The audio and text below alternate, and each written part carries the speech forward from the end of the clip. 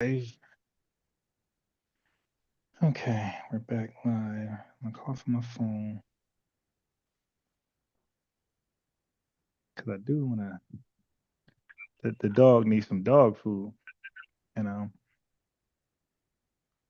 and the Dogs gotta toddler eat. want to ride his bike. Yeah, and the toddler want to ride his bike, so I can't just drive there because he want to ride his bike. So I just let him. We just walk. We just right. He get his exercise in because I am 100% anti kid obesity. So I keep my kid active, bro. You ain't getting those little cars that got the little battery and they just drive those things. No, sir. We're gonna be moving our legs. You dig? You want this bike to move? Ain't no Talking pressing a about like button. the little mini pocket cars. Yeah, and those kids be fat as hell when they get out that car. 'Cause they're not exercising. It's like, child obesity is a big Nah, issue. that's true though. That's true though. All right. So where was we? Oh, okay. So I was asking you, I was saying if Khalid Muhammad was so influential to the youth and so attractive, and if, why wasn't he able to get people when he got kicked out the nation for being disrespectful, right? Mainly that mainly that King College speech. Okay, so when he got kicked out the nation for that King College speech, why was he successful enough to get his own thing going on? Why did the members leave with him while he started his own thing, his lecture tour, whatever he was doing? He did when he joined the new Black Panther Party. No, that was later. No, you're skipping like 10 years later. I'm saying when he left, you okay, dude? Can we stop skipping? When he left the nation, he did not join the Black Panther Party, bro. It's not what happened. So give me a timeline between when he left the nation and when he joined the new Black Panther Party. I'm not even speaking about the Black Panther Party. That was something already set up, and he joined that. I'm talking about when he left the Nation of Islam. He was doing his own Islamism. Okay, he was doing his own thing. He was lecturing the same. Nothing changed. He was doing the same thing. Why didn't the followers and the people who were inspired by him, like you're claiming, and influenced by him, why didn't they stick with him? Why did they stay with Farrakhan and let Dr. Khaled just speak in regular like churches where pretty much nobody was there? He did because you're assuming because he didn't start a new organization No, it's not and about. still I'm not assuming that, brother. It's real simple.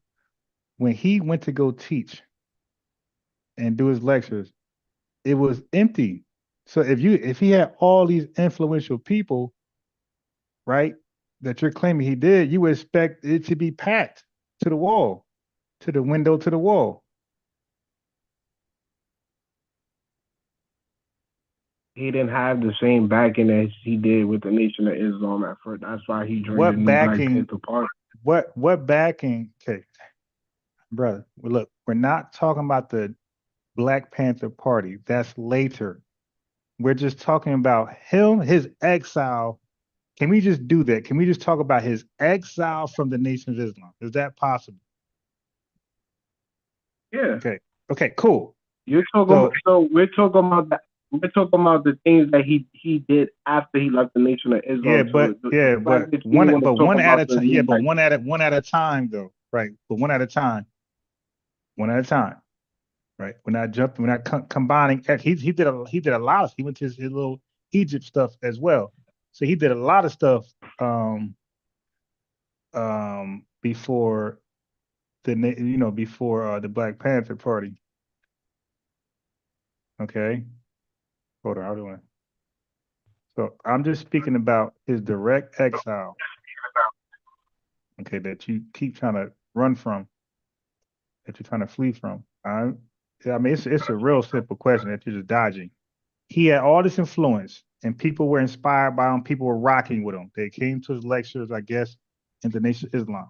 They came to his King College lecture. Why, when Minister Louis Farrakhan said, "Hey, that's no longer my guy," the guy that you guys think got all this power and he's some type of leader and influence people Kwame is caught up on. When I say he's no longer my guy, watch he be no longer your guy as well. So he said, "Hey, That ain't my guy no more. That ain't my man's. Kick rocks. It's the people who seemingly were inspired by him. They didn't follow him out the door and keep up with him. People stayed in the mosque. They stayed representing Farrakhan while Khalid did his little solo acts. And his solo acts was underperformed. There was a lot of people didn't show up. So all this influence you were speaking about, those guys didn't follow him to his solo acts. Right? Was he still doing lectures? What? Let me ask you a question. Was he still doing lectures at university after he left the nation? I'm not sure which lecture. Well, he did a lot of lectures. I'm not sure what university, but okay. So this is what happened. So when it's a university, they never show the crowd for one, and so we don't know what support he got. So I do know a lot of schools. You know, these people, these Afrocentrists. I do know they used to give him a couple of dollars to come, give a message, like a public speaking engagement. Okay, so it could be a university, but we don't know how many people showed up. Okay, so but what I'm speaking about is when he just say, "Hey, I'm coming to town, to your city, to do this lecture." When he does that, it was like an underperformance. So I give you a comparison. If Minister Louis at that same time, if Minister Louis Farrakhan said, "Hey, I'll be there next," can we agree that if he goes, it'll be packed? It'd be sold out. People outside can't get in. Right? Yeah. Okay. Yeah. So what I'm saying is Dr. Khalid Muhammad, it seemed like he was so attractive and so influential because he had the brand name of the Nation of Islam. So that could sometimes get into somebody's head. They can believe they're more powerful than what they are. They could believe they're more influential and inspirational than they are. But once they disassociate from that brand name, I can give you a simple analogy. If you work for your local cable company, right, in your city, Yeah. and because like you're driving your van or whatever, like, or you come to do some work, or even give a flyer, a coupon. I guarantee you, because you representing that public brand name electric company, no cable, let's say cable service, the cable, the internet service. It could be, let's say Verizon. Let's just do Verizon, brother. If you come with a Verizon van to a random house, you knock on that door, bro, in your Verizon gear, and then with your name tag displayed, I bet you they treat you with respect and like, kind and they'll take your flyer or coupon. But pull up in your own personal van afterwards, right? After they invited you, hey, to conversation on their front porch about the new things Verizon doing with internet. Now come back with your own van. Talking about, yeah, I got my own company now. We provide internet. Brandon is everything. Brandon is everything. Yeah, so but what I'm trying to say is, after he left the Nation of Islam, he didn't fall. It wasn't like he fell off to the wayside and nobody. He didn't galvanize a level of following that actually left the Nation of Islam, or people that wasn't in the Nation of Islam.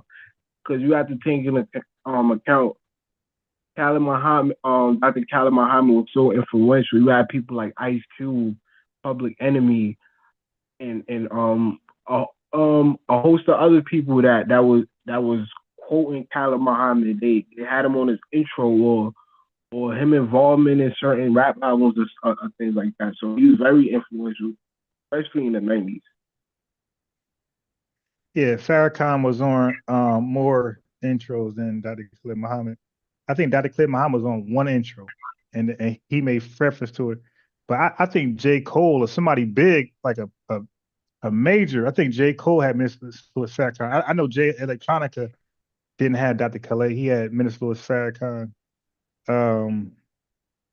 But again, what I'm saying is when you get hired by a company, you represent the company and you wear the company uniform and you use those tools. When you go around there looking like, you might be a handsome or beautiful young woman.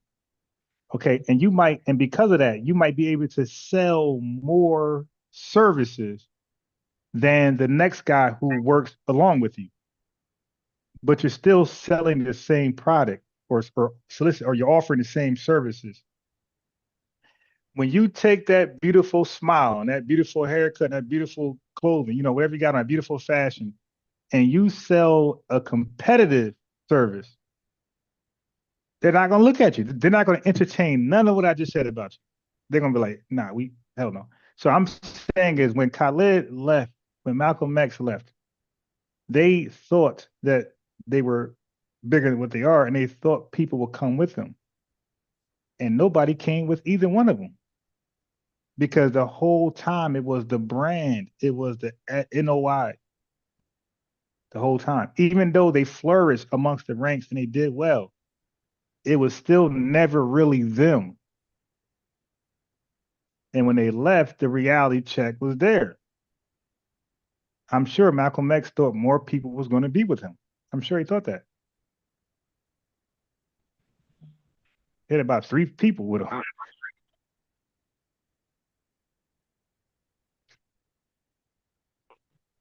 I understand. I get what you're saying. So when Khalid left too, same thing. Because once they say, like, once Verizon fire you and say, hey, and they put like a notice out to the public community, hey, that guy's no longer with us, and you go ahead and try to sell your competitive internet services, they're gonna be like, nah, we're good. And you're the same tech that installed, like, they know you got skills because you just installed everything. You troubleshoot it, you got everything popping. So they know you're skilled. But the fact that you're not with Verizon, they're like, nah, we're past. Because you're not the trusted name. Even though you did what good services, you're not the trusted name. Verizon is. And the same thing with Khalid. Khalid left the nation, tried to do his own thing, and he was not the trusted name. It was the Nation of Islam. So now we can go to where you want to go. We can go to the new Black Panther Party. Okay, go ahead. Yeah.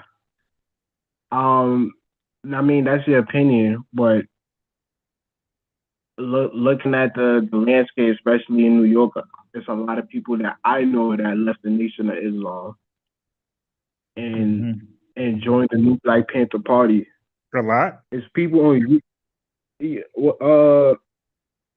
I wouldn't say a lot. What's I wouldn't a lot? say a lot. The new Black Panther, like, and like, it's a whole bunch of them for one. It's not one organization. And then they're like 10 I deep. know it's different chapters. Yeah, they're like 10. Like, we can actually Google the chapters and see the members. There's not a lot of. It's like 10, 15 people in those buildings. There's not a lot of people there. When they, I just aired a protest on my channel when they was protesting.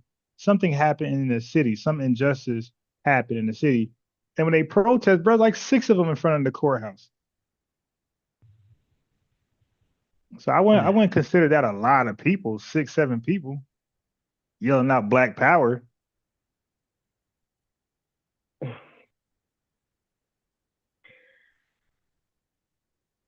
I mean, I can't put a estimate amount, but a lot of people did leave the Nation of Islam because of Khalid. What's a lot to you?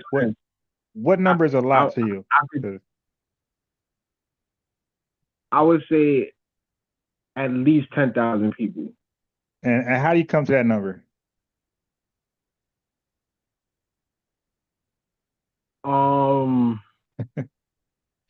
Just wishful thinking, huh? No, I wouldn't say wishful thinking. I'm going on estimates.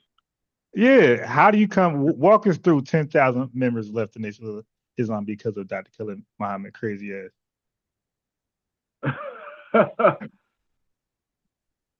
Hey, yo, all right, can we agree that most people agree with Minister Louis Farrakhan's reason for throwing him out? Because he, again, brother, listen what I'm saying to you. Minister Louis Farrakhan, it's not hard to convince members.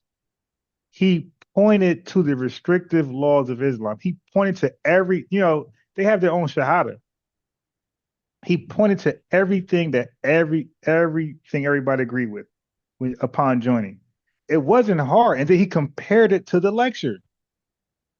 He said, look. But you gotta you gotta remember, you saying how much people agree. It's people that don't agree with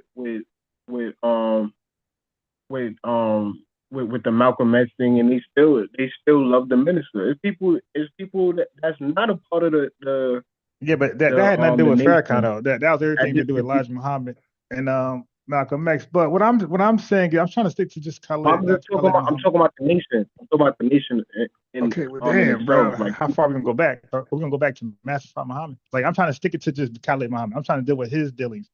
So, Dr. Khalid Muhammad.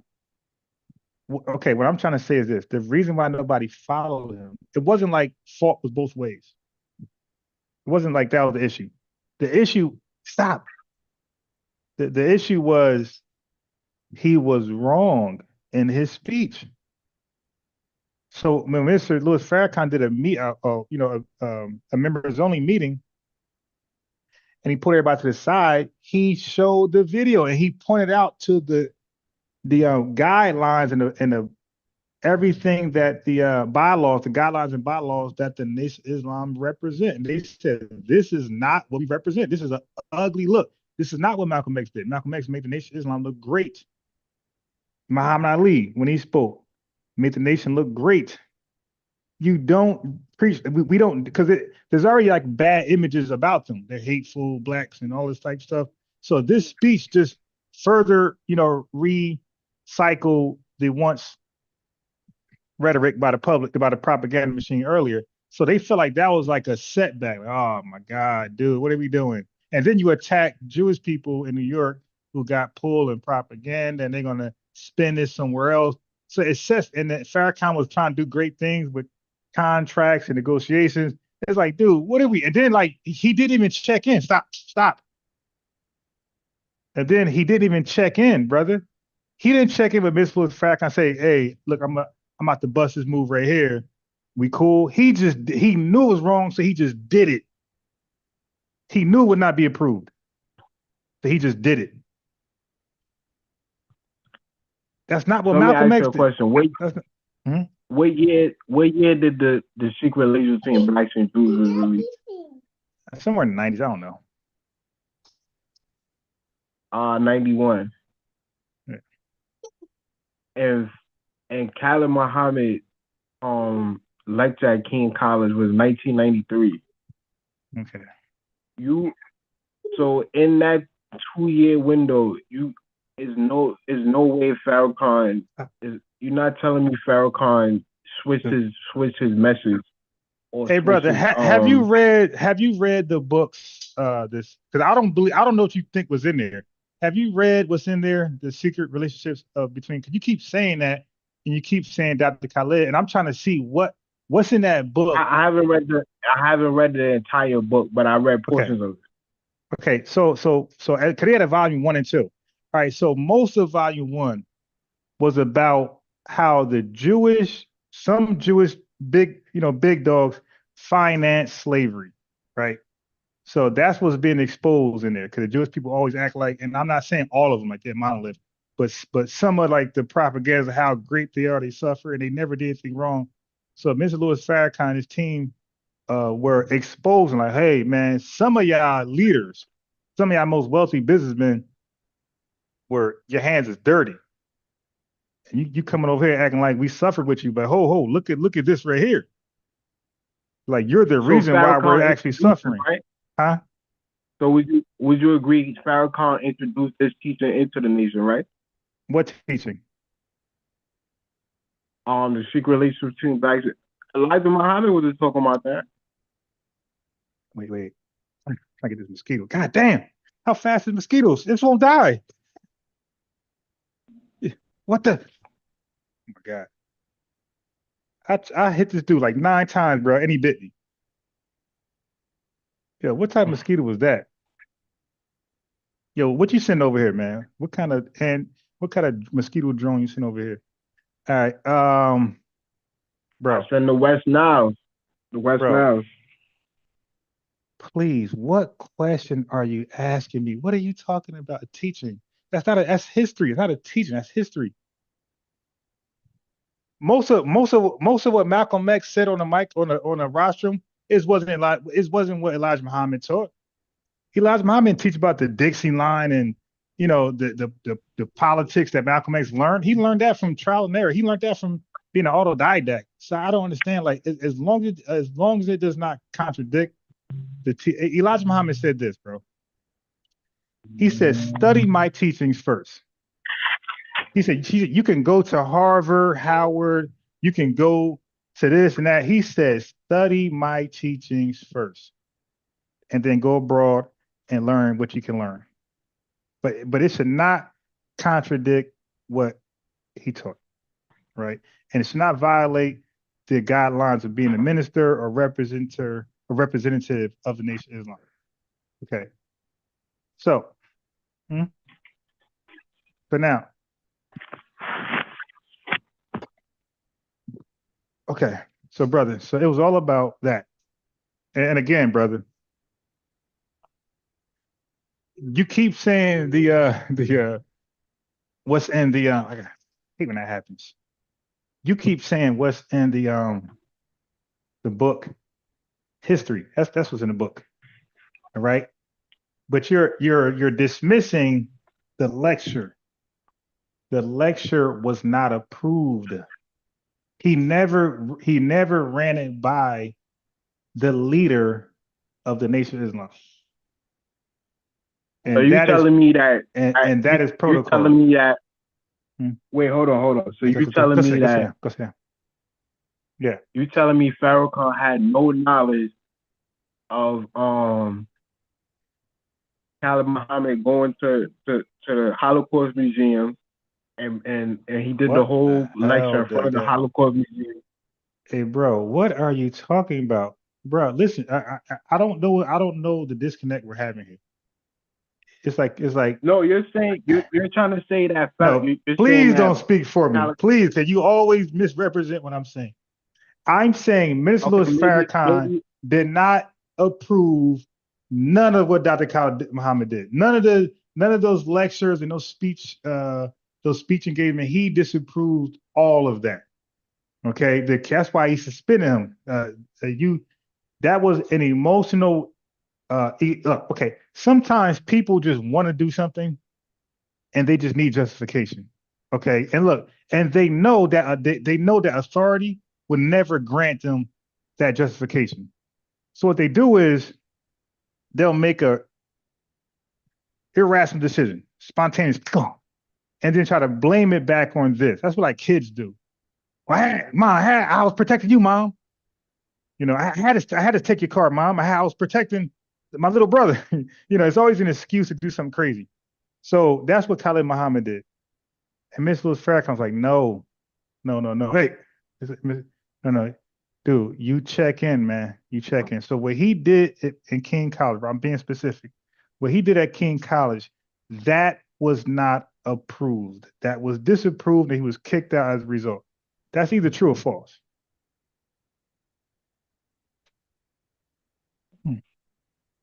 Okay. From what I know, or what I'm reading right here, Farrakhan responded by publicly ridiculing Muhammad's speech. However, Minister Farrakhan specified that he opposed the tone of Muhammad's speech while acknowledging the truth in it. And it's saying nothing about he didn't approve of him doing the lecture at King College, or maybe you got a source on that, or maybe you know something that I don't know. I never read that Farrakhan didn't approve of him doing the lecture. Brother, you need to listen. Okay? That's why we just keep disconnecting. You don't listen. You hear things. That's why your research is piss poor, because you hear things and you just go. You don't want to ever thoroughly comprehend what I'm saying. Okay, I'm different than you guys. Even though I disagree with you guys' conclusions, I make an effort to hear you guys out. And if I think I'm mistaken, I ask you again, just so I can have I can make no mistake, right? Okay. So let me first do this right here. So, brother, I as a member, I can book a speaking engagement. and that's not going to be seen as a bad thing. Okay, it's my message. My message is disapproved. The message goes against the guidelines of the Nation of Islam. What I'm saying. So if you want to book a speaking engagement, which he's done before, of course the minister and the officials gonna be like, hey, go ahead, because they're not going to believe he's going to violate. All right. So when he's surprised, violated, they like, oh, what the, 'cause I'm sure somebody said, hey, you seen this right here? Like what? Or maybe he heard like a lot of pushback from like the Jewish community, and he's like, hey, what's going on? What did Khalid do? And they played it to him like, oh shit, this guy. Okay, so hold on. So for example, the lecture? I'm gonna step aside from King just for 1 second. I come right back. Are you familiar with the lecture that Dr. Khalid did? That's called "The White Woman is a Bit, a Female Dog." Are you familiar with that? Yeah, Okay. You yeah. see, so it's not like he learned. So the King College was like just a warm up to what he was going to do later. So this chat, what I'm saying is, this was always in him. He was never going to be contained. This was always, he wanted to express how he felt, right? In an orator way. Like he was going to, in an oratory way, he was going to express these extremist thoughts. And nothing was going to stop him from doing that lecture. The white woman is a bitch.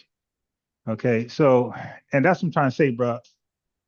Nation of Islam Muslims, like they are built a certain way. Even when they leave the mosque, like a lot of them still love Elijah Muhammad, and a lot of them still love Mr. Louis Farrakhan. So as a result, like they still going to behave a certain way. Like they're not going to be out there acting the fool. That's why, chat, if you think about it, you don't never see any footage on YouTube or somewhere where there's a registered Nation of Islam Muslim and he's in bad character publicly. You hardly never see that. They're all in good character. They know they're representing a bigger brand. So what Dr. Khalid Muhammad did was he became selfish. He felt like he's equal to or as big as the brand.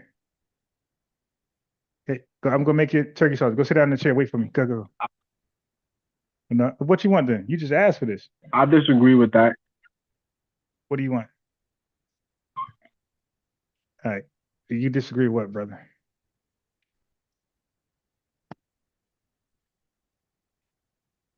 I don't believe that he saw himself bigger than the nation because he looked at Farrakhan as a spiritual leader. Yeah. So why would you violate your spiritual leader instructions?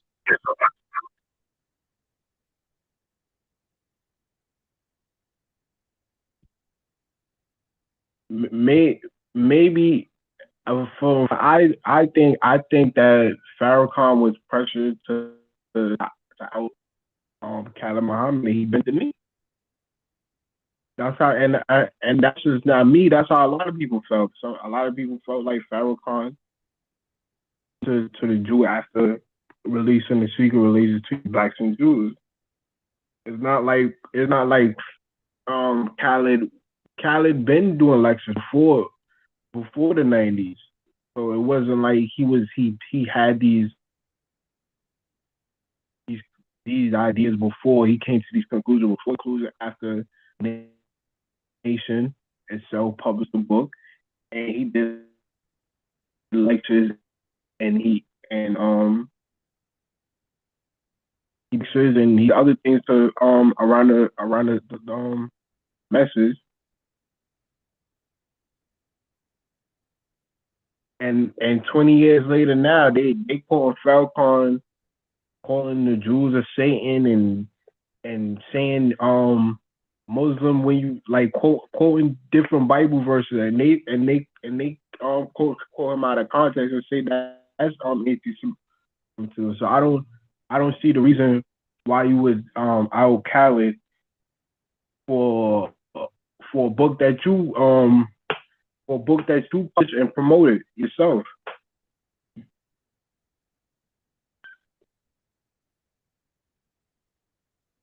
What book was that? when I'm saying the book, I'm referring to the secret relation. What was your point?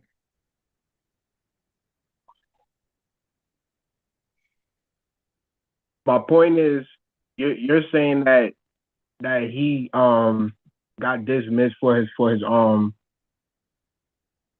for basically his demeanor or how he spoke about the topic. And I'm saying that Farrakhan introduced the topic to the nation. That topic wasn't on the table prior to Farrakhan or prior to the 90s. I think I know what you're trying to say, which doesn't make any sense. But I mean, it doesn't make any sense the way you're trying to explain it. And if I think I know what you're saying, that still don't make any sense. Okay, so you're saying a new topic means what? What I'm saying is, you're saying that Khalid went off course as far as the nation, correct? Okay, for the umpteenth time, he broke all the rules when he gave the speech. That's not how they give speeches. They don't give speeches attacking a race and making mockery of a race and being mean spirited. Okay, they call that in the guidelines of ministry. That's called mean. Like again, chat. He want to act like he don't get it. Fine. There's actually a ministry book written by the Most Honorable Elijah Muhammad that teaches ministers how to conduct. I read the whole thing. Teach them how to conduct themselves in the public to be attractive. Okay, and you'll see certain behaviors like that from Dr. Khalid Muhammad on certain shows. When you see him on Phil Hannity debate, he became a true minister, as the book suggested. He followed the guidelines. When he was on Phil Donahue, he had the same demeanor. When he had the interview with Dominic Carter, same demeanor.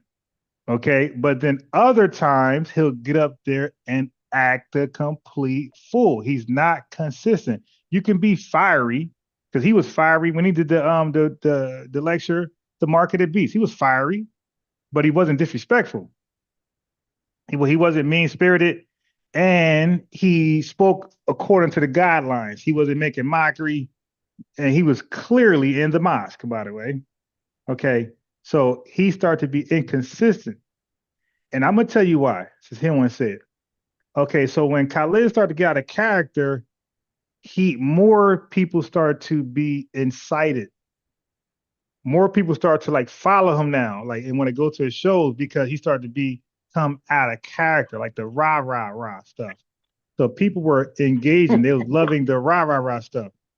But these people that loved the rah stuff, they were never going to join the Nation of Islam. They just loved the rah stuff, right?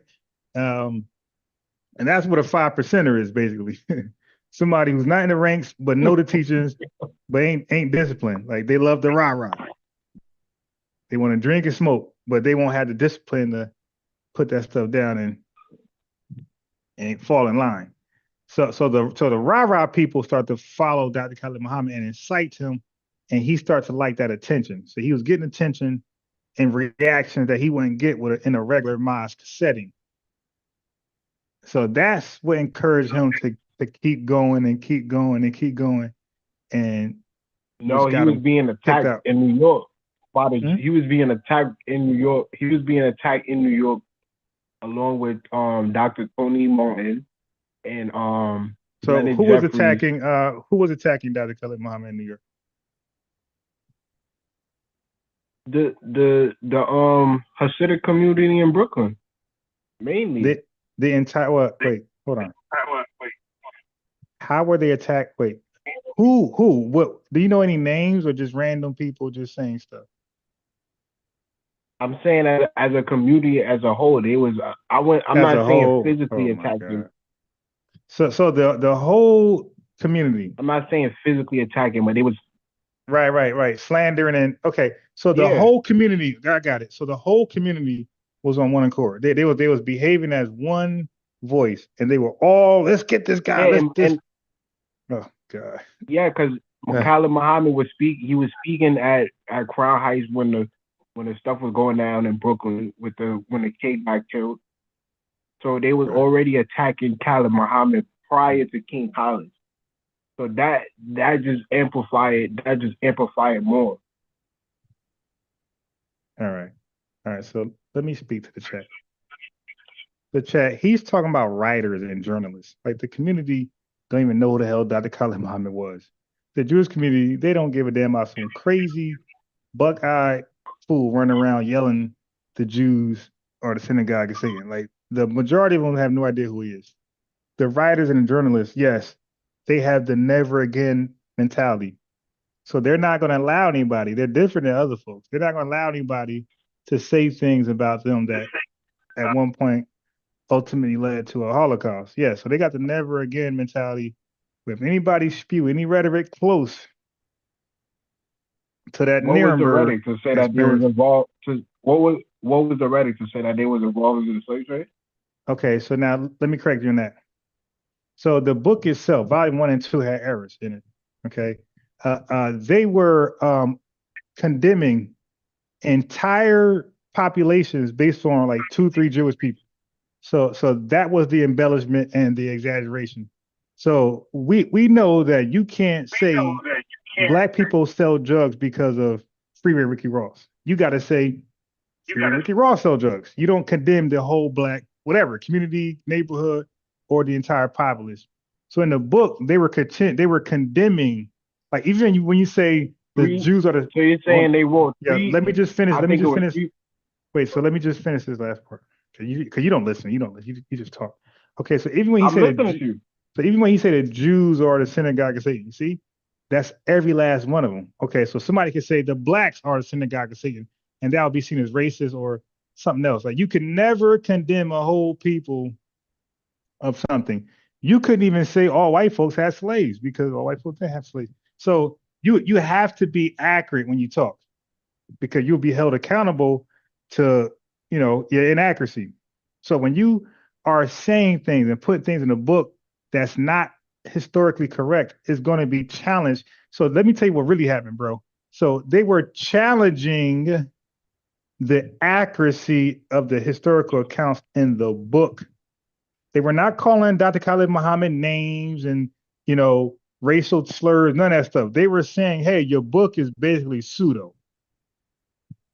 That's what they were saying. Your book is pseudo. So they're attacking the authenticity, sincerity, and historical accounts in the book. They have that right. You got the Brother, right they to was coming to his challenge their book. lectures. They was riots at his lectures. Okay, brother. Explain a riot at a lecture. So the Jewish people came in there kicking down doors and beating people up. No, but there was big riots at his lectures and All right, yeah, Crown Heights when he came and spoke. yeah. He don't really like bruh. Like he just say I'm stuff. listening. I'm listening Okay, to everything you're saying. I got it. I got it. He said a riot, bro. Go ahead and pull it up. Hey, chat. He just say stuff. Okay, he's doing this. He thinks correlation equals causation. He thinks because the Jews are got them in hot water on a book that they believe is flawed and pseudo. That's their belief. They believe it's flawed and pseudo, and they believe is like disrespecting them and like is undermining them and it's alleging they were involved in things as a whole, and maybe 3, 4, 5 people were involved, right? So they're saying you're condemning a whole society based off 2, 3, 4, 5 people. So now they have that right if they believe that and to attack the scholarship of the book. All right. So now if a riot happens somewhere, what does the riot got to do with the people who are challenging the authenticity and the historical accuracy in the book, bro? That's a weak correlation connection that you got to do better than that, bro. You have to show how people with long ass beards and locks with their black boots was kicking down doors, knocking black folks out, causing a riot. I want to see that.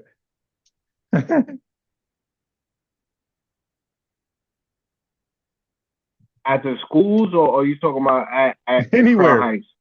anywhere.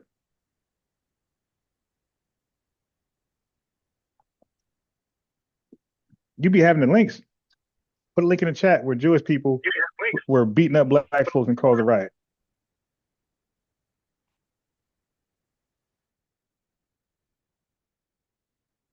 We lost him. He'll be back. My God, he'll be back.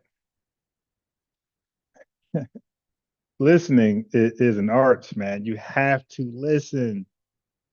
It makes the conversations difficult to have, but people just got the gotcha moments. I got you. But what about this? Like, dude, just because and he's not giving the correct context. That's why I was letting him talk until I finally cooked him on what they're mad at in the book. They're mad at the scholarship in the book. They believe they're unfairly being blamed for certain things that some Jewish people might have done, and they also believe that that some of the claims and historical accounts were embellished, like just straight false. You know what I mean? So, by the way, chat, let me tell you something. There's a Wikipedia on it. There's a Wikipedia on the secret relationship of blacks and Jews, part one and part two. Okay, so I knew this years ago. Cause y'all know how I give it up over here. Like I debate these guys. So I was waiting for one of them to come on here and debate the book. But I got this guy. You know. Yeah, but the book is pseudo. I was trying to say the nicest words possible. But yeah, they were misrepresenting like Jewish people claim. So when Jewish people say, "Hey, we did this," they were like misrepresenting it and saying they did something they did not do, or they were saying they confessed to things that they did not confess to. So hold on. All right, well, let me change your name before you start talking.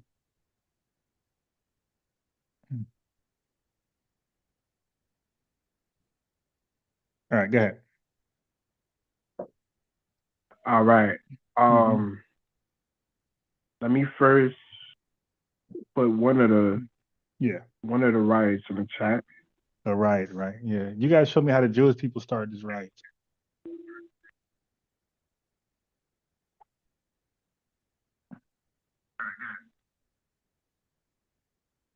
How you doing that? Let me read some of the chat. So the chat says, let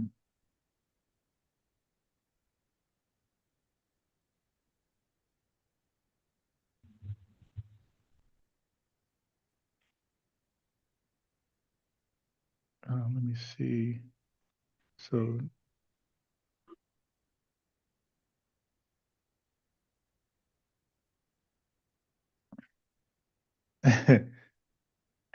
yeah, so they want the link. I always wondered why the Nation of Islam never separated from mainstream America. What do you mean, Golden? Break away, separate? I mean their own city, like a Black Wall Street type of city. I think of when I think of Farrakhan starting to get wealthy, he changed his rhetoric. That's why I opted out. Okay, I see your point. Yeah, I actually asked them too, by the way, like some of the current members. I was like, yo, how come y'all never built your own like Black Wall Street district? And it didn't have to be super rich, but like kind of like what I hate to use this guy for a reference, but Dwight York, like he moved his folks to Georgia, their own little land, just them. So I always wonder why the Nation of Islam ain't have their own little area. You know, you say buy the block back. I wonder why they never bought the block. Don't they have land? Don't they have like farming land? Oh boy, please don't go there with the farms, please, bro. I'm not sure. I'm not a part of the nation. I just heard they have farming land in Georgia, and I think Illinois in certain areas. Man. Yeah, I want to know what Dr. Khalid Muhammad had. Yeah, I want to know what he had with the Black Panthers. So when you're ready, we're gonna touch on his Black Panther accomplishments, which were none. He didn't get anything done as a Black Panther. Just more yelling, more rhetoric, and more anti-Semitism.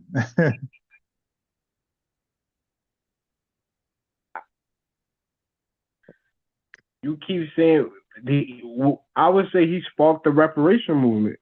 Him and Tony Martin. How you do that? And I put the link in the chat. Did you see the link? You could pull it up. You could copy and paste the link. Nah, I didn't see a link in it. Wait, in what chat? In the chat. Like the YouTube In chat? chat? Yeah. Nah, I don't see nothing there. I don't see nothing there, buddy.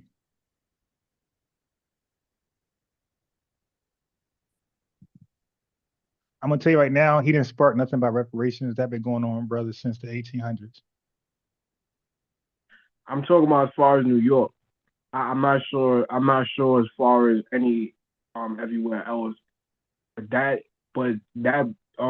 between Tony Martin and they might have did their own thing, but they didn't. And Leonard Jeffries. Yeah, they might have did that. Okay, so where's the link to that at? What it's sparking the reparation movement? Yeah. Well, I mean, okay. Listen, brother. A reparation movement would be something like what we did, cut the check. Like that became national. You can't say an idea where you and your crew just doing it. So a movement, the hopes of a movement is to go national and maybe even global. So right now you have many of us in different states in America saying cut the check. That's a national idea. So whatever Dr. Khalid Muhammad did in New York, which I'm dying to see a link for, I don't know anything about that. But I do remember, this is later, I remember Minister Louis Farrakhan having something with similar language in the final call. This is like way later.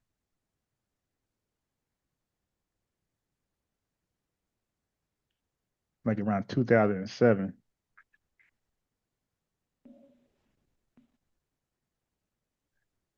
When Farrakhan was talking about reparations? Yeah. All right, give me a second.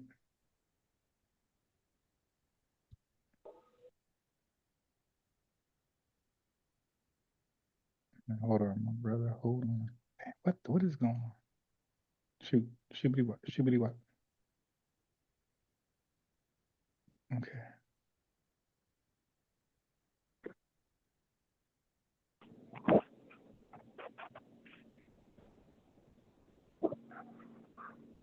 Salam. Salam. What's going on? I don't know how I sound because my phone is a little jacked and I don't have my headphones.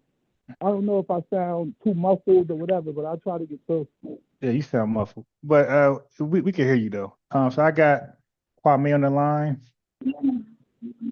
and we were talking about. So Kwame, can you just give him? Can you catch him up with a King Khalid? Hold on, let me pause. With King Khalid? Yeah. Wait, hold on. He said, hold on. As far as the lecture? Like just catch him up on everything we're saying about King Khalid. The lecture, no, everything. I was actually listening for the last 15 minutes. Okay. So now, so anyway, tell him where you stand, Kwame, about everything that happened with King Khalid and afterwards.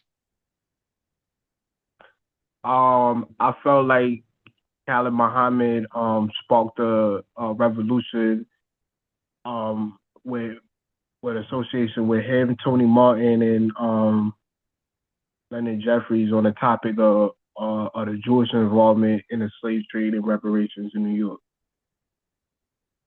And you support the lecture as like that was a good lecture. Yeah. And it was within the realms of the Nation of Islam approval as well, right? You said what? It was within the realms of the Nation of Islam approval as well, right? Yeah, because he's doing a lecture on the secret relations between blacks and Jews, so I would think that it would be in the realms of improvement by the nation. All right, focus. So, what you think about that? Yeah.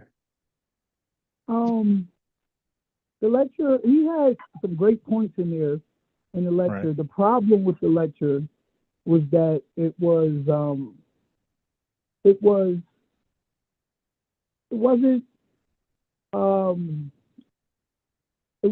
properly, what's the word I'm looking for, orated.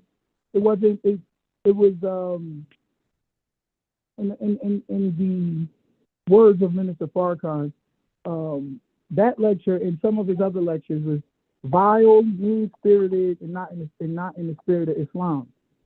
So there was a lot of truth in which he spoke, but remember, Muhammad Muhammad said, "Truth out of due season brings disastrous results." So it's not just what you say, but when you say it, it's not just what you say, but it's how you say it. And I think that was the problem with Minister Farrakhan's view of this. I think Minister Farrakhan viewed that as a problem, let's just say. My father knew Dr. Khalid personally. They ran together for a while, and my father had the same view of Dr. Khalid. That it wasn't done in a statesman, if you will, a statesman-like candor. It was just a little bit, just too kind of, I guess you'll say, disrespectful. And you give them an out that way, as opposed to dealing with the truth in what you say. They will always try to, vilify the way in which you said it.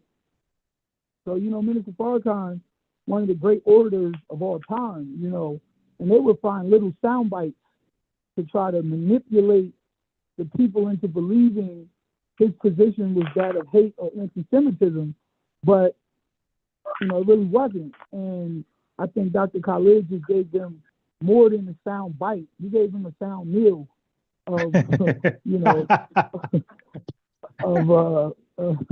to kind of misrepresent things. And but I love Dr. Khalid. I love Dr. Khalid, and I know that his passion and his approach, right or wrong, came from his intense love of his people and his intense hatred, if you will, of the manipulation and usury of his people, and the fact that the powers that be, if you will, try to hide their hidden hand with regards to it. I heard something unbiased that you said that I do disagree with as well, and that's that the Jewish community only had a problem with the secret relationship between blacks and Jews because they viewed it as pseudo. That wasn't their problem, their chief problem, even if there may have been certain points in there that they challenged. Their chief problem was the fact that these things were being uncovered, and they're used to being able to control the narrative with regards to their participation in not only the transatlantic slave trade, but the willful underdevelopment of black people. They try to hide their hidden hand. And another thing that I did disagree with was the fact that, these books or the position that the nation took on the Jewish people was all encompassing. It never was. It was, over and again, it was explained that all Jews aren't like this, and they're not talking about all Jews, and that Jews, being part of the three great monotheistic Abrahamic religions, were in certain regards our brothers in the faith. That if their religion was keeping them on the straight and narrow and keeping them, clean and healthy and on, an everlasting quest towards, human perfection and human healing, that they were our brothers in the faith, and that's not who he was talking about. When you talk about the synagogue of Satan, it was always clear that they were talking about a certain faction of Jewish people, a certain faction of the Jewish religion that manipulated, if you will, their way to the top and used Black people in particular, but various people as cannon fodder, if you will, in their upward trajectory towards controlling things. So, I like I said, I do disagree with Dr. Khalid's approach on certain things, and I do not believe that it was a blanket, accusation of all Jews. Would you say that Khalid Muhammad was attempting to lead people away from the nation and start his own branch?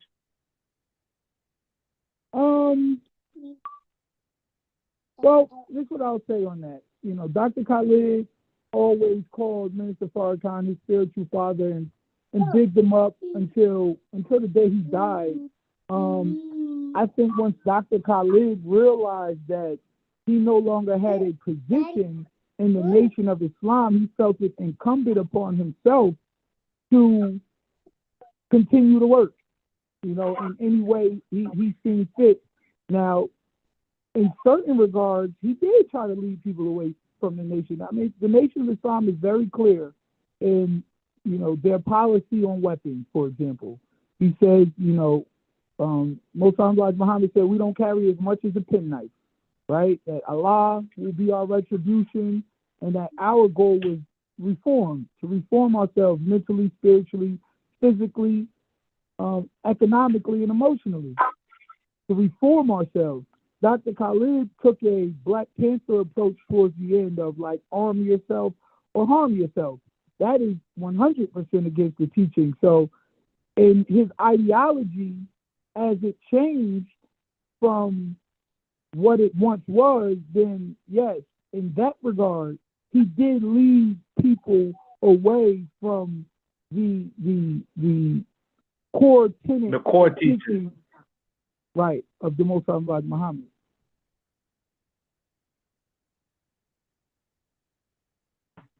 So that's what I will say about that. And he accused Minister Farrakhan of the same thing later on, saying that Minister Farrakhan kind of went away from the core teachings. That was back and forth accusations, if you will. But the reality of the matter is, Minister Farrakhan is in the seat, and Minister Farrakhan was charged with things that Dr. Khalid wasn't charged with. Hey, buddy, how you doing? How you doing, brother? All right, yeah. I don't got no money. I'm broke. I'm sorry. So yeah. I mean, if that answers your question. Yeah, most definitely. I would agree with everything. I would agree with everything you said. I don't really have a pushback on what you said. All right, well, let me ask this question then to focus. Do you believe that Khalid Muhammad is the greatest teacher, would you say the greatest Black leader in America? And so I asked him, I said one of. Okay, yeah, but I asked you about Malcolm X, and I asked you about Minister Louis Farrakhan, right? Well, you only asked me about Malcolm X, so we was comparing Malcolm X. No, I asked you about both of them because if you say one of the greatest leaders, I gotta mention his teacher. I gotta say, oh, the hell, I gotta say, well, where does normally when you say somebody's the greatest something, and you don't mention their teacher, it's almost seen as an omittance. It's like you're saying that person superseded the teacher, because who wouldn't name the teacher along with the student or before the student? So when you say that, I mentioned Malcolm X because I know he inspired Dr. Khalid Muhammad, but I also mentioned Mr. Louis Farrakhan. But I asked you, why do you believe that? And you said because he was charismatic, He was very influential, right? He was great at recruitment and galvanizing the people. Those were some of the main things that you felt like Dr. Khalid Muhammad was one of the greatest Black leaders, right? Yeah, it's an art. It's a talent. Okay. So then after that, I said, well, damn. I said, but what did he do? Like, for example, I said Malcolm X, like, for example, so this how it led to, I think, King College. I said, well, Malcolm X, when he spoke, well, first of all, he's known for pretty much building a nation, like giving them all those numbers that they had, the hundreds of thousand numbers directly. So I think you was trying to compare Dr. Khalid Muhammad Fisher of Men to Malcolm X's, and I was trying to tell folks like, nah, hell no. Like Malcolm X definitely fished way more people than Dr. Khalid Muhammad. And then I said Malcolm X was directly tied to Muhammad Speaks. So he was being innovative. So he found other ways to help the Nation of Islam grow. So for one, he was a larger fisherman. Two, the Muhammad Speaks. So I was saying outside of Khalid being charismatic and trying to galvanize people, like what else did he really do to compare? And I'm only speaking within the ranks. I said, what else can he really do to have him surpass Malcolm in the ranks? And I can't think of anything. Well, let's be clear here. The greatest teacher is the most honorable Elijah Muhammad. That's the teacher. That's the master teacher. Would be no Malcolm. Would be no Farrakhan. Would be no Muhammad Ali. Would be no Dr. York. Would be no Dr. Sebi. Would be no Dr. Khalid Abdul Muhammad if it wasn't for Elijah and Elijah's teachings. So if we put it all into perspective, they are all fruit, no pun intended, of the tree that the most honorable Elijah Muhammad planted, if you will. You know what I'm saying? So all of those arguments are nipped in the bud when you go give honor and respect to the master teachers. Because when you do that, then you understand that these are all fruit of the same tree and all brothers in the same cause. So there really is no. We know that we talk about the offsprings of the honorable Elijah. No, I understand, but my thing is, I take umbrage to the divisive tactics of trying to split up the fruit of Elijah.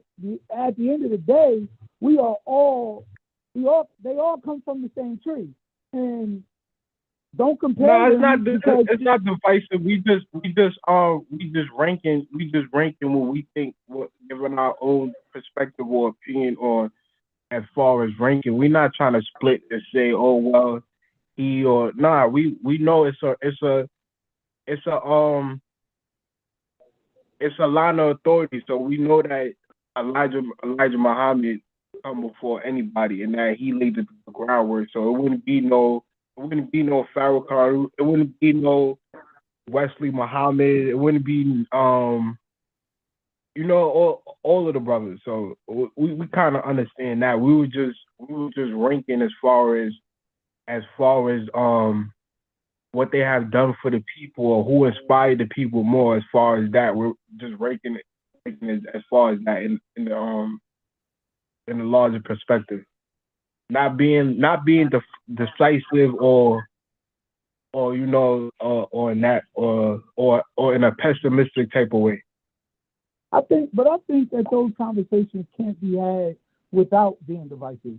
I think inevitable division comes from ranking them. I mean, we're not talking about, quote unquote, the greatest San Francisco 49er quarterbacks here. We're talking about, a very specific set of great individuals. And I understand what you guys are doing by trying to rank them, but I think there's no way to do that without becoming divisive. And that's exactly what I hear on this call. Well, I wasn't ranking him. Wait, hold on, back up. I wasn't ranking him. He surprised me when he said Dr. Khalid Muhammad was the greatest black leader. You know, one of the greatest black. So I was like, okay, so that comment, I'm thinking about all the black leaders. I'm like, wait a minute, how you come to that conclusion? So that's where it led to. I said, well, what about this guy? What about, you know? So that's what led to the follow-ups. Yeah, I mean, I love Dr. Khalid, but I you know, if you rank in top 10, he lower on the totem pole. You know what I'm saying? And it's because he, first of all, the majority of his work was done under Farrakhan. I think he was set down in maybe 94 or 95. And my argument was what happened to his work after 1994, February 1994.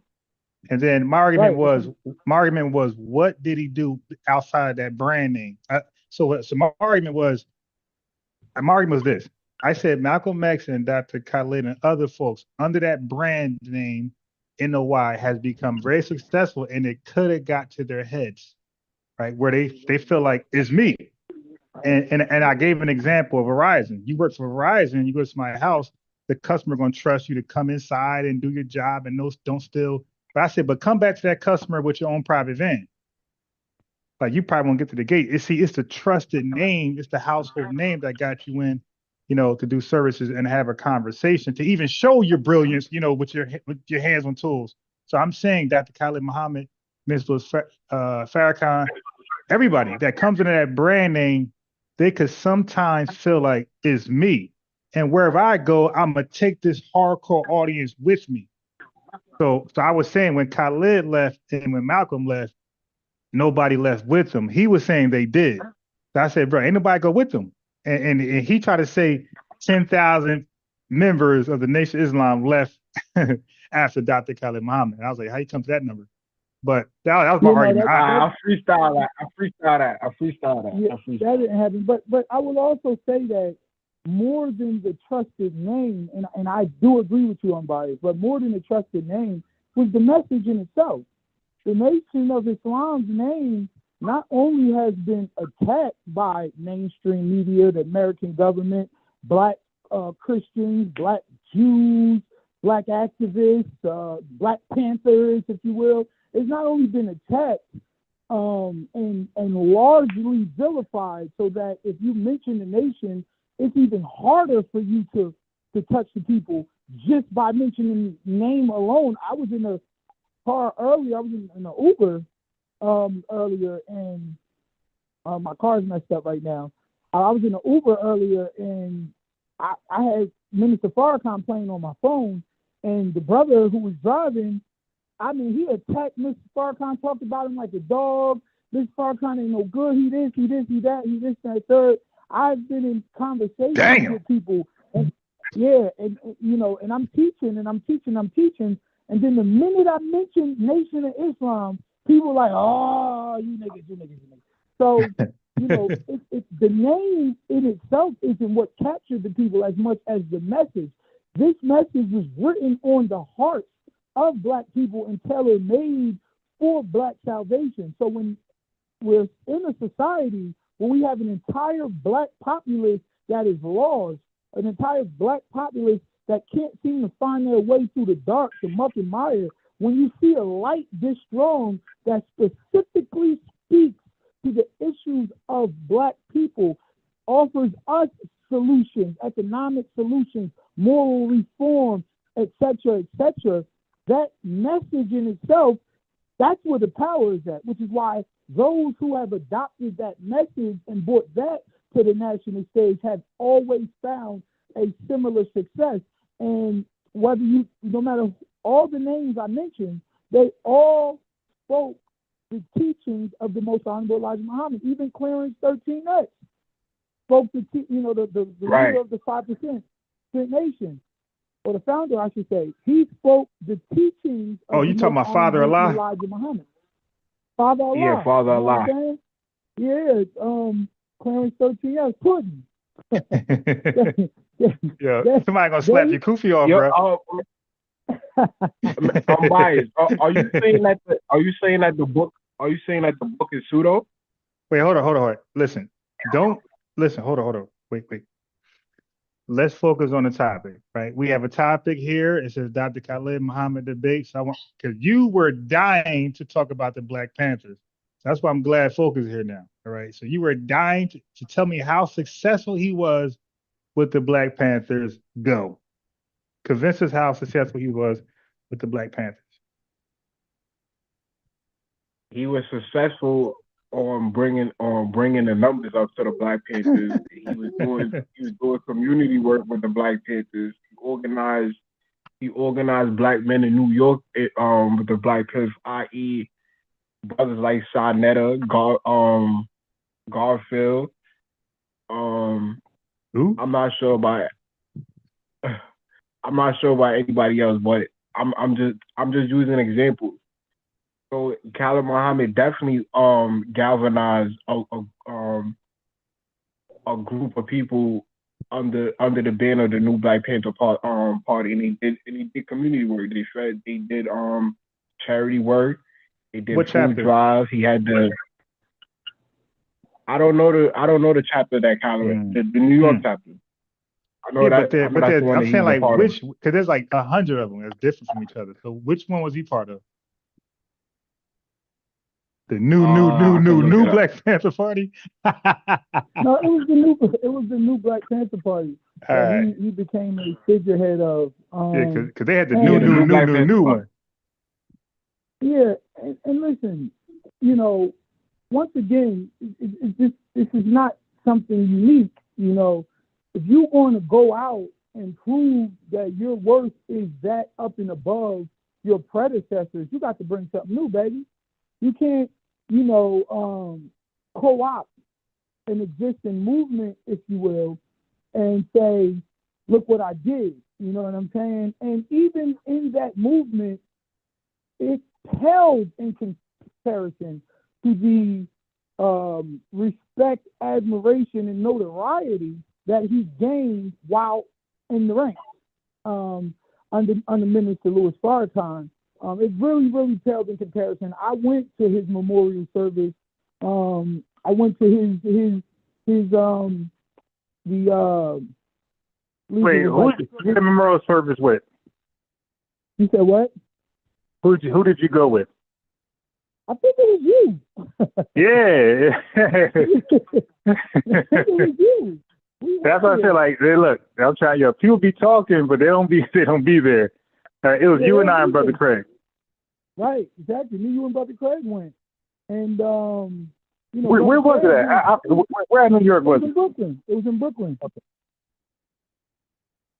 It was in Brooklyn. Yeah, that food was slamming. Yeah, I just wanted second and thirds though. I wanted more to eat. Yeah, food was definitely good. But you know, we were there. You know, and Brother Craig, you know, who was a minister in the nation. You know, he married me. He married me and my wife. He married my sister and her husband. He married my first cousin Bernard and his wife 2 years ago. He presided over our weddings, and you can find him right next to Khalid in myriad of videos. You know what I'm saying? And the one in particular is religion versus spirituality. Like, he's the only brother in the background. Yeah. You know, so you know. Before you continue, let me say this though, because you told me, this is what you said. I was at the shop and you were closing up. You was like, "All right, man, I'm about to go with Brother Craig." Hey, where you going? You said the memorial, Dr. Khalid Muhammad. I said, "The hell, you ain't going without me." I was like, yo, tell. Tell him I'm riding, bro. You hit him up like, yo. See, you was a part of the nation, and you still wanted to go to Khalid. Khalid. No, you have to understand. I love the brother. I told you my father and him was friends. You know, like we love Dr. Khalid. I told you his right hand man married me. You know, he know him personally. Yeah, we know him personally. So this is something that's different from, you know, just you know, something that's trivial or arbitrary. And the reality of the matter is, you know, a man is the sum total of all of his works. I would never, based upon actions towards the end of your life, discount the work you did for the liberation and salvation of your people. People get mad at me because I love Malcolm. And, you know, towards the end, Malcolm and the Messenger was at odds. But putting it into perspective, Malcolm died at 39 years old. Malcolm did all of his work in the nation and left at 38. It was only 1 year of his life that he was not in the fold and quote unquote against. And I got tapes. I could send you the link of Malcolm all but begging to get back in the nation towards the end of his life. All but begging. You know, I always believed in Master Muhammad. I believe I gained all my success through you know, following you and belief, and you know, but you know, he had went too far at that moment, at that point, I guess, to become back in the fold. But all but begging. So the entire narrative that, you know, oh, Malcolm, you know, left the nation and had this newfound, you know, mindset, and then he gained all his success because he left. That's all white folks. All of Malcolm's success and respect and admiration and notoriety came while he was in the ranks.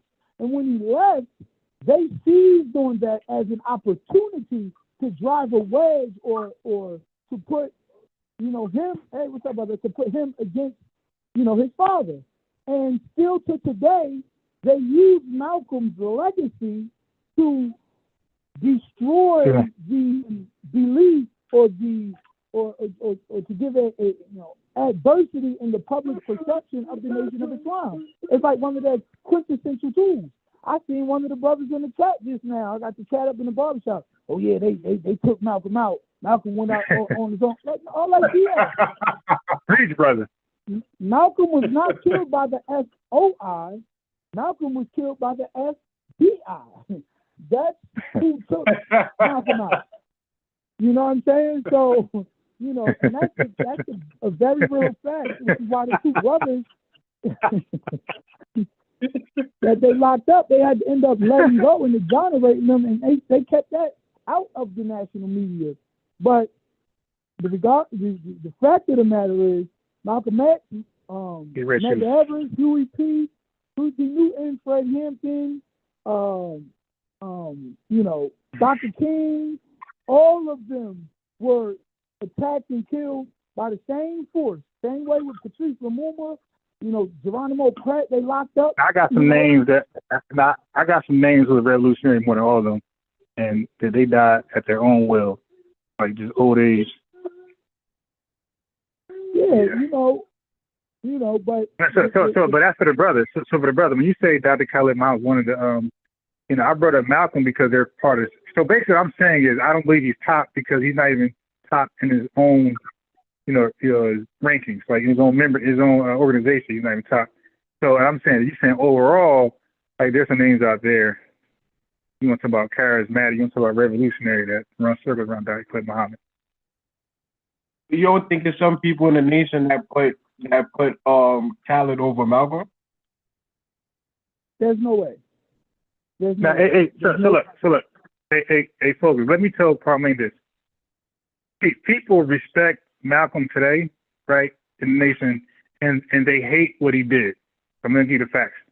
So, but they give him all of the credit that what he did with the Muhammad Speaks and, you know, the debates and things he did across the world, really. Yo, they don't even speak about Dr. Khalid Muhammad, bro. His name is like done in the ranks of Nation of Islam. His name is not, I learned about him by mistake. So, I told you I was in Chicago, right? That's how I found out about Dr. Khalid Muhammad, because they were selling lectures with a hip hop beat behind them, and the dude ended up buying Dr. Khalid Muhammad, and he was laughing in the car like, I'm hearing this dude just screaming and cussing. He like, yo, Dr. Khalid Muhammad was crazy. He started laughing, and then they're like, yeah, he crazy, and that's how I learned about him. So it was by mistake. Like they were like kind of like trolling at that time. Yeah, look how crazy it is. So his name is not even brought up or respected like that in the Nation of Islam at all. Nowhere near Malcolm's, bro. Yeah, no, I'm telling you firsthand, bro. That's also partially because the enemy took Malcolm and placed him on a pedestal too. You know what I mean? Not to discount what Malcolm did. They kept calling him the leader. Yeah, they kept perfectly calling him the leader. Right. Yeah, not from the leaders of the nation that actually Islam. You watching the Fresh Prince of Bel-Air, and they, you know, he got the Malcolm X poster on his wall, and you know they got the movie with Denzel and Spike Lee. I never seen Dr. Khalid movie yet, but they got the movie. I was trying to tell the brother that. Yeah, and then you know you put him, you know, as one of the leaders, right next to Martin Luther King, and you know all of this stuff. Right, and, right. They have been pictures together. So, yeah, he was able to do what he did. Now, with that being said, you know, Khalid wasn't no lightweight. You know, Khalid had the Million Youth March. You know, he was invited on, you know, Sean Hannity and Phil Donahue and all of these different platforms, largely because also they wanted to use his mean-spirited approach, if you will, as a proxy, if you will, to destroy the credibility of the nation. But you know, he went up on them platforms and wiped the floor with them brothers because he wasn't no lightweight. You know what I'm saying? And you know, yeah, but that's all I'm saying. Like I told the brother, I said, listen, you know, there's a book on, you know, and this is about ministry. I'm like, yo, Dr. Khalid, sometimes he'll play that role, like he'll be the example of the book Guidelines of Ministry, like you said, this Hannity and interview with Dominic Carter and these places, but then he'll be the complete opposite and violate every damn guideline in that ministry book. And that's what the Nation of Islam doesn't do. Like they want consistency. Like you're supposed to be the example of manhood of a man, really. And this was their guideline to become that. You can't break that when you want, and then don't break it. And you can't be that volatile stock. Yeah, and there's no lecture. That he broke the guideline. You saying that he broke the guideline when I could damn near find everything that Khalid said and find what Minister Farrakhan in Bigland, Lockheed, and buttermilk complexion, bro. You can't find that. You can't find. Look. Dr. Khalid Muhammad said he made a lecture called "The White Woman." I heard the minister use hook nose or say thieves or regard certain groups of people. So I don't know how. Yeah, thieves. Yeah, okay. Hey, focus. He keep referencing when the minister referenced biblical, because he also said the synagogue of Satan. I said, bro, he's referencing scriptures. So yeah, that's called an analogy. Like you can reference. That's not Minister Farrakhan. That's Jesus. That's the Bible. Right.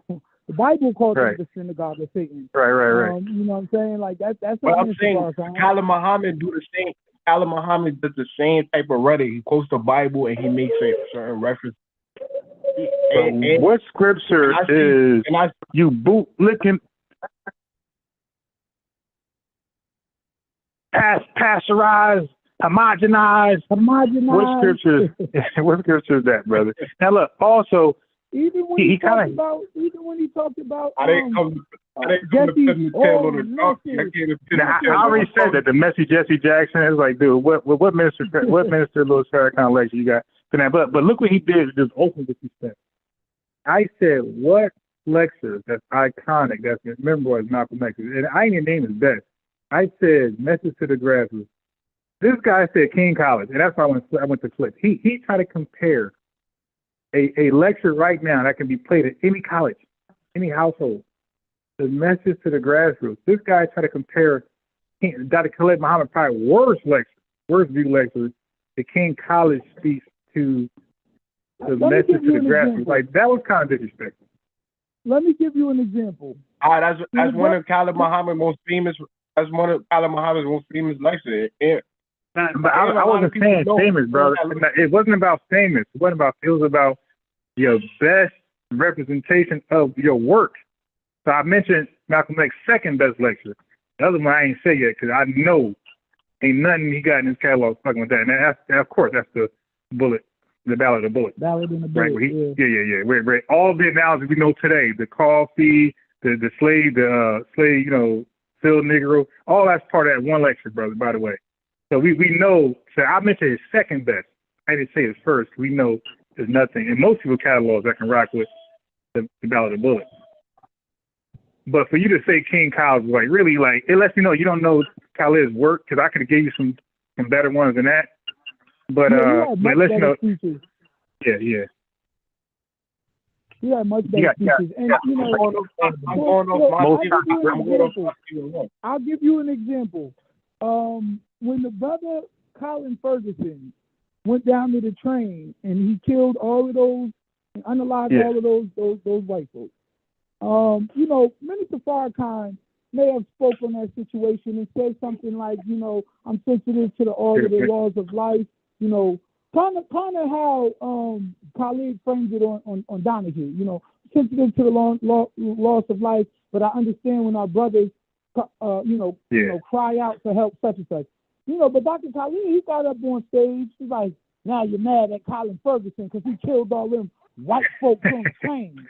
Right, no filtering, no nothing. Said, I love Colin Ferguson. Exactly. Right, but there's a way to do it. You have to be more of a statesman, especially when you are on a stage and you are preaching to the youth and the masses and the media, etc., etc.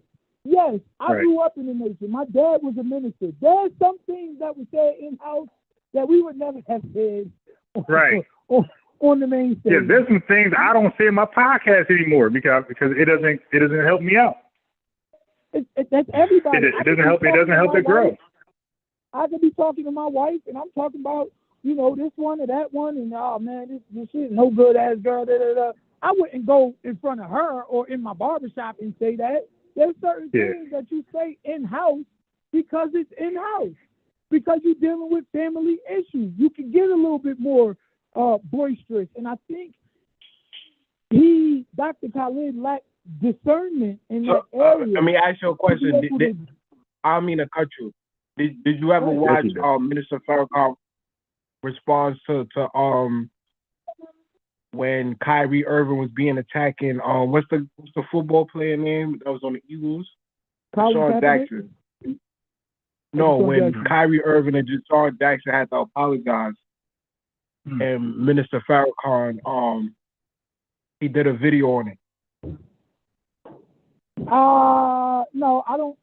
If I did watch that, it was years and years ago, and I couldn't quote you that verbatim. Now, in that video, what did he say that you can liken to Dr. Khaled's approach? Go. What I'm saying is he's using the same exact rhetoric as what Khaled was using in the lecture at King College. So I don't really see the difference between what Khaled was saying. Like what? Maybe it was a little abrasive, but Farrakhan uses the same similar type of language with the same type of rhetoric. Maybe not as abrasive at times, maybe a little bit more political, but he used the same language, the same talking points and everything. Brother, so I don't really. That is the crux of our argument. To be evasive and political on certain stages. That's the crux of our entire argument. There's a time and there's a place for everything. Truth out of due season brings disastrous results, which the results were disastrous. Some of it may have been true, but you have to be right at the right time. You can't be right at the wrong time. So there is there's a duality approach in your speech. There's certain things you would say in house, and then when you get on stage, you're going to be a lot more political. You think if Trump didn't know, if Trump knew he was getting recorded, he would have been up there talking about something. Yeah, you got to grab him by the PUSSY sometimes, you know. No, there's certain things you say in-house, and then there's certain, you as a statesman and a politician and a public figure, there's certain things you don't say. I'm sure Minister Farrakhan has plenty of things he says in his house and in his home that he wouldn't stand on a national stage and say, because you do have to understand that certain things aren't for everybody, and what you may view as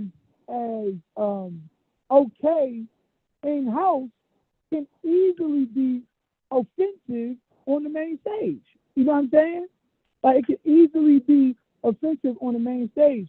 Like, you know, I heard Minister Farrakhan say one time that the messenger told him, you know, stop calling them devils. You know, these devils and devils and devils. He said, use terms like the enemy, you know?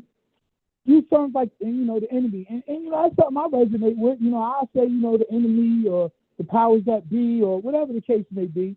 But, you know, that can be easily misconstrued, and the truth in which you speak can be lost, not only amongst the masses and the populace, but your people as well. People will turn away. So you got to refine your approach sometimes. I'm not saying to change the truth.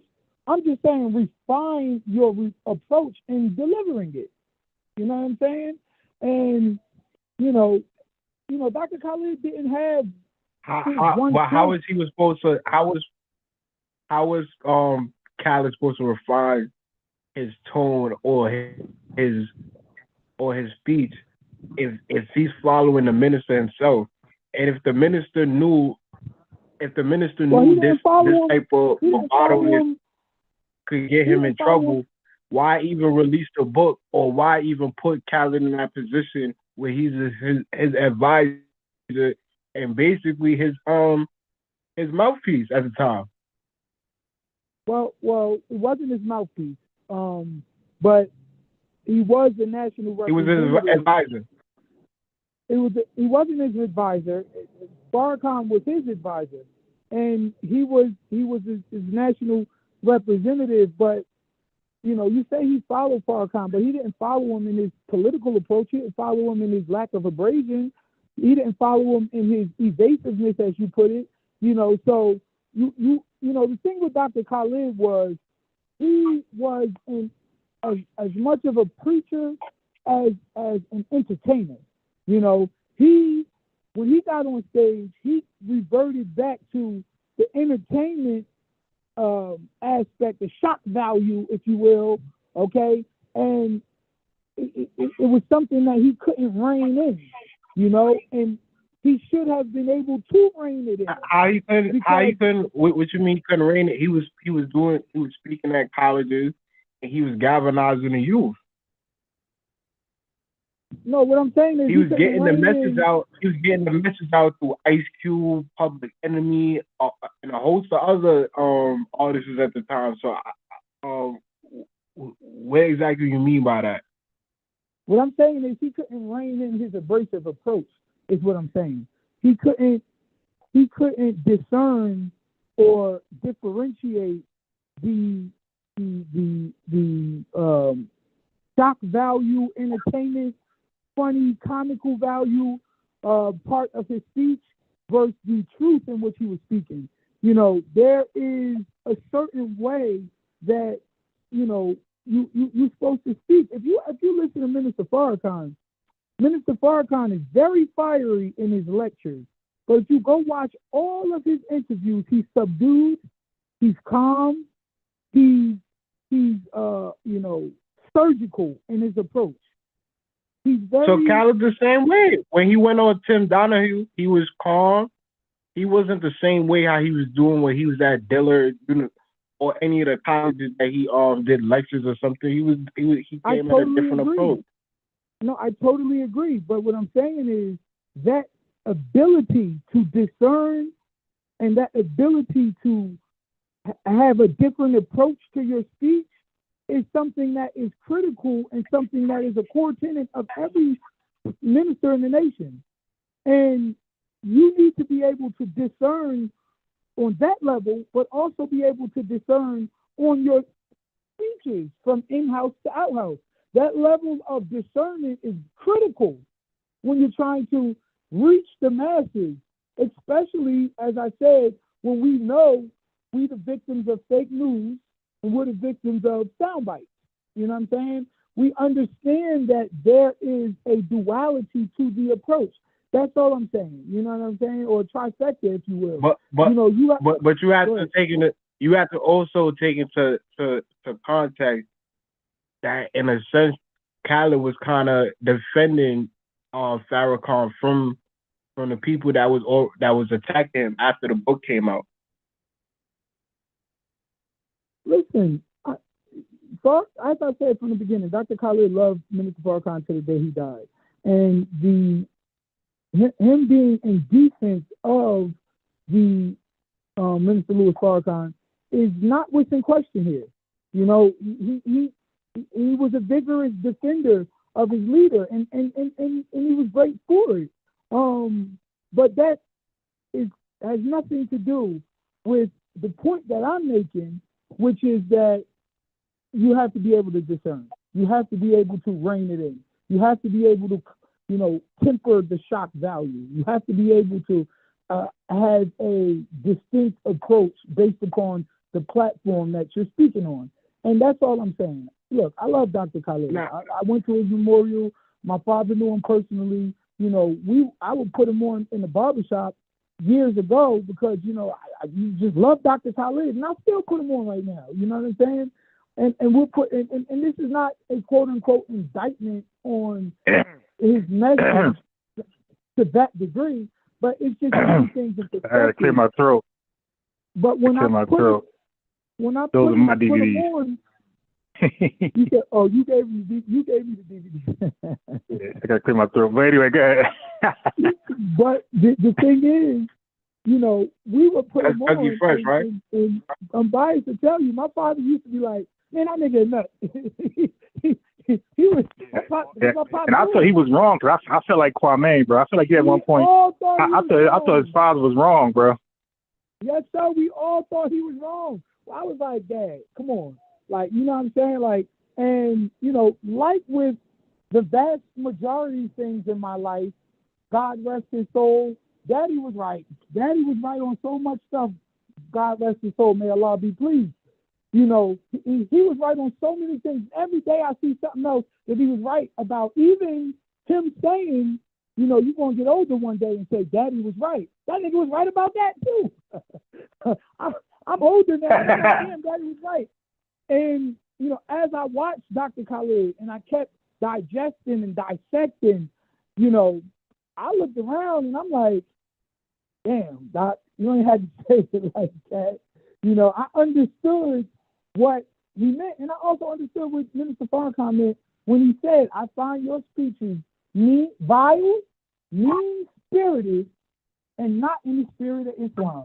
You know, it was a little bit too much at a certain point. You know what I mean? And you know, as I got older, I began to see what not only my father, but what Minister Farrakhan was talking about as well. Great man nonetheless. Oh, man.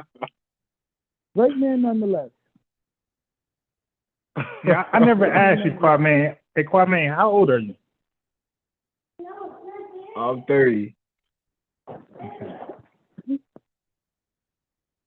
Yeah, I don't think if you continue to like search and watch, you know, if you just continue what you're doing, I think you're gonna have a different opinion on Khalid in about 10 years. Okay, what you want? Go get them. What you want? Okay, what you want? You want these right here? Okay. Well, what I'm trying to see what exactly is your contention with Khalid, because you say he's a nut, but you're not really disagreeing with anything. I never said he was a nut. I said my father said he was a nut as a person. And I said he is, and I'm saying he is now. I'm saying he's a nut. I'm saying. All right. So what made you come to the conclusion that Dr. Khalid Muhammad was a nut? All right. So what drew it for me? Well, first, because people can tell you, man. Folks can tell you, man. I was a big Khalid fan. He's a supporter, not fan, but supporter. You know what I mean? I brought him to so many barbershops, playing his stuff in there. You know, people love that, and I brought the Phil Donahue just But anyway, hey brother, what made me start to question him was that video lecture. Well, I wait till focus ready. I'm sorry, go ahead. Yeah, so when I first questioned So when I first questioned Dr. Khalid Muhammad is when he did that lecture, the white woman is that one. Yeah. I just couldn't believe this was the title. I said, nah, this gotta be clickbait.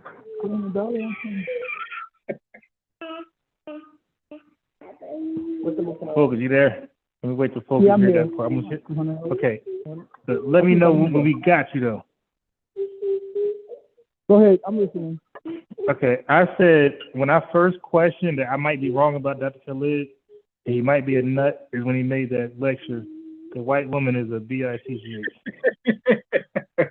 Okay. Yeah, I just couldn't believe that was the title, and he actually just went on about it. I said, oh my God. I was so embarrassed. Dang, I didn't put, you know what I mean? Like, dang, what is this about? So then, of course, when he did the Black Panther thing, yeah, when he went full Black Panther, I was like, yeah, it's over. Because he had these extremist views at that point. He just out there running around with guns, you dig, not doing nothing constructive. Yeah, it was a lot towards the end. I wouldn't categorize Dr. Khalid as a nut. I would categorize him as overzealous and, you know, and this lacking in discernment and rebellious, if you will. You know, but I know AKA a nut.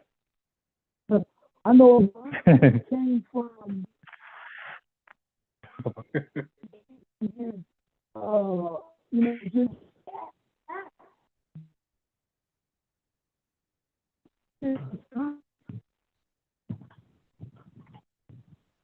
basically, you don't agree with like the radical philosophy.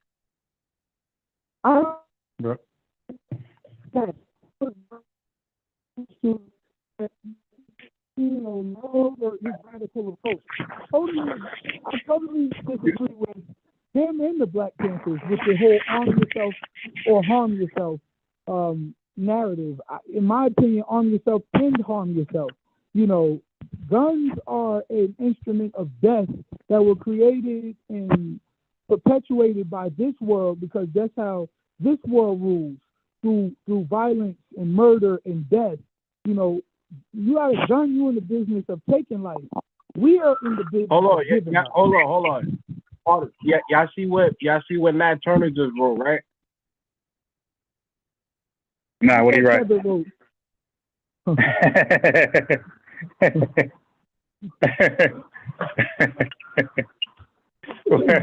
do you write? No FDA would turn on their own kind. You better be careful. You better be careful. Our brother Kwame is Jamaican. Listen. We're not even gonna go there, but and you can't. We ain't going there right now. We gonna stay. I ain't gonna let him off the hook. We gonna stay on Khalid for a little bit.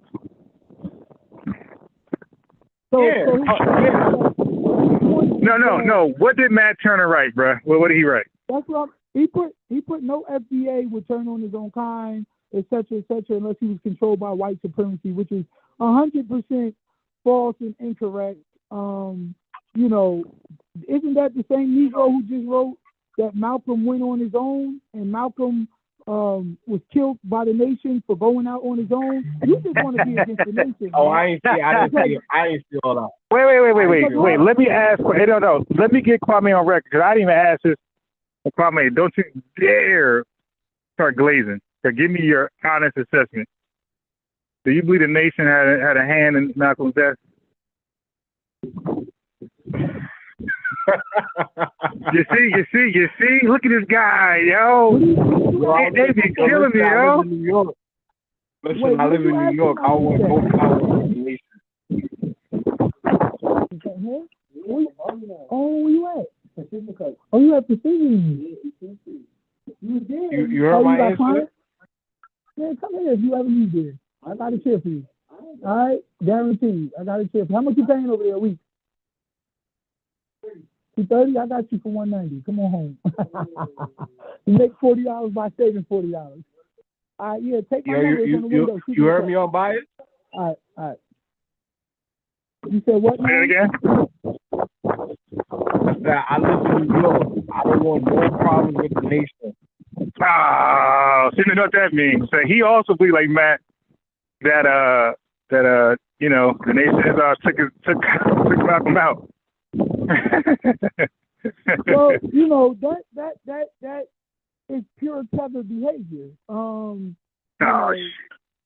That's pure tether behavior, you know. To sit here and to be like, I never said. All I said was I live in New York, and I'm not going to answer that question. Yeah, you see? Brother, we know what that means. He said nobody would go against their own unless they was, you know, a plant for white supremacy or something to that resort. Well, I'm looking at some plants right here because y'all going against y'all own.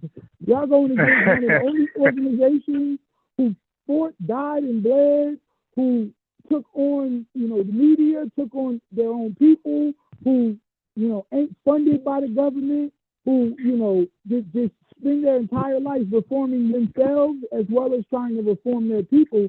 And whether you believe in the philosophy or the theology 100% or not, one thing you can't deny or discount is that their entire mission is for the liberation, salvation, freedom, and justice, equality of our people. So if you are making your bones by tearing down an organization as well as you, then you're the tether white supremacist. You're the tether white supremacist yourself. You know, when you point one finger, it's three fingers pointing back at yourself. Wait, I got one more question for Kwame. Hold on. Let me ask you one question before this slip my mind. So what did Farrakhan mean when he said that Malcolm is one of our own? What did he mean by that? Wait, hold on. Yeah, I know what he's talking about. What legs he's talking about? All right, hold on. Before we go there, right? Because I had a part B about who killed Malcolm. Who killed Dr. Khalid? Was it the nation, Kwame? Listen, I know these guys, bro. Oh, God. Yeah, they double murderers. Yeah, oh, right. Okay. Listen, I don't know enough. I don't know enough to give an honest answer. No, but give me a hunch. Is your hunch saying? Go ahead. But I'm gonna exercise what I said earlier. I'm from New York. Right. Here you go, focus. There you go. He's trying to say under threat and coercion, he ain't going to be truthful in this phone call. Listen, at the end of the day, the cognitive dissonance is truly, truly astounding. I mean, it really is, the inconsistency, because, you know, for you to intimate, postulate, you know, allude to the fact that the nation was responsible for the death of either Malcolm or Khalid, when you just a few seconds ago was talking about how, you know, the entire Jewish community was against them, and how the Hasidic Jews was coming at him, and, you know, how they had a problem with how he spoke to you know, the masses of white people or whatever, and his galvanizing tools and the way he could galvanize the youth and all of that. Who would have more of a vested interest in taking him out? What good would it do the Nation of Islam to take him out when he, for better or for worse, is on the same trajectory or same mission? You're acting as though this man was so grand and grandiose that Farrakhan had to take him out to make something of himself. Farrakhan was already Farrakhan. He already made something of himself. He already, Khalid had the Million Youth March, and Farrakhan had already had the Million Men. So, you know, you don't need to take these brothers out and, you know, to make something of yourself, which is what you guys are intimating. The reality of the matter is the same enemy who was, and has been responsible for the overt destruction of black people, black youth, black men, black women has much more of a vested interest in taking somebody else who can thwart or avert that destruction. If I'm teaching you something that can change the fate, change the mind, change the fortune, change the future, change the trajectory of black people, and you have a vested interest and making sure that trajectory stays on a downward spiral, you gain a lot more from taking me out than the Nation of Islam does. So that's cognitive dissonance at its best, let alone the fact that there's been no charges, no trial, no conviction, not even no accusation, except by pseudo-tethers, okay, of any involvement in Dr. Khalid's death at the hands of the nation. So what we have is like Nat Turner, you know, you guys having a personal problem. So can I ask you an honest question then? Yeah, that's why I made. Ask Focus that question about what Farrakhan said about so what? Gotcha. So what exactly did Farrakhan mean when he said that Malcolm X is one of our own? One of our own? Yeah. He is one of our own. No, you know what I'm talking about. You know what I'm alluding to. So you're not familiar with the speech where he was speaking about Malcolm X? When he said what he did was worthy of death?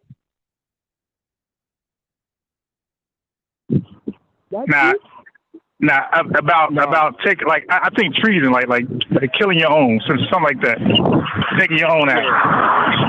Yeah, that's the same thing. It's, the point is, when you do commit treason in any nation on the planet, it's punishable by death. It is. That's the fact. That's the fact. So what exactly? So when Farrakhan was referencing Malcolm as treason and he's saying that he's one of our own, we deal with him. Yeah. So the context was outside the Nation of Islam, mind your business. What goes on in the Nation of Islam business? So hey, focus. Kwame, he might got his first W on the channel. No, not at all. Because the reality of the matter is,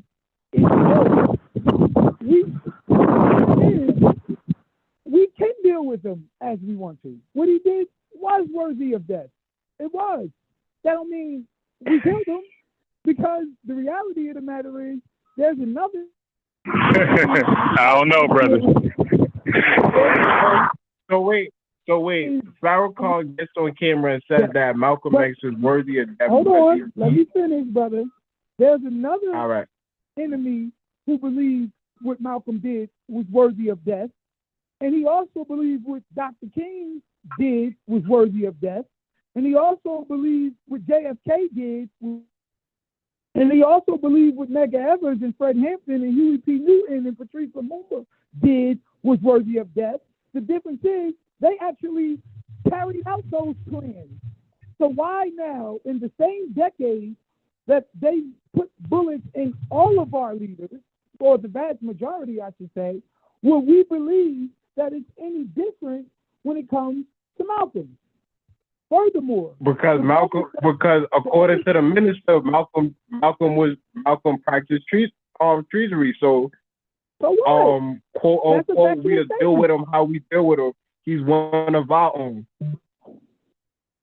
Brother, that is a fact statement. And guess what? We did deal with him. We put him out the nation. It was put out the nation. I don't know. That's what we did. But the reality of the matter is that's not when you come to the overwhelming evidence, that it was them who did it. Well, wait, so can I add this? You do know even Khalid said certain remarks like that, right? Wait. Let me add this for you, Kwame. Let me add this for you.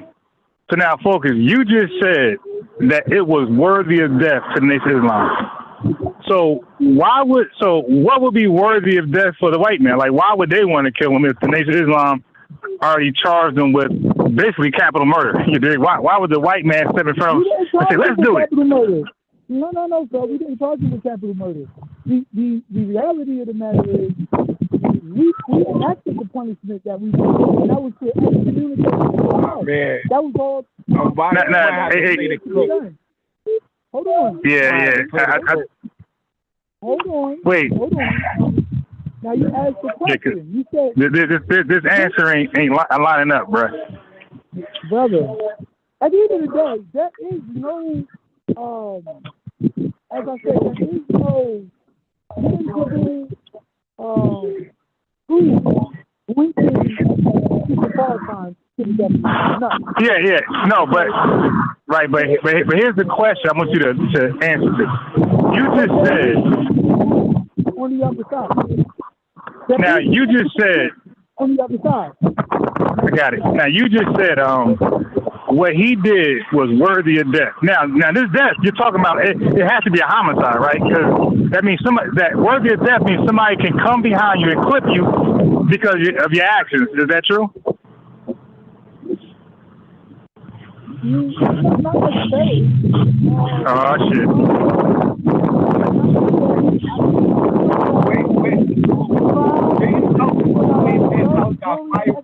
You still gotta have a conviction. You still gotta have somebody carry that out. Now I got it. But look, okay, I got all that. But what I'm saying is the death part. I'm saying like if it comes down to a guilty decision, the death part is homicide, right? It's gonna come at the hands of a people, of a person, right? It ain't spiritual death, is it? No, but if you say something that treason to a particular point that what you did was worthy of death, it does not mean that we're being executioners. That's not what it means. You understand? He was already born. So wait. The death part, is it physical or spiritual? Yo, hold on. Can I hold on? Let me ask a sideball question. Who fired from Malcolm X house?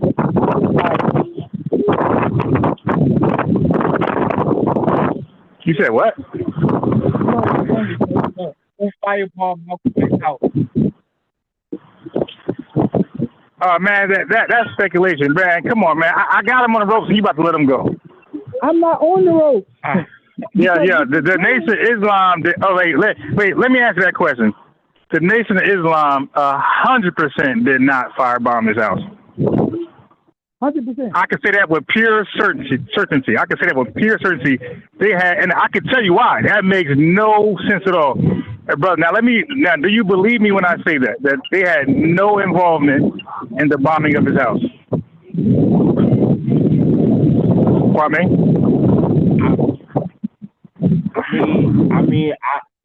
I gotta appeal to authority. You was in a nation. I wasn't in a nation, so you probably know more insight than me. Right. So now let me give it to you. So Malcolm X took the Nation of Islam to court for the house. He lost. They won the house. They were getting it back. Why would they bomb their own house when they just won it in court? So it looks like somebody else bombed the house to make it seem like something else. But they already won. He lost in court. He lost possession of the house. That was Nation of Islam property. Yeah, and not only did they not firebomb his house, they also didn't bug his house. They also didn't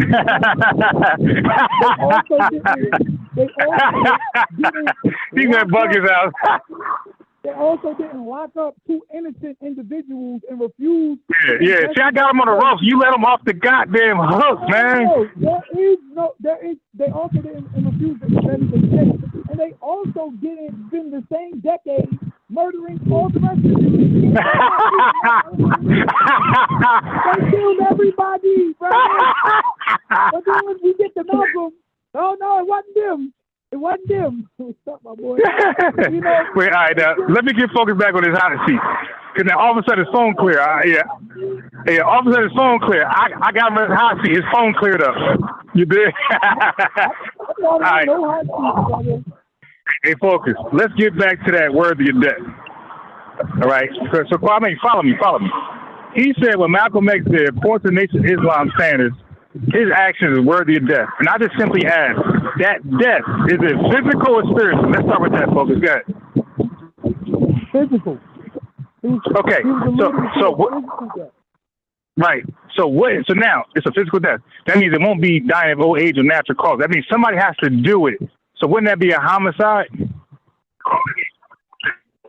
I mean, or an execution. No. A homicide means that a human being died, like, because.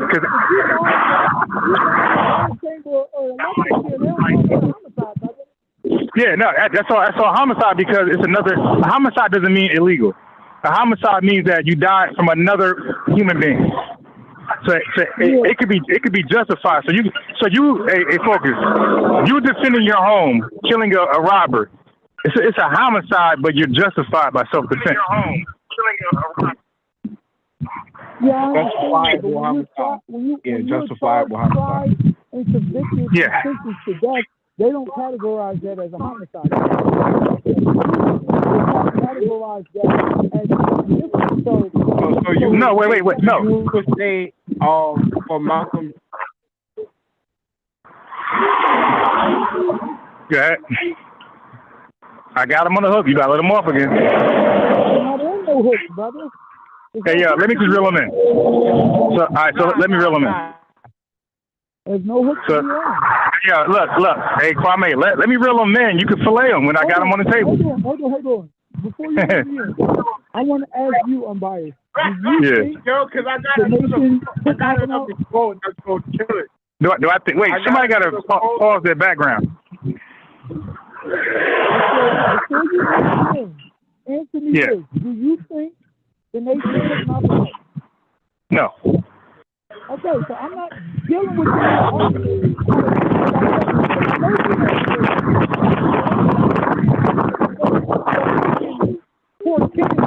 That somebody finally got you. No, we're not doing that. He did get you though.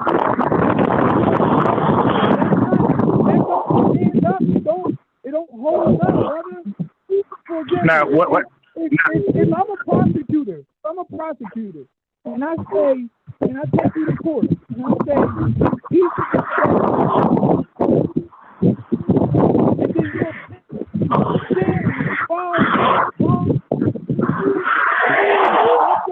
you should get the death penalty or it's worthy of death, doesn't mean that I carry it out. This guy. The words in itself, which actually came after the fact. Okay? It came decades after the fact. Okay? I cleared your phone up, bro. I cleared your phone up. This shit cleared it up. And it came or the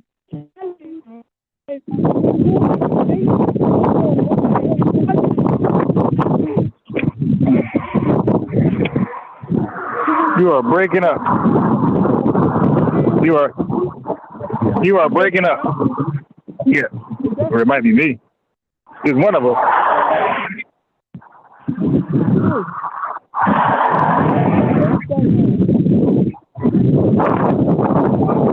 Yeah, that might be me. I think it's you though. But go ahead. Okay, it might be me because I'm walking. But look. I'm walking. Hey, all right, look. Brother, don't you believe that same prosecutor, don't you believe, because they get the evidence first, right? Okay, before the police officers and everybody, they get that thing. So can we agree the evidence comes to the prosecutor before the defense attorney, right? So evidence comes what? Yeah, okay. Always late.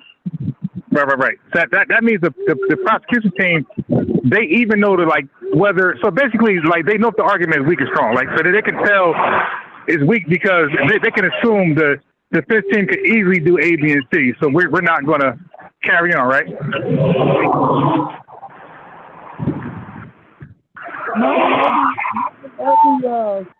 Not every. I'm saying, but no, brother. Hey, just follow this. Just follow this. No, just follow me. Just follow. I'm just following me. I'm saying the prosecution team can dismiss or keep or go to trial or go to they could dismiss the charges or keep the charges. Right? That's what I'm trying to say. No, they can't. Yes, they can.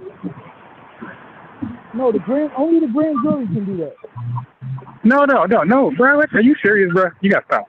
Hey, chat. Listen. Hey, Kwame. Listen.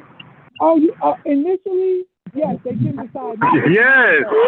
Yeah. Because it won't even get that far to all that other stuff. Like they can look at the charges because I can show you examples of a black dude and a girl. You're right. Yeah. Right. Okay. So that means to some degree they know how they kind of know both sides of the argument. Like they can tell if I pursue this, they can easily just dismiss this and cook us. So let's not waste, city resources. So what I'm saying is, with Kwame, right? You can't use me, in my opinion, on the Malcolm case to get yourself off that, because I would cook Kwame if he was to say, Nathan did it versus what I know. I cook him. You're the one that got to cook him now. You can't use me.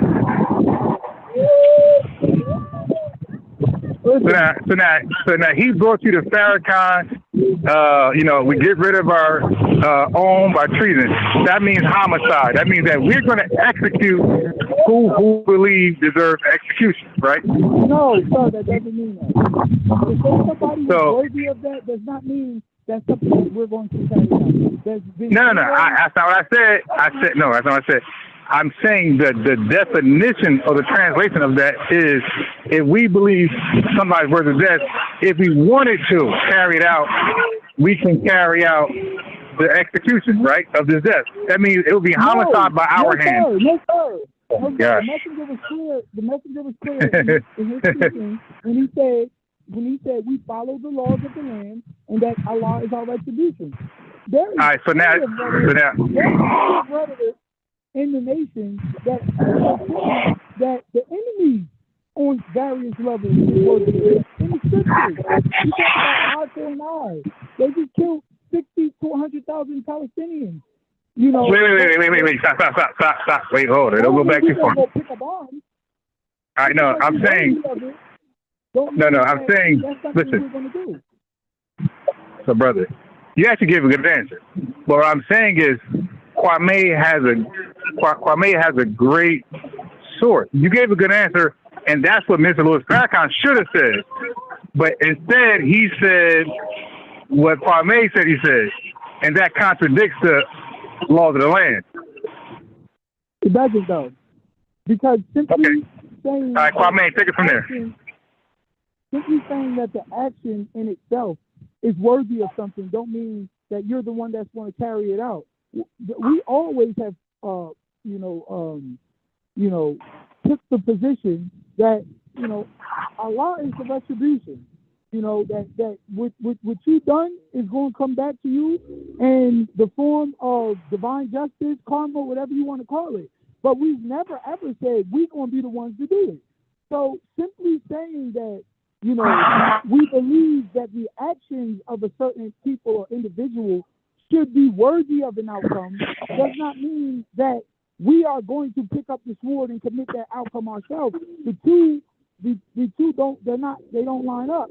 So the reality of the matter is that is not enough, especially in the overwhelming face of evidence to the contrary. The overwhelming evidence that it was the same system that killed everybody else is the ones who got Malcolm up out of here. Now, the reality of the matter is,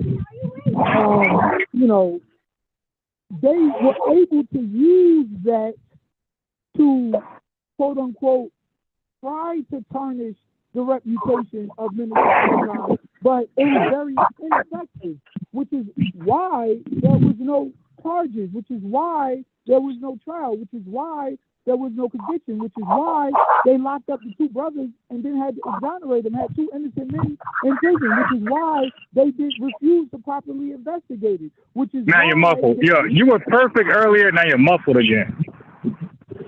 Again. You're not. On that hot seat, that shit was clear as hell.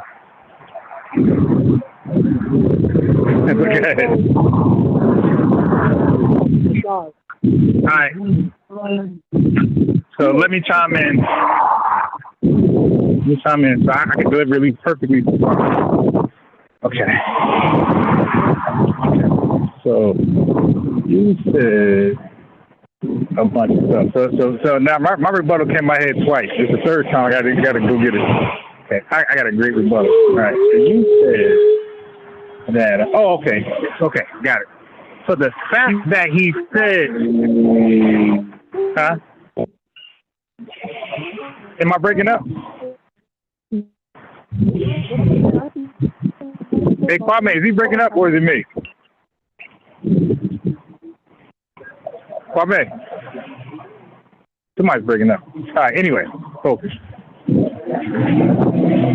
I think he's in the waiting room. He can wait for a little while. Okay. Focus. I don't know if you're breaking up or I am. Yeah, turn. Okay, focus. Can you hear me?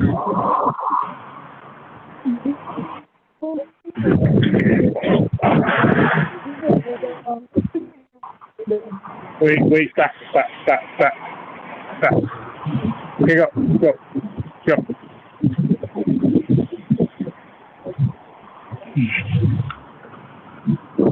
Go, this way. So, can you hear me?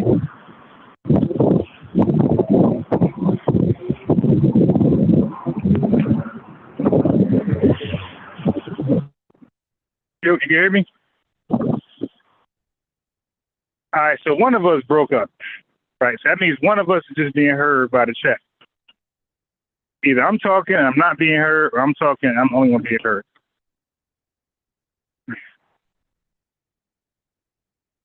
Focus.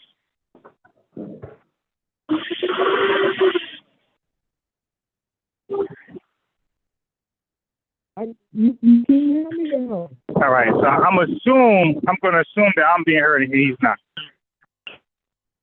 Focus. All right, I'm going to assume I'm being heard and he's not. I hear you now. But can you hear me? That's the thing.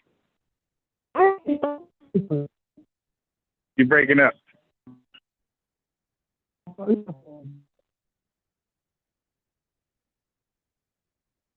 So if you can't hear me, just keep talking. Because one of us, the chat can only hear, and on my end, you're breaking up, and probably on your end, I'm breaking up. So just go ahead and talk, and I'll talk, and they can only hear one of us, right? So it won't be confused. So when we hear each other, that we can stop and just connect, right? So just go ahead and talk. I'm gonna go ahead and talk, and when we hear each other, let's stop. All right. So focus gave motive. Okay, so this is what I'm trying to give focus understanding Kwame. So Kwame, hold on. I'm gonna get you in a sec. Started walking, so I was hoping you didn't drop off like before, because I can't press the button to let you back in because I didn't walk to the store. But I'm heading back now. So just hold on right there. Okay, anyway. So until focus can hear me, I'll stop. So focus gave motive. I had no idea. So focus gave motive that the Nation of Islam, for the Nation of Islam to take Malcolm's death. I mean, to cause Malcolm's death, to take his life. He gave motive. He said, and that's a problem. Because now you got to give motive for the white man. And it can't be, they just hate us. It can't be that. Because the Nation of Islam was very specific. What he did was treason that's worthy of death, that's motive. Okay? And I think that's why Kwame brought it up. It's like, why even go that far to put yourself in, stop. Because this is like years later. And there's controversy already surrounding who is responsible for Malcolm's death. And some people, white folks and black folks are already pointing at Farrakhan, Mr. Louis Farrakhan. Because, like, why would you put yourself further in, that discussion? Why not just say, hey, man, we just stick to what Focus said earlier. Hey, man, we didn't kill Malcolm, for one, because we believe in the laws of the land. If Malcolm was murdered, he was murdered by somebody who needs to be, you know, held responsible, right? And it couldn't be us because then we are the ones that deserve to be held responsible, something like that. But to say he deserved death, that's okay. When you say he deserved death, you're not saying, you're not agreeing to the laws of the land, because the laws of the land doesn't agree he deserves death by simply just going against his teacher, right? And the laws of the land, they want something more serious to believe your life is worthy of your actions. Today's Islam obviously believes in something less serious. This rhetoric, this back talk, backbiting, to them, that's enough for death. You know, they say hypocritical. Nation of Islam, they believe if you talk wrong, you deserve death. The white man believes you need to do much more damage than just running your damn mouth to cause death. All right. Anyway, so I'm trying to position the motive. The white man might have their motive, but the most motive goes to Islam because he committed treason. According to them, he committed treason. So this is like, if you watch crime videos, whatever, and there's a homicide, right, or they call it a murder, they look at the person with the most motive. Now, obviously, they look at everybody with motive, but the person with the most motive, that's the person who's going to be in that interrogation room more often, if not first.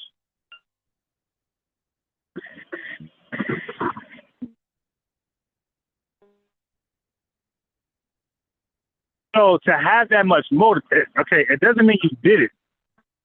It doesn't mean you did it, but you can't fault people who say you did it.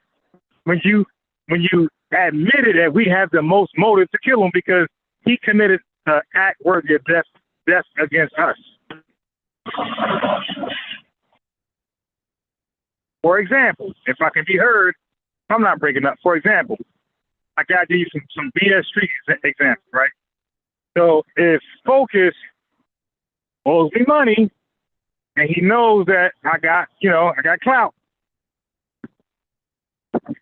he knows I got street clout, okay?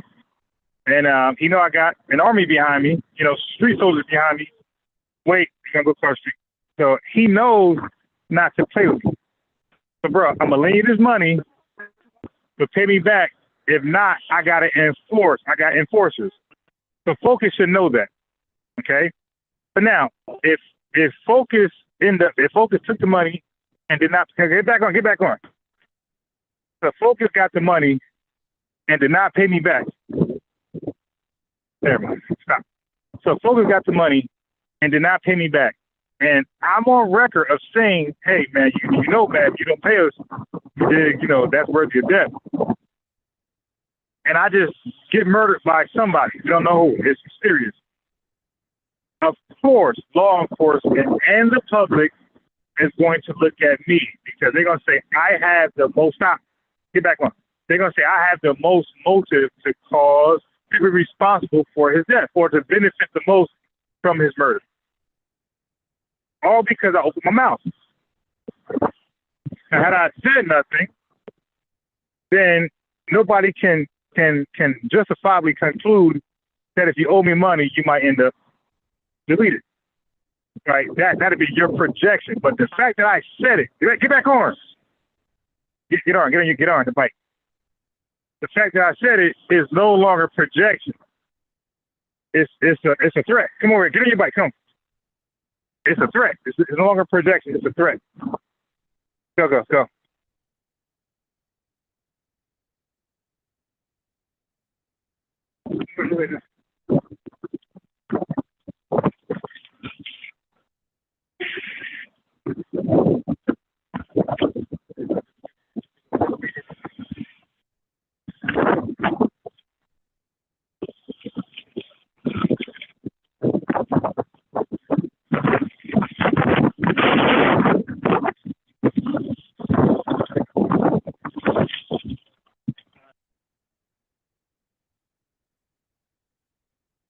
Yeah. So I think it was Focus because he disconnects altogether. Right. So if I gave the public, if I'm recorded and it's released to the public, right? Or I just said it publicly. If I said it publicly, then I got the most motives. And nobody else made that declaration. Nobody's made that threat. Nobody else made a statement anything remotely close to me. So everybody else is also possible suspects, but I'm suspect number one. This way, that can't be denied. So when he said what he said about over here about treason deserves death, yeah, like Kwame is not wrong, the public's not wrong, the FBI is not wrong, the CIA, whoever's involved, or whatever law enforcement is not wrong to believe that the Vatican, is directly involved in such a murder, such an assassination. They're not wrong. They're not crazy. He said it. Like I said, if the real rule is be abide by the lens of law.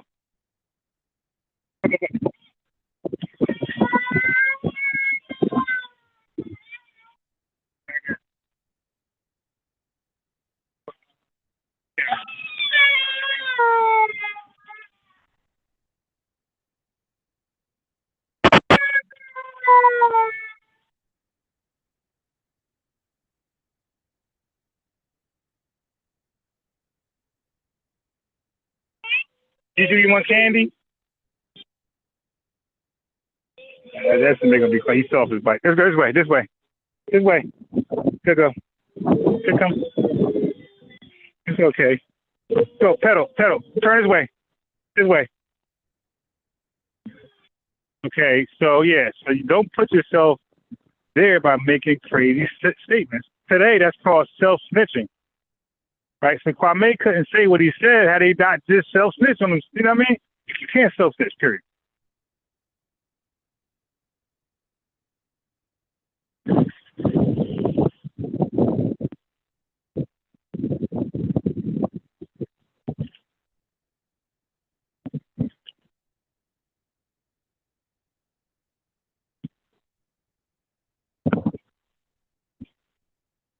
I'm only here for him. Thank you.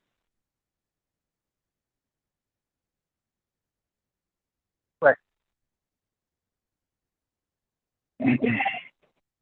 Here we go.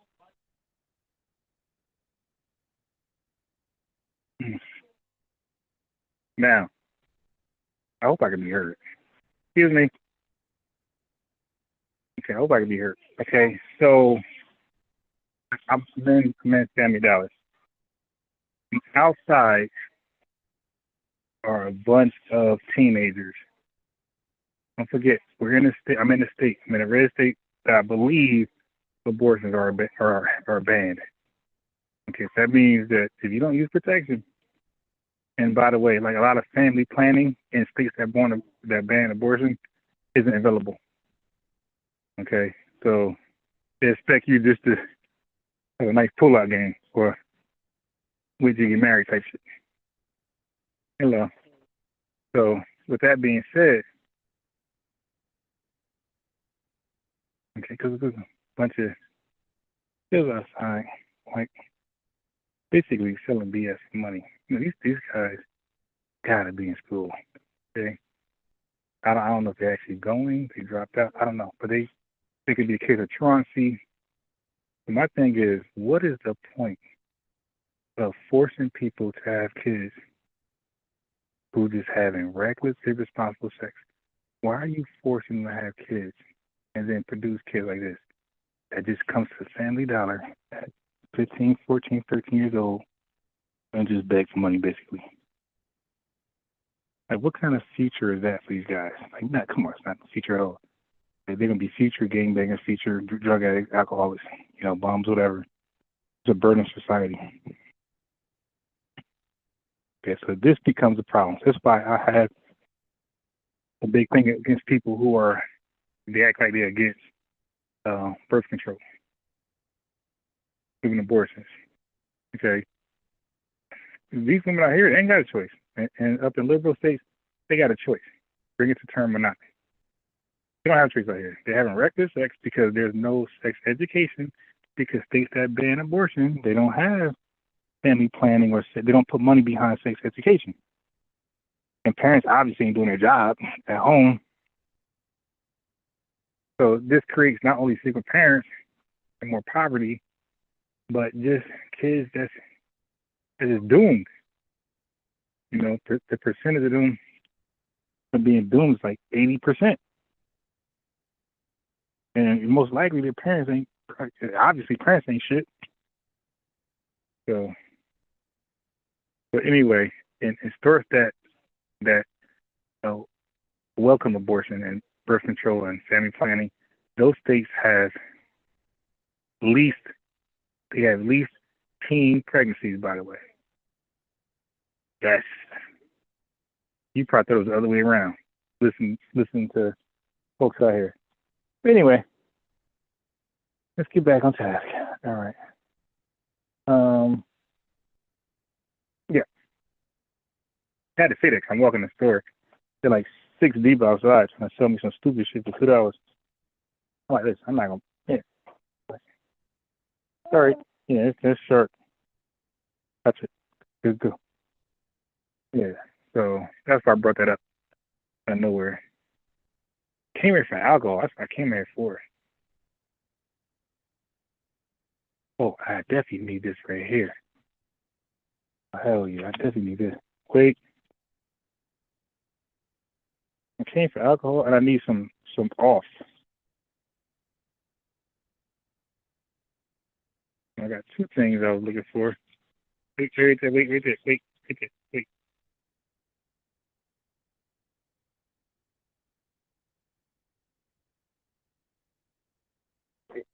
What else I need? What else do I need? Right there. Oh, me.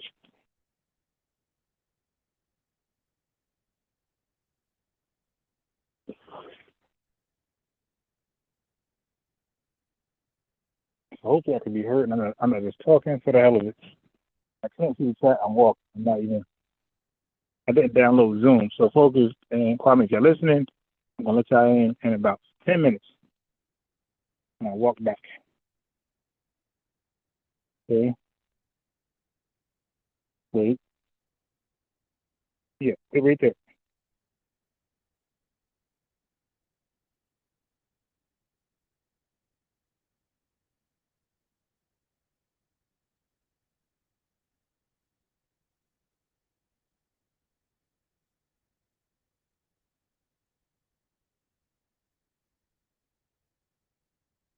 Yeah. Well, where you at? Hmm? Yeah, I'm gonna fix it. Okay. Yeah, so the motives, now I don't believe they did it. I don't believe the Nation of Islam did it, like pulled the trigger, but other involvement could be there. They did cut his way. Like they could have made it easier to get it done. They could have been involved, but they, you know what I mean? They could have been involved, but they didn't pull the trigger. You know what I'm saying? So people got locked up innocently. That's what happens. You get in bed with a government.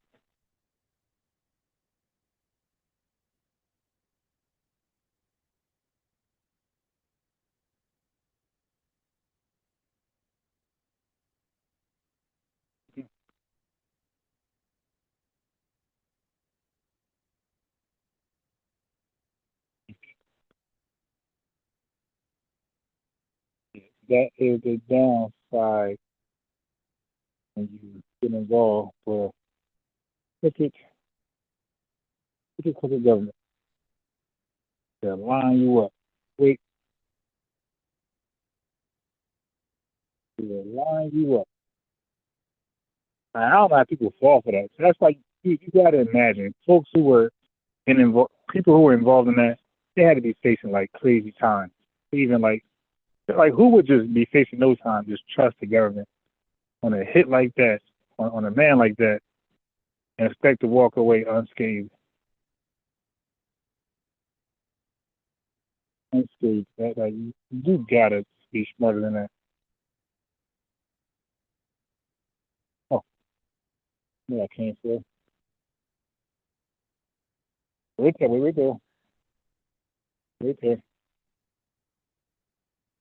got it. Okay. Yeah. Yeah. Let's go. Pretty good. Okay. No candy. Come on. I lied about candy. No candy. I lied about it. This is talking some time. Sorry.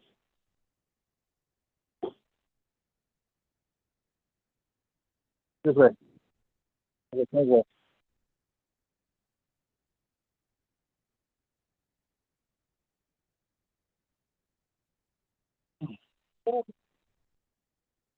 Let's come.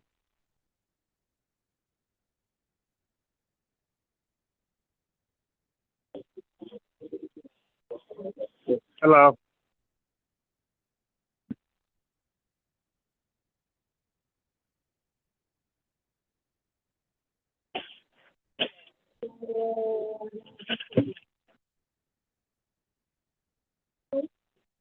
Yeah, so just like, and again, like I said, making those comments. The focus did say earlier to Kwame, he did say saying the right thing out of context or out of season, whatever you said. Well, for Farrakhan to make that statement at that time was like, it was like really no point. But he was trying to shut the rumors down. And you can't even say he shut the rumors down because he inflamed the rumors. Okay, so I guess he wanted to nip the argument in the bud. If he did it, so what? He's one of ours. He committed treason. He deserved it, basically.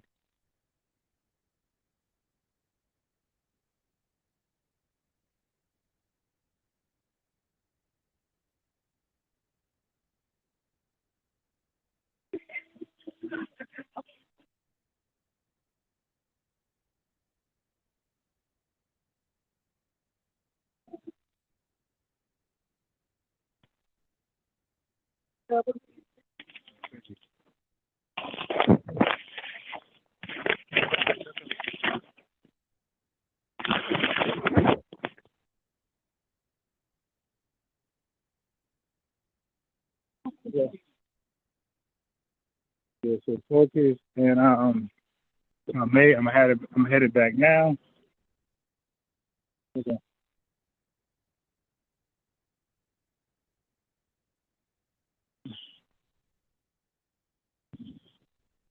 I made it back now. It's about 10 minutes. Let everybody get back in and cook.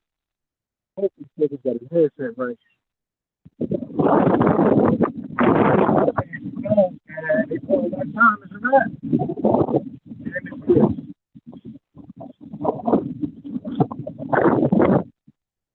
One time it's a wrap. Damn, it's good.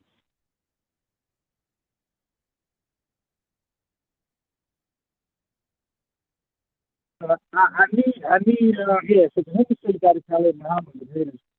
It's now.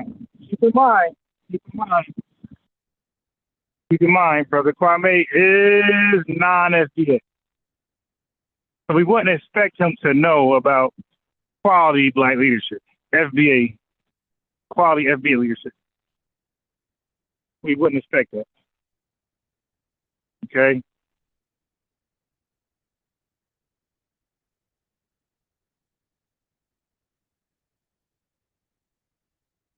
But to fix your face, and Dr. Khalid Muhammad is one of the greatest leaders. Like one of what? You did? Gunna got a song called One of One. Like one of what? Or one of a million? Like what number? What ratio are we using? One of the best? I see that. And I invite him back on in about 10 minutes. I'm gonna ask him.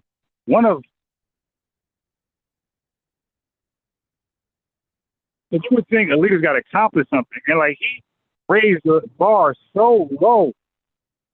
He said Dr. Khalid Muhammad was charismatic. He said he was influential. To what impact?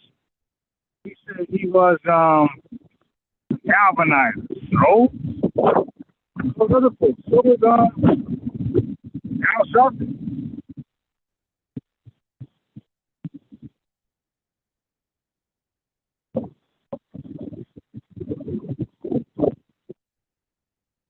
Yeah, again, like, for us to see that we lower the bar so far.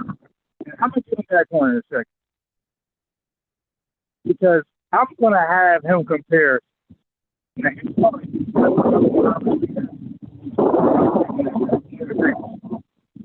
to have him compare Muhammad to black men who are not leaders.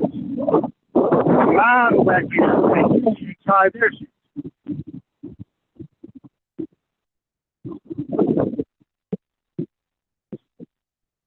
Like I said, 10 minutes, I'm going to have focus. I'll be able to allow focus back and follow me back. The worst thing that could happen when I started walking, when I called in, is their phone signals to drop because I can't let them back in because I got to physically be at the computer.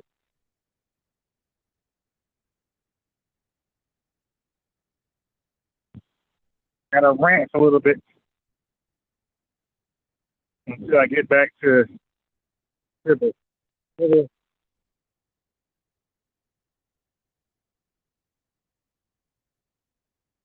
I got to rant a little bit till I get back to the kids with Daisy.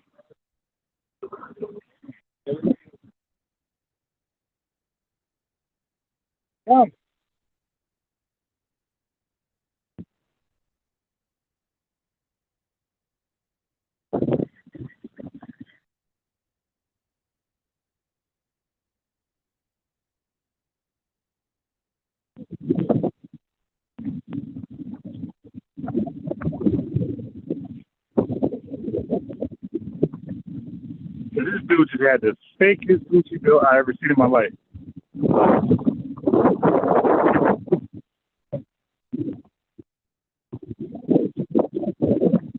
They said the hell was trying to keep it real with the chick. They said the hell with a replica fake. What I think about China exposing these high-end designers. We pay top dollars for their stuff, but their stuff is made in China. This is shit.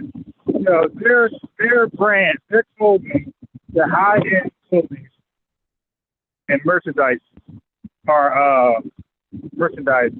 It's made in China and it's tweaked in Italy. It's made in China and it's tweaked in Italy. That was a crazy find, yo. So with that being like disclosed, then there's no such thing as a boot. There's no such thing as like fake. There's no such thing as fake Louis. It's all fake. They're all made by the Chinese person. They're all made by the Chinese, right? Under the impression that it was Italian made. So all the fake. Oh yeah, I'm about to buy some fake stuff. I'm gonna have the fake stuff that they don't even sell, like headbands. No, not headbands, like head scarves.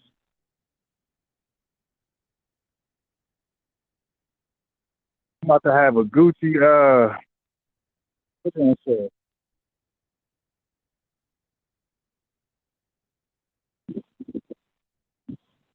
I'm gonna buy fake on purpose, like the fakest fake on purpose. Like, hey man, both of our stuff is made by the same manufacturer, my boy.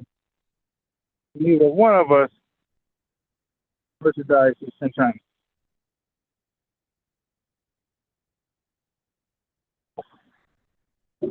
Yeah, those Italian designers are hot right now. They're like, Trump, you bastard with your damn carrots. Something like that. I don't give a damn. That thing ain't American made. That's supposedly Italian made. The hell I care about what y'all going through. If you come behind and buy that, and yo, I swear I said on my channel so many times, I said, I got a Louis belt that was supposedly real. It was from the Louis store. That cost $700, but the thing still so cheap.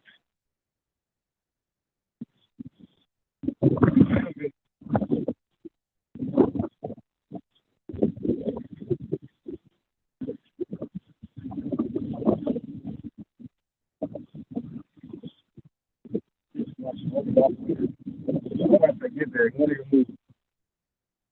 Get a bit of excuse me to do it. Stupid shit.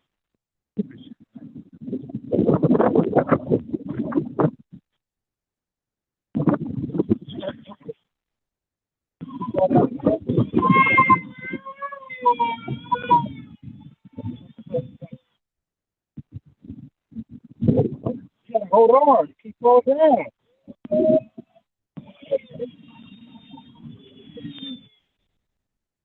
Hold on, okay?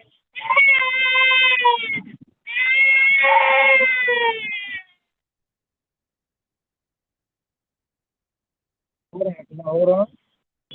And then slow down. Hold on. I was always there and get no upload. That's just came there for.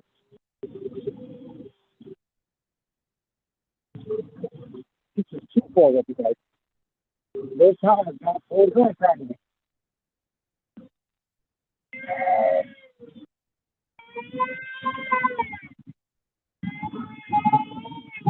You want French fries? He said, yeah, he's crying. Okay. I'll waste some money. Chicken nuggets too? Okay.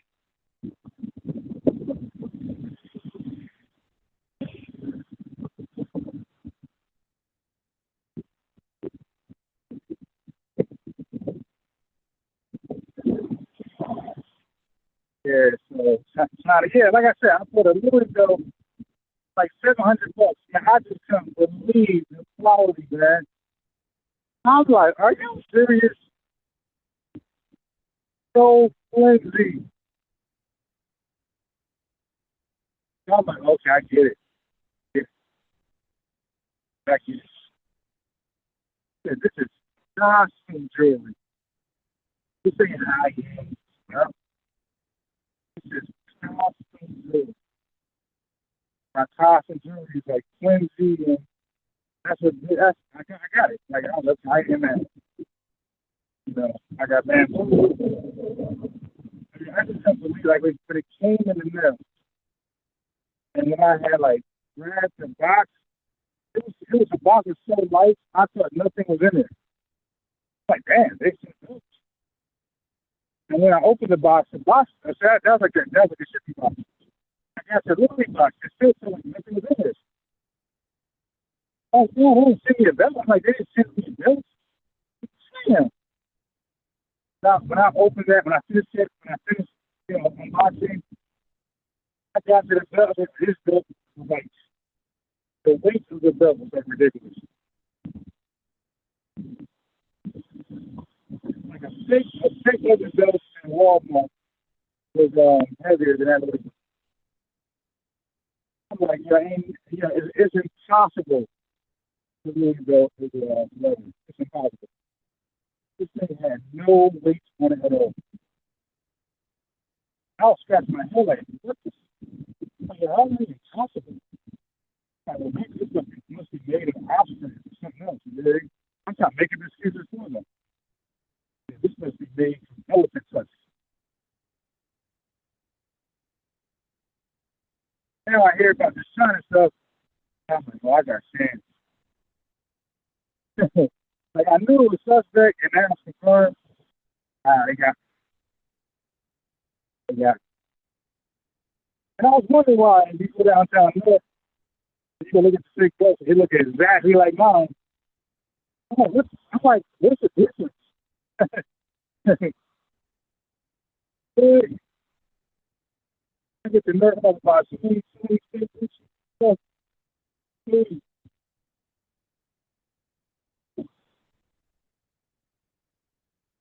Like, I'm gonna buy my control shit. Like, I'm gonna buy it, not acting like it's a real thing. Buy it like totally. Like, I know all this. Like this, I'm gonna buy it and wear it like I know this is no different than a pretty cool authentic. I'm not even acting like this. I know it's like this. This is just like the authentic. It's a garbage. The same manufacturer. The only difference, okay, the race might really be more authentic than what we were in Long Island, New York, and North. That might be the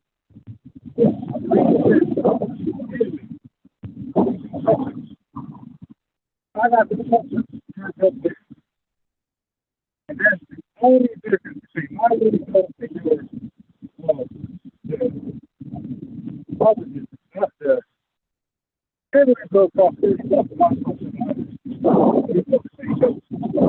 The touches. So you're trying to convince me that the touches the Italian manufacturer did, design company did, was worth $700.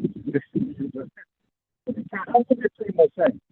This is the same exact stuff, but the tweaks and touches is worth $700.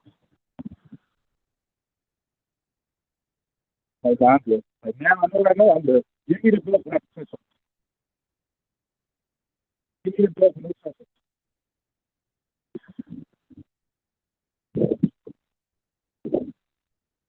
The last time I walked, I got to take a can't do it. You got urinate. Only times when I'm walking. Far. That's what's up.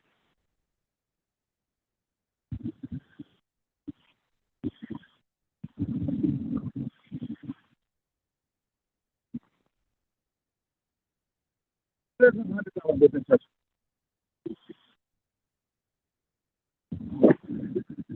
Most of the time, I don't know about everything, but most of the time,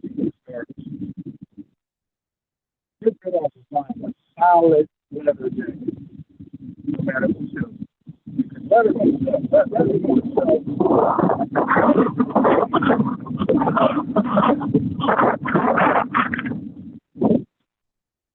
Leather will sell again.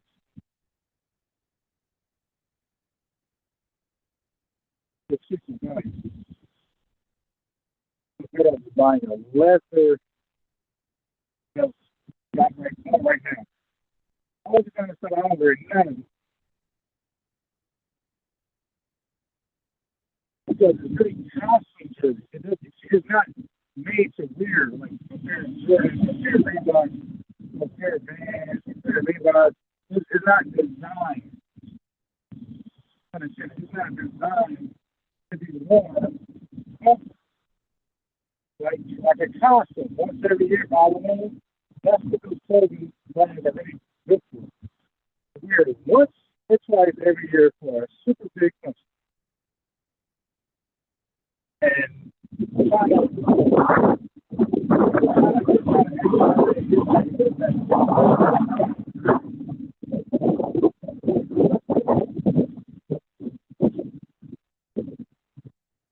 I would love to see how they do in the future. The stock sales, and I would love to follow up this time next year in the design stores. Now we know.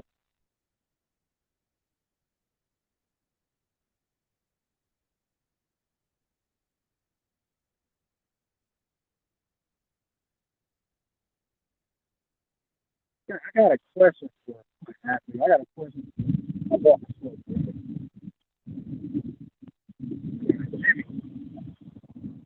I got a question for after they settled this Farrakhan self-discriminating.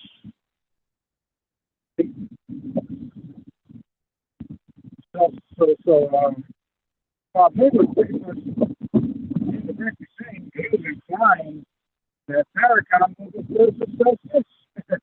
To make it cool to self-fish. Like, there was no.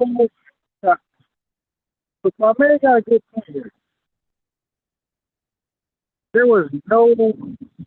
So this was Farrakhan said to incriminate himself on something that's very game.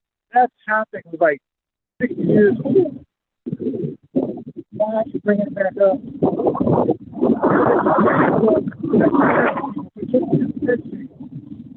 It is all to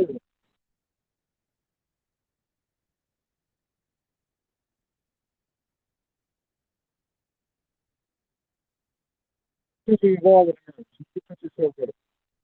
Saying, it was 1 hour. How else do you do what's paraphrasing. Traders deserve death. So basically, somebody out, none of his damn business because he's one of our traders. He's not your trader. So we handle our traders the way we want to handle our traders. It's none of your goddamn business. Mind your business. That's pretty much what he said, paraphrase. And that's what Paul was trying to share with Focus. And once I get to the slides, I'm definitely going to pull it up. Focus is not going to work.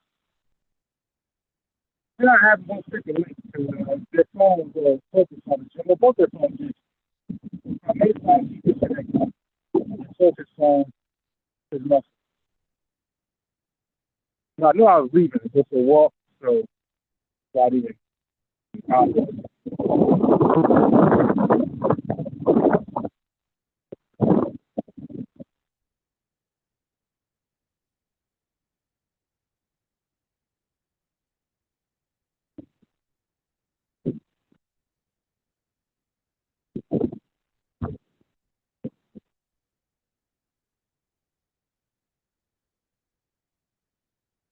Go. I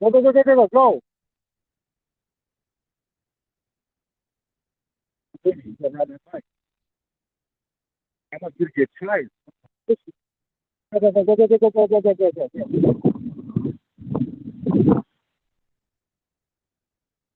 On the bike ride and get tired.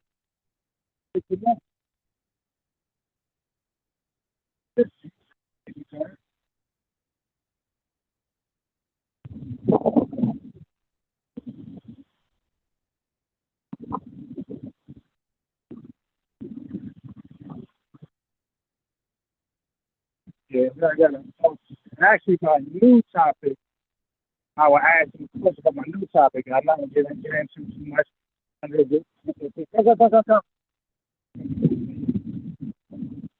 They can laugh at much they want, but I won't give a push up. I'll just give the best answer they got. If they have the answer, and then maybe invite them down to key text. New topic.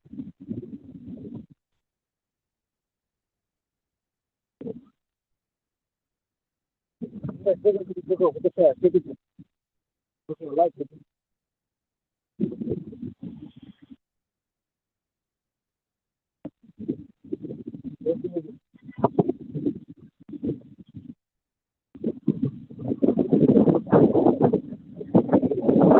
Don't fall. Hold on.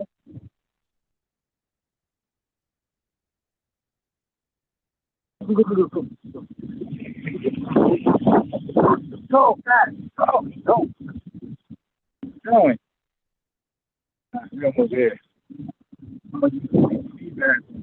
It's a shame that like the cities, like the homelessness is so high that like these businesses they gotta make these rules that lock the bathroom.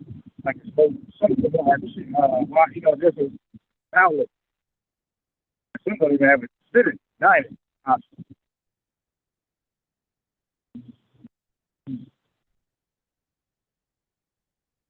Because of homelessness. It's like, we see, I don't talk about it, we don't know how to go, but you would think, like, this whole thing, again, it sounds easy, but not involved in this stuff, but when I outside look at it, on some layman, you would think, hey, man, get some land, and get some boxing boats, doesn't this folks just big land, keeping out from the public, they're like walking is like discouraging, cars and walk to different places. It's possible good. They want to now they got to decide. Should we raise numbers or should we, or buy drugs? They got to decide which way is more important. Obviously, some going to choose. Some of the people they might be taking a long road walk from the country to the city.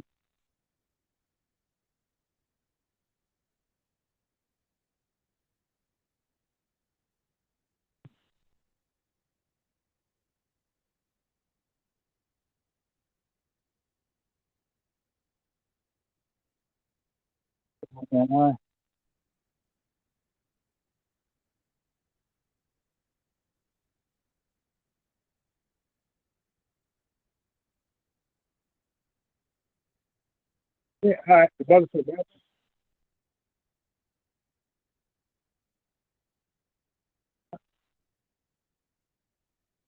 I guess he's probably mopping. All right, hold on. Yeah. He's supposed to be mopping.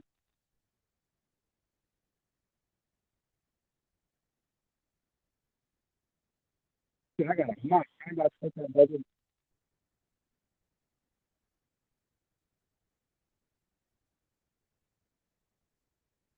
She's got a mop on.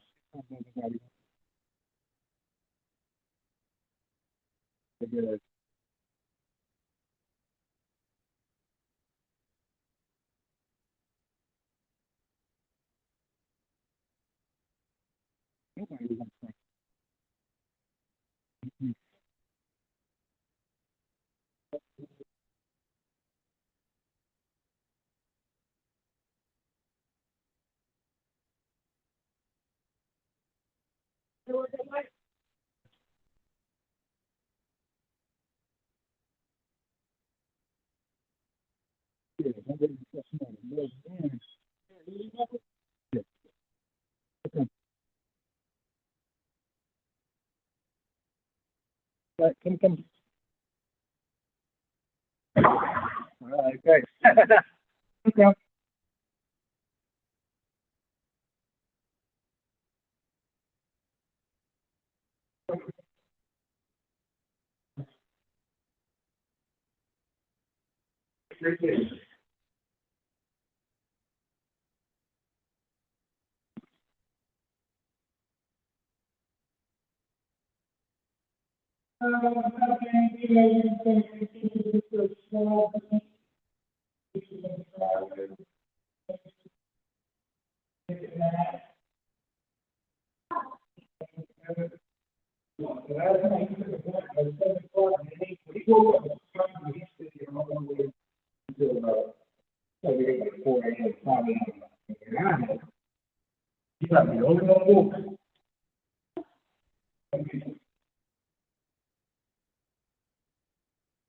I let him sit there.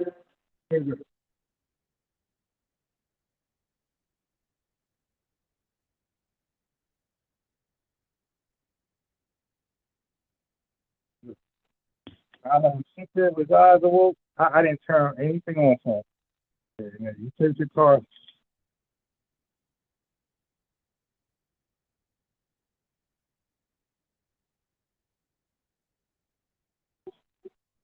Yeah. You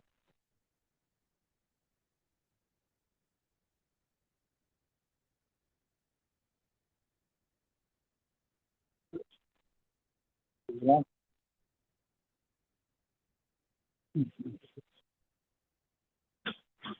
It's sloppy. Small fries, 4-piece chicken.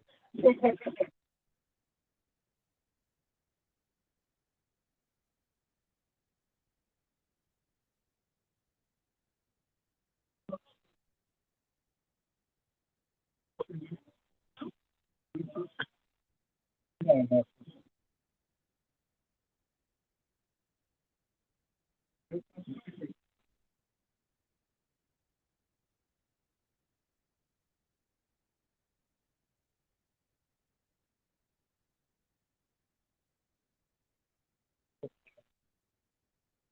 no, that's not touch it. I don't want to touch it. There you go. Do those. I'm not a toucher.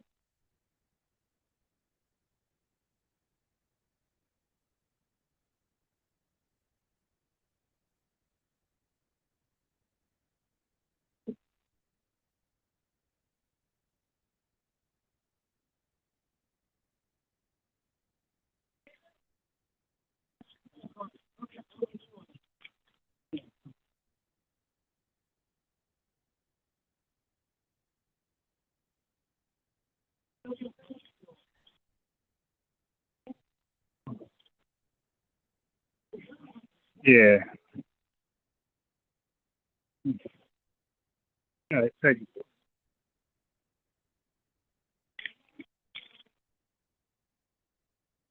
Like I said, I'm walking distance, focus, and I don't focus by business. But let's see, maybe you can. but I'm walking distance. Yeah, I'm married now. Yeah, man, that bad. I'm definitely, oh my God, I'm so glad I got in there. At my age, you can't be holding her. Yeah. No, that's okay. We're gonna leave. No, no, no.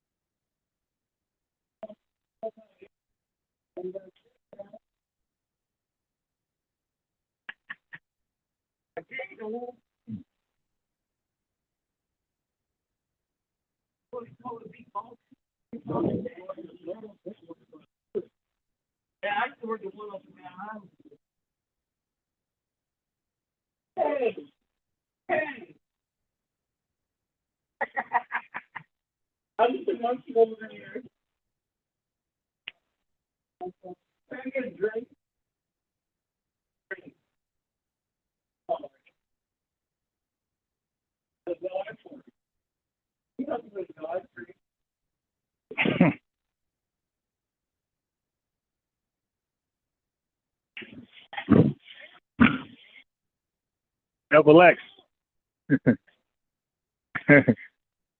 Double X. I ain't never seen that before. This dude ass and the man a goddamn large. The dude, we at McDonald's. The dude handed him a small. This is free, by the way. This is dude self. Yeah, this dude is off the streets in McDonald's. He asked for a cup, right? 3 cups to get a soda, right? The dude said, the dude said a large. The manager was willing to work with him, getting small, drinks about soda, whatever. This mother effer said, "Give me a large." And the manager looked at him like, "What?" The dude said, "Large." Panhandling shit is on another level, bro. That's why I can't. I can't put goddamn hood. Look.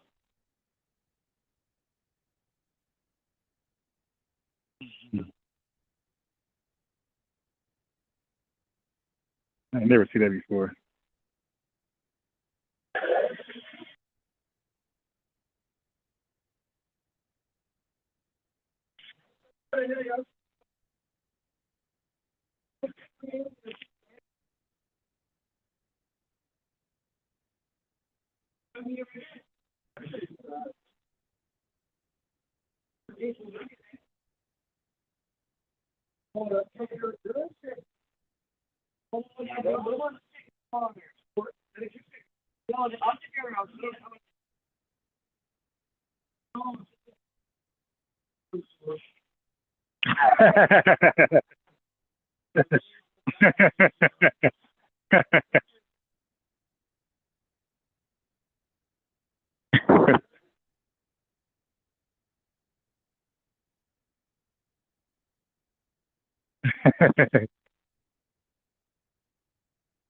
you know,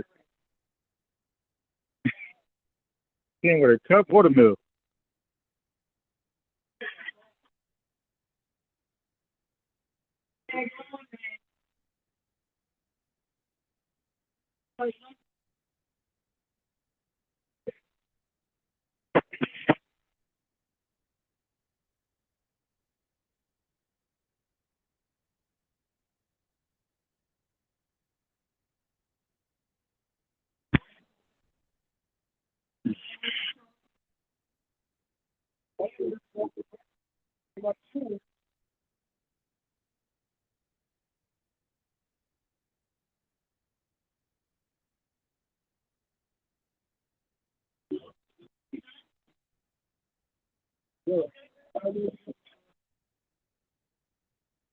Then you can come. Wow. No. Yeah. You fall down. You okay? Come. Man, falling down the bike is part of the boyhood. It is. Girls. You was going to fall the bike. He fell off twice. He took some good falls too. Real hard falls. We got back up.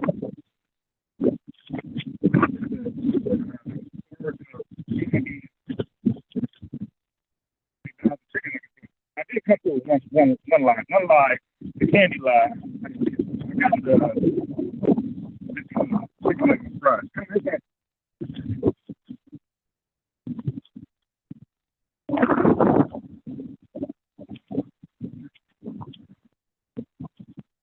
Yeah.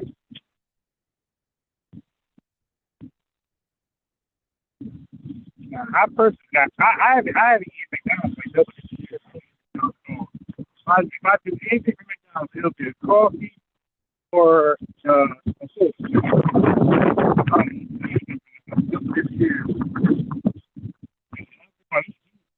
Something because childcare, they had McDonald's in it. They go, okay.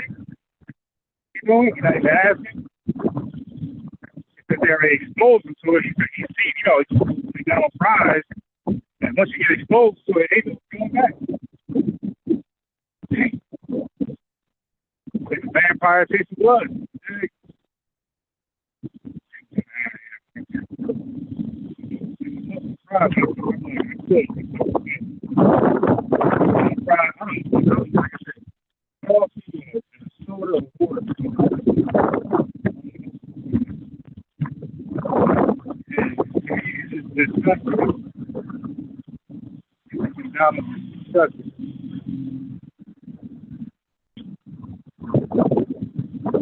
The crowd I like is some quad guns. And I like the Cajun. I like both the regular and the Cajun. But I prefer the Cajun.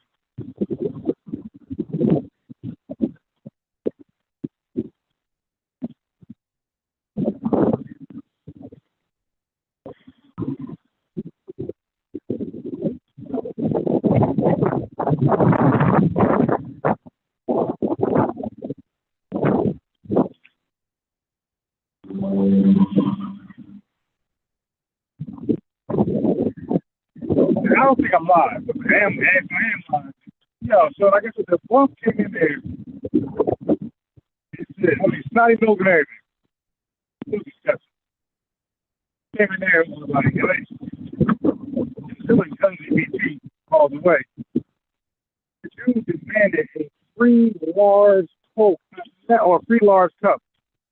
Like, you would think a homeless guy would be happy to drink this size cup. Courtesy, that did the manager considered and I said large. The manager didn't look like, no, take this. I said large. The manager didn't look like, all right, last time. He took the small cup and got the soda back. The entitlement. I think all of us got a story of panhandler, asking whatever you got. You go to give him $1, he says you got 3. Like, you don't want to give me. That's why I don't give them nothing. I don't give them anything. Because you're going to end up catching a body for something bad. I don't give them anything. Nada. Zero. Zilch. Zero. Nothing, bro. And my excuse is, everybody, when a panhandler asks you for money, when something, my excuse is like, yo, I got my kid, man, child support killing me. All the money to child support. Like, I just lie. I just act like I'm a deadbeat dad who's forced to take his kid just so the child support payments go down. I go with that lie. All those bums realize, like they can eat this. I'm like, yeah, I'm in the rear. Like, one guy was like, yo, you want to buy this? I'm like, yo, I'm in the rears, bro. That's why I got him with you. He left me alone. That's my life. My life is chill. I'm in the rears, bro. I ain't got it. That's why I got him. Maybe dad was forced to spend time with his son so I could get out the rear. The thing is to drop. And no bombs must can relate to it. They leave you alone after that.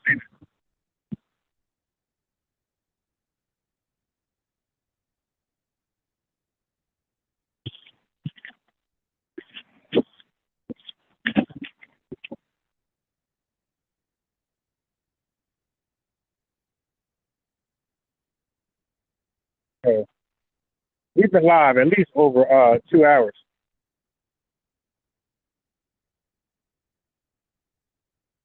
I called in later, so we had to be live. So my phone says 2 hours. I called in, so at least 2 hours and 40. I think I was talking about me at least 40 minutes before I called in. So I'm gonna say going on 3 hours. I've been live.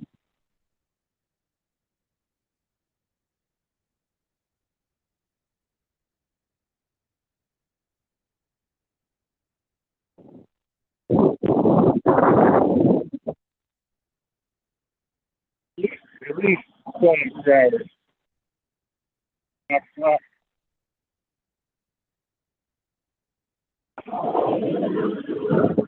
trying to get focus back on the being drop off. I'm trying to get I'm almost near the door. In a few minutes, we're focused and come in. I get on back in and finish the phone call. If not, I end the live and go to a new topic. I got a real topic.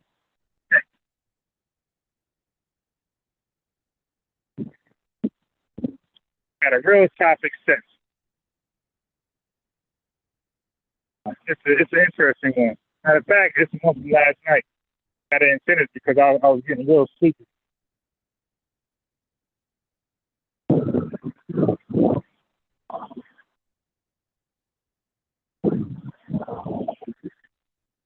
I finished from last night and I was getting sleepy as crap. My worst lies is when I get sleepy. Start talking in my sleep.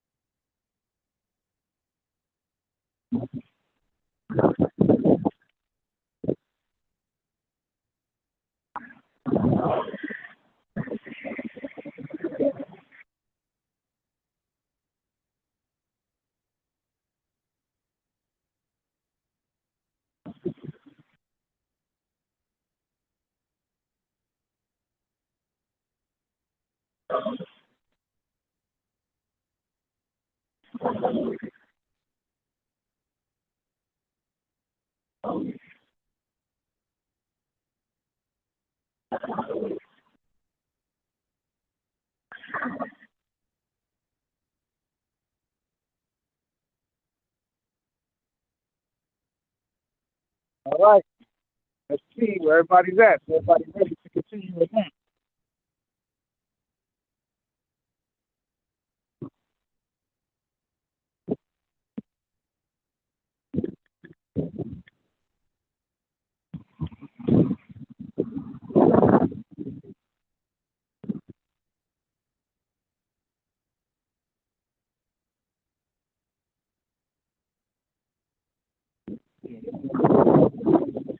Walking, she looked back at me like I was stalking her. Yeah, this woman is the furthest from being attractive.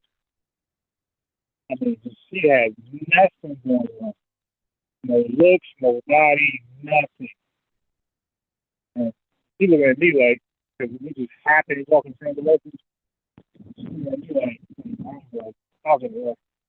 And, yeah, get out of here. Get on the way.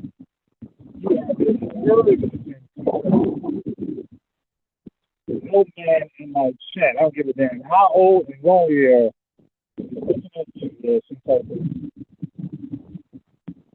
Yeah, maybe. You know, half the time they look better at maybe I'll look twice just to see what is that.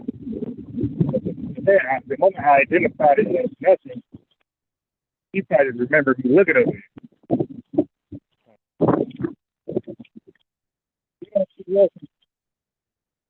We start to see. The furthest projection. Well, that could be me projecting. Maybe she looked at me like, why I ain't speak to her. I don't know. I took that as more of an interaction.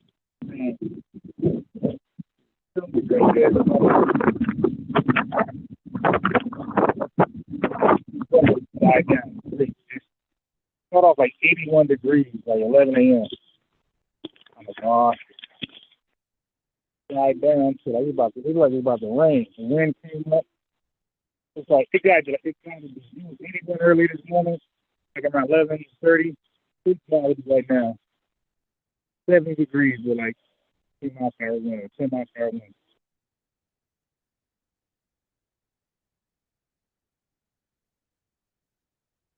All right, so we're here.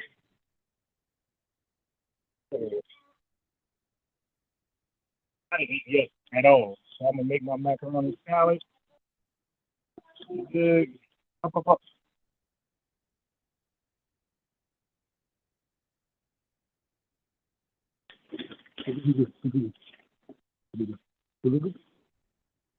Come on. You got your ball. You got your ball. You got your ball. You got your ball. You got your ball. Huh? You got your ball.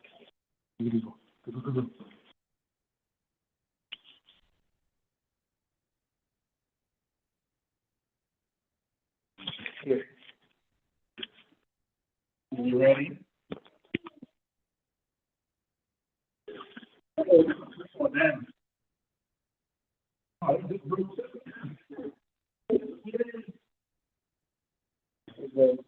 I broke it. Yeah, that's my fault. Yeah, it's broken. I'll take it later.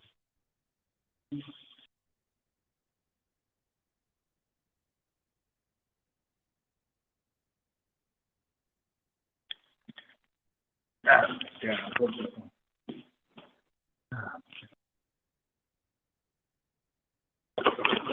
All right.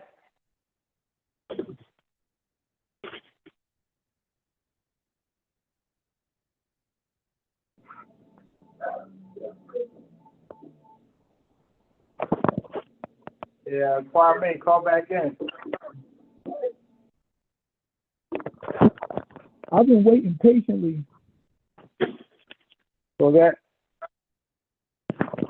I said I've been waiting patiently. You can't hear me? yeah, I took a walk, and I said the worst thing that can happen is that you guys, you know, because he's riding a bike. You know, huh? Ride a bike. I want to do exercise. Be tired. I'm sorry. Say that again. I put him on a bike. I like him to ride his bike. I would walk places he could ride and get tired. Oh, okay. I come back, he'd be asleep. Yeah, I was wondering what happened. My phone, I'm mad, is because I dropped my phone and messed my screen up. That's why I sound so damn muffled. I gotta go get my phone. But hopefully you people can hear me. I know I couldn't hear nothing you were saying for the last 20 minutes.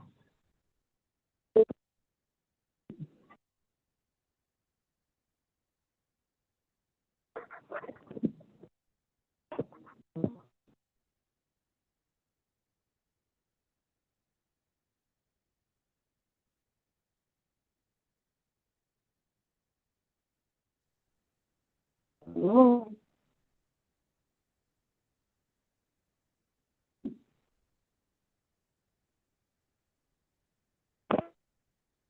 Oh.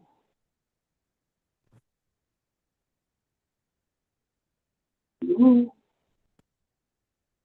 All right. Can you hear me now? On some of this clear shit. Yeah, I can hear you. I don't know. I feel as though because I'm listening on YouTube, but I don't feel as though they can hear me. If I can hear you, they can hear you. I can hear you.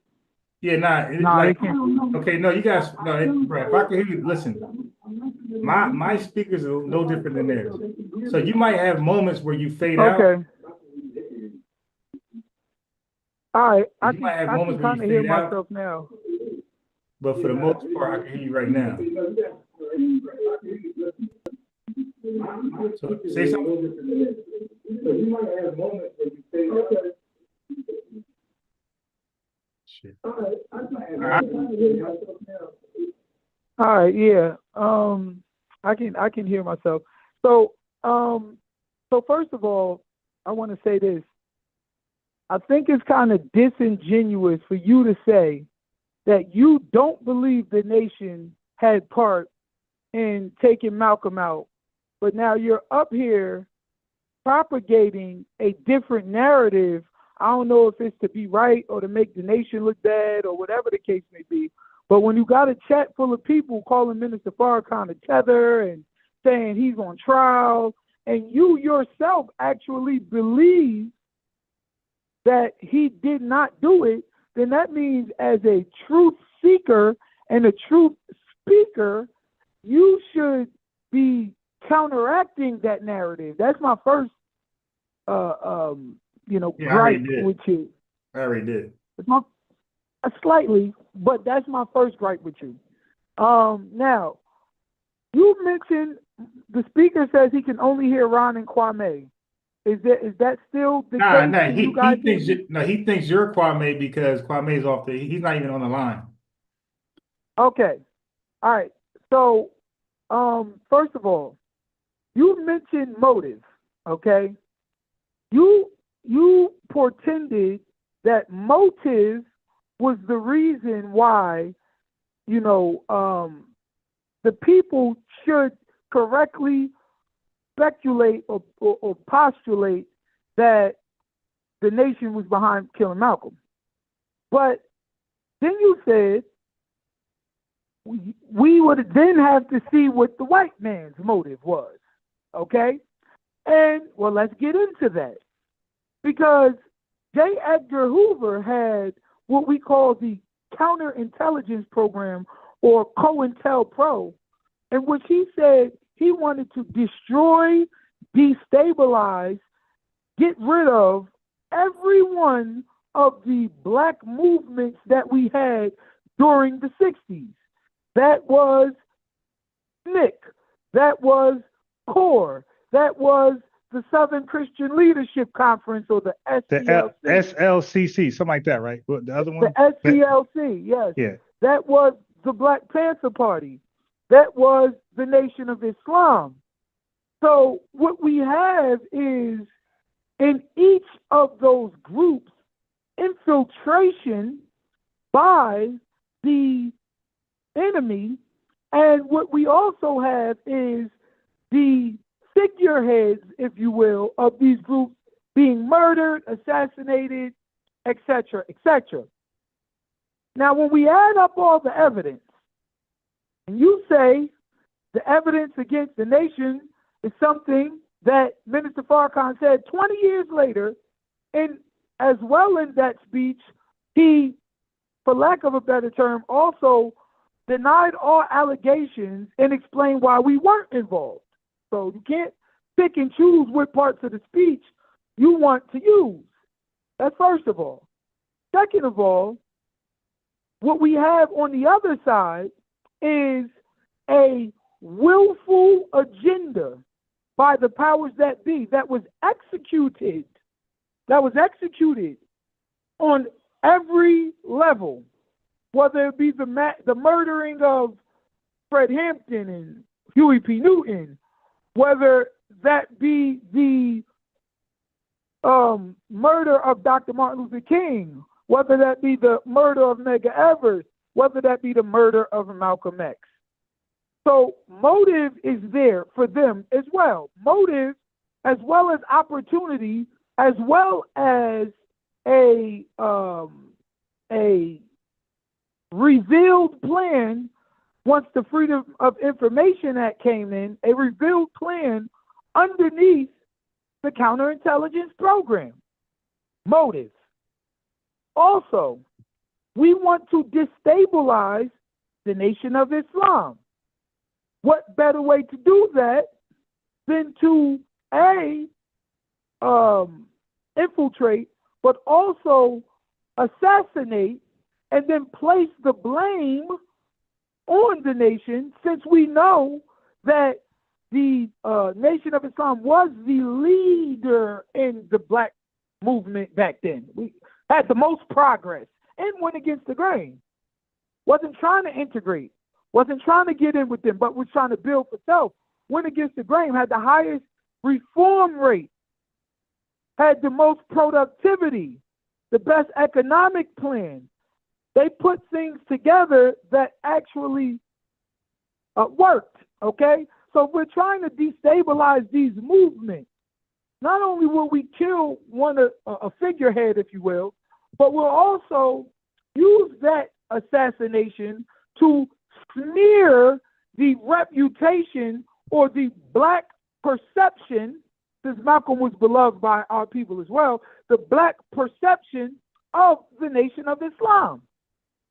We then have a New York City police officer that was on the scene, or New York City police officers, if you will, that was on the scene that refused to do proper investigation.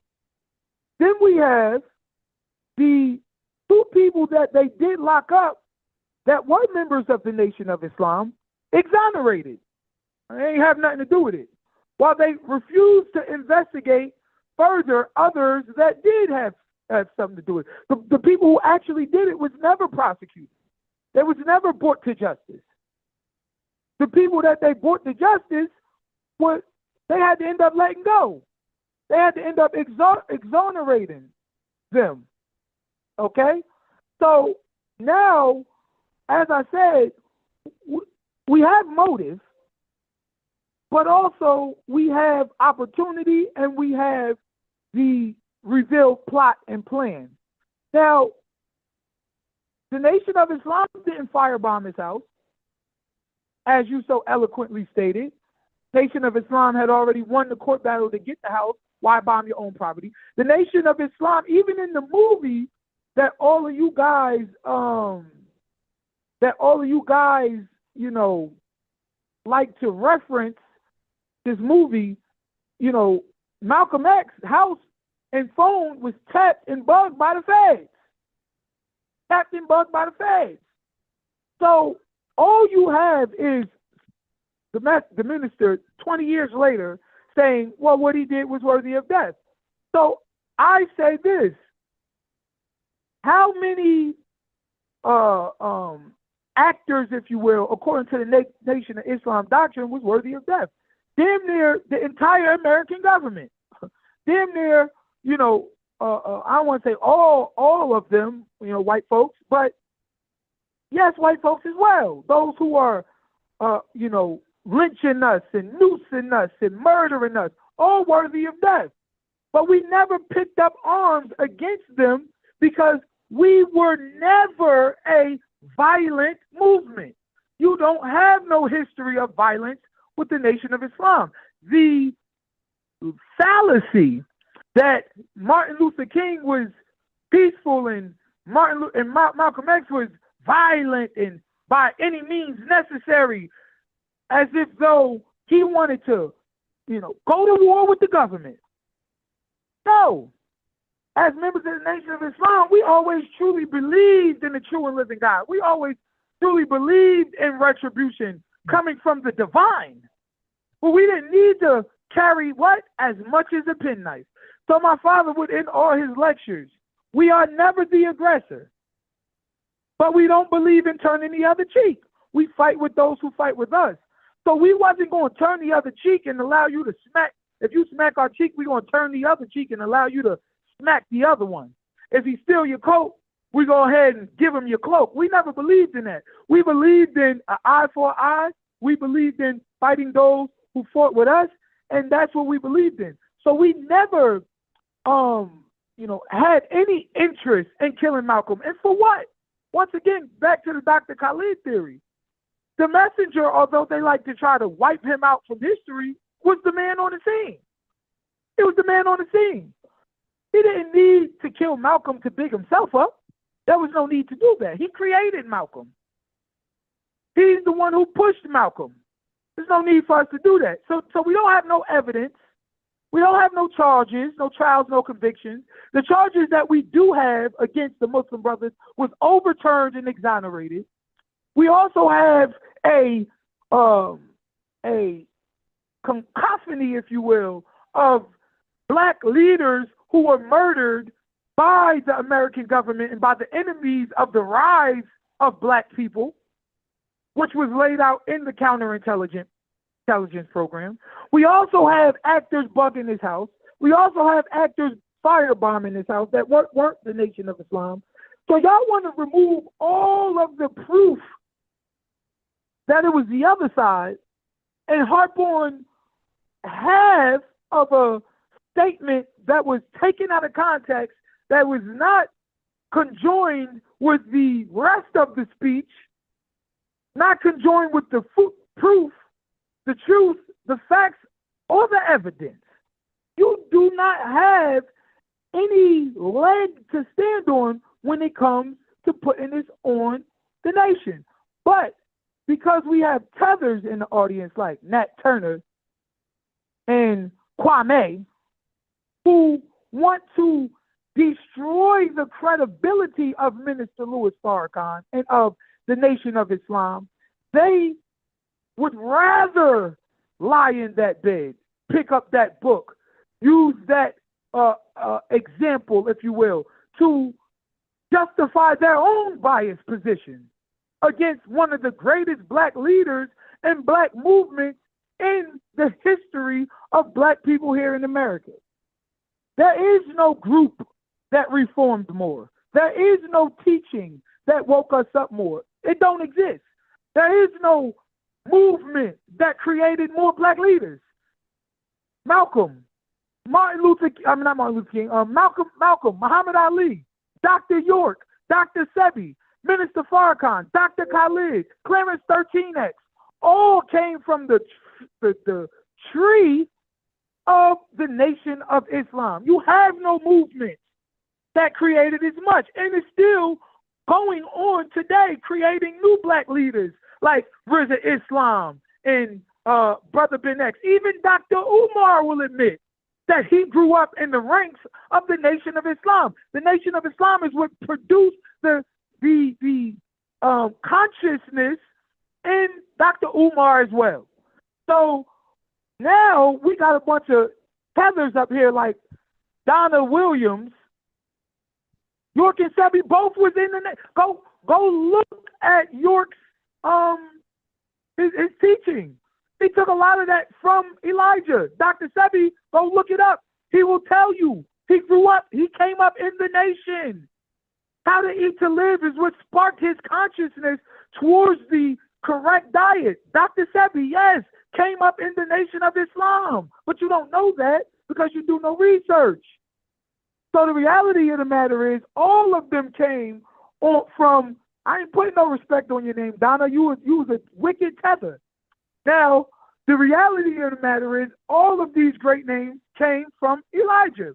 Nobody reformed more than Elijah. Minister Louis Farrakhan brings stadiums to their feet, reformed more, Million Man March, everything he did. Now, to the brother, Nat turn on your people, Nat turn the other cheek. The reality of the matter is, you saying Minister Louis Farrakhan is down with the government. And that's why he lasted so long. I would postulate something different. I would say they ain't touched him because they're afraid of the divine power that backs him. So when they murdered all the rest of them, displaced and destabilized and deported the rest of them, they ain't touched Elijah and they ain't touched Farrakhan. And I think that's more of a testament to their power than an indictment of their power. Now, you have no proof, zero proof, And it's really a logical fallacy to even believe or pretend that a man who is vilified by the American government, vilified by the American media, vilified by the Jews, vilified by the American people, the litmus test for you to be able to become or get in the pocket of white America, if you will, is denouncing Farrakhan.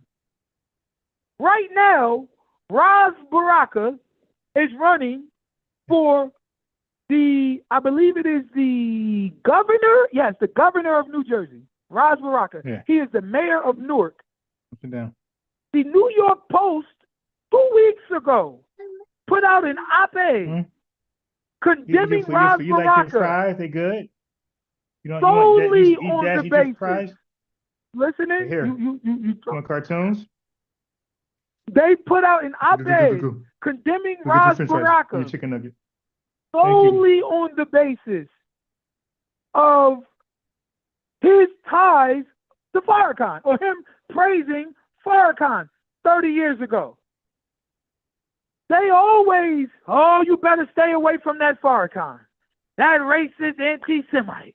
Oh, you better stay. In what world is he in the pocket of the American government? Is he down with the American government? It makes no sense. It's a pure logical fallacy. It makes zero sense.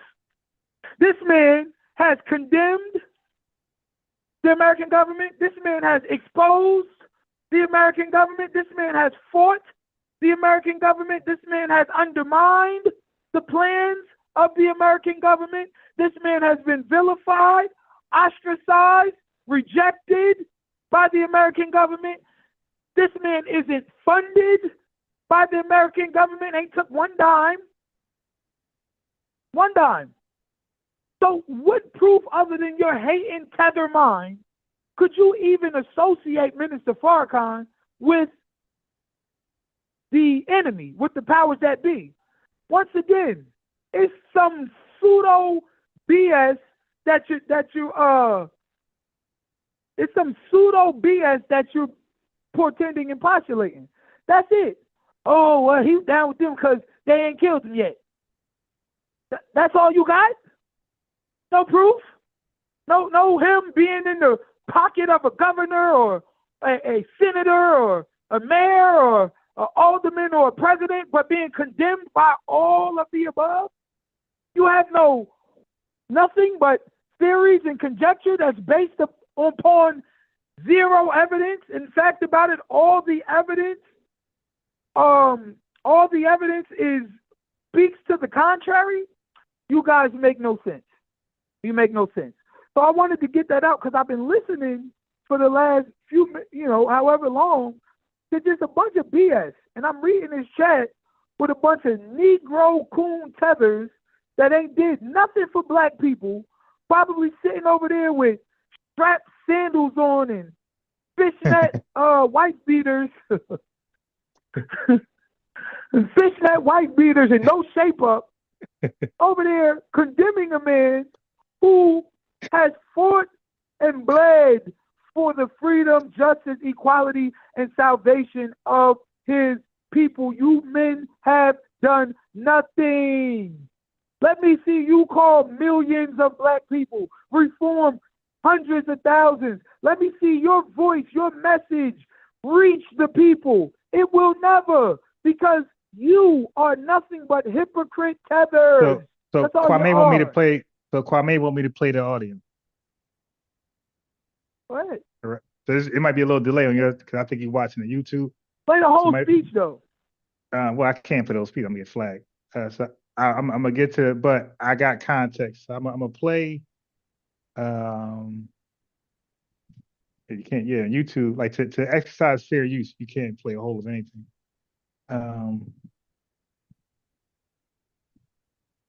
Here we go. Yeah, so let me put the disclaimer there. See, I can't use this disclaimer and play a whole of anything because you could see it in the disclaimer that it'll go against your whole disclaimer if you play a whole video, right? So disclaimer is that you're using parts of something for fair use, for commentary and things like that.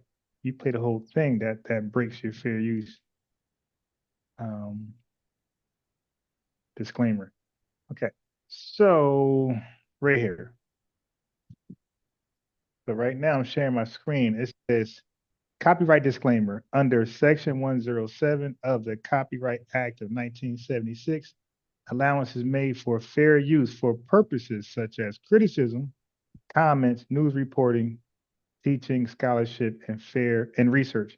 Fair use is a use permitted by copyright statutes that might be otherwise be infringing. See, can't infringe. Nonprofit, educational, personal use tips the balance in favor of fair use. So it's a certain way you use this. Bunch of clowns in the chat. Oh, sell the final cause. Bean pie, my brother. No substance. Elijah Muhammad enough that if you attack him, I would kill you. Yesterday, today, and tomorrow. And I'm not a killer, but neither are you. But if somebody attack what you love, each one of you in here would become a killer instantaneously. Am I lying? Mother, let somebody look like they're attacking your child. Here's a woman who fought a bear because the bear snatched her baby. All right, so that's the context. The context is when you kill for somebody you love, right? Drop her baby. Give a damn about no white man law when you attack, cast out fear. We don't give a damn about no white man law when you attack what we love. Okay, so now you said earlier that you stand by, the land of the law. Now Farrakhan says we don't give a damn about what Focus said earlier about that land of the law when you attack what we love. Once again, right? out of context. I don't know how that's. Now he's explained the context. We just heard the context. The context is killing for somebody or something you love, someone you love. So he just said, in the context, he said, we don't care about the white man law or the lands of the law as you put earlier.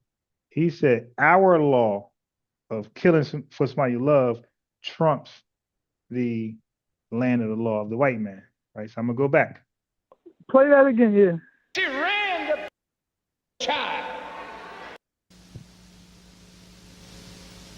Yeah, I love Elijah Muhammad enough that if you attack him, I would kill you.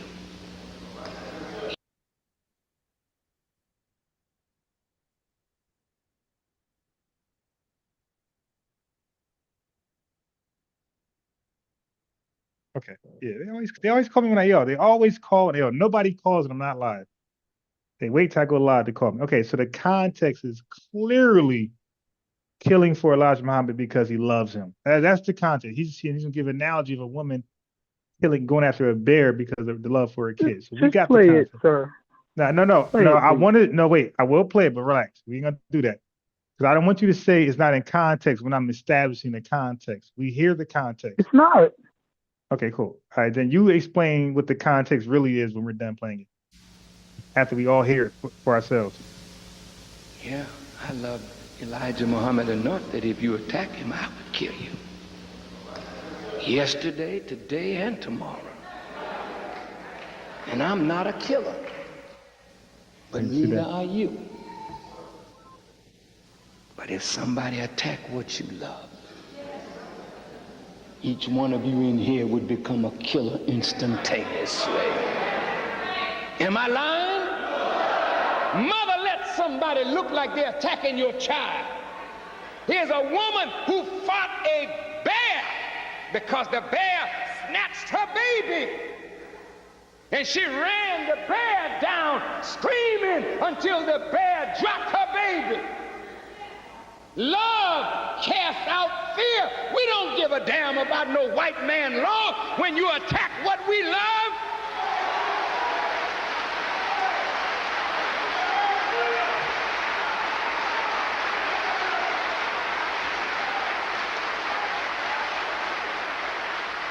And frankly, it ain't none of your business.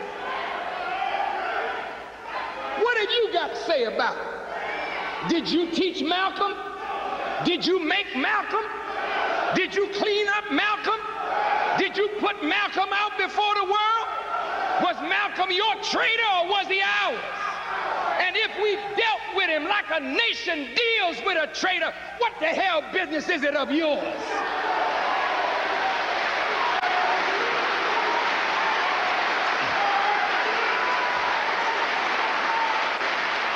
I think we got the context. You just shut your mouth and stay out of it. Because in the future, we're going to become a nation. And the nation got to be able to deal with traitors and cutthroats and turncoats. The white man deals with his. The Jews deal with theirs. Salman Rushdie wrote a nasty thing about the prophet, and Imam Khomeini put out a death thing on him, and it stands today.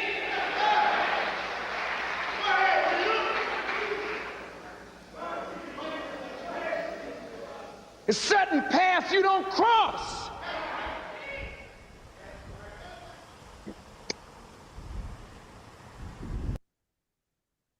All right. Can you, before you even comment what was said, can you tell us the context?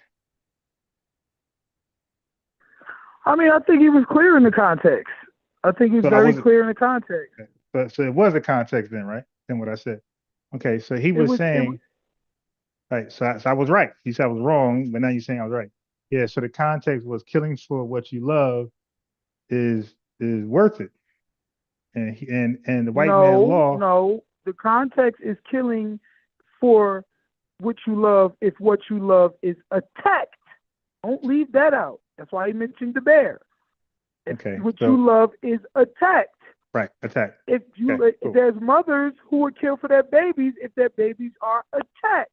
Right, but when you become the attacker. Wait, hold on, because he used a bear. So when a bear snatch a baby, that's not subjective. That's not interpretation. That's not belief. A bear got the baby in his possession and is going to do harm, physical harm. That's a real extreme example. What you say Malcolm attacked.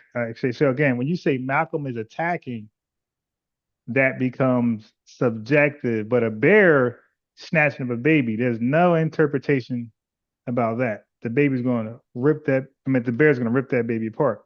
All right. So now, but going further. So didn't he tie that in until the death of Malcolm, or no? Well, what he did was he explained that it ain't none of your business if we did, because a nation can deal with nobody outside, because the nation can deal with their traitors as they see fit. It was an analogy he was given. Right. So Malcolm. Okay. So what he did was in my opinion, I think some people could agree with this.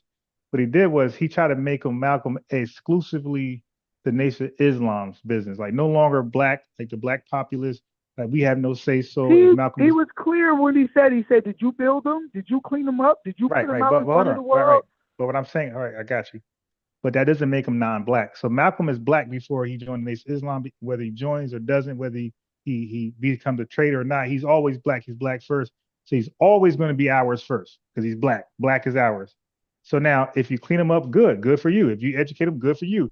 He's still ours. He's still black. And he was ours first. No. So, yeah. No.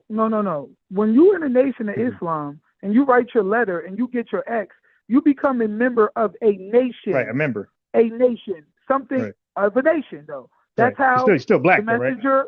Right? That's how Elijah Muhammad set it up. I'm not disputing y'all doctrine. I got it. Right. Okay, I'm not just okay. That's how he set it up, which is why. And when you come to the nation, you got to get searched before you come in, just like U.S. Customs. We search you. We won't allow you inside. That's why to become a member of it, you got to fill out paperwork and you got to come and join into this nation. You then get your name striped and you get an X because you are a member of the Nation of Islam. That's why they call it. Yeah, you remember nation, but you're still saying black. That we are our own nation within a nation, our own nation building towards becoming an independent sovereign nation. The messenger always said, as reparation, give us a land or territory that we can call our own and we can govern ourselves. That territory for us governing ourselves and handling our own happened within the border of the nation. But that's still not proof that he killed Malcolm. This is an analogy he was given, okay? And he was correct on it. That was a bad analogy. Listen, you say it was bad if you want to, but at the end of the day, that's like essentially he was correct. Okay, so it's not self-snitching. All right, so hold on. So I was quiet when you was going. So so if that was an admission, why didn't he face any charges? Wait, hold on. Let's just unpack that. If that was an admission, and like you guys are pretending, hold on real quick, and like you guys are so pretending. So you're gonna talk again, but that's not. Hold on, I'm answering. You just went on. I was quiet. And I was gonna respond, and you cut me off again. Can I respond to something? All right, go ahead. Okay, go ahead. You went in on the whole thing, right? And I was coming behind you. Then you could come back behind me, but you can't go twice, and I don't go at all because there's too much to unpack. Okay, so you told Kwame earlier, you could be right but out of season, right? Okay, so he is speaking about something that happened at that time 30 years ago. Okay, so he's speaking on something 30 years later. So that means people didn't rest whatever opinion they had. It's whatever, like they rested on it, whether the nation did or not, they rested on it. He's reopening something, okay? And then he's implicating himself, or at least giving motive. Okay, so when we talk about the white man, that motive, we got to make it up. It's all speculative. We got to make up the motive. Then we got to blame it on certain people.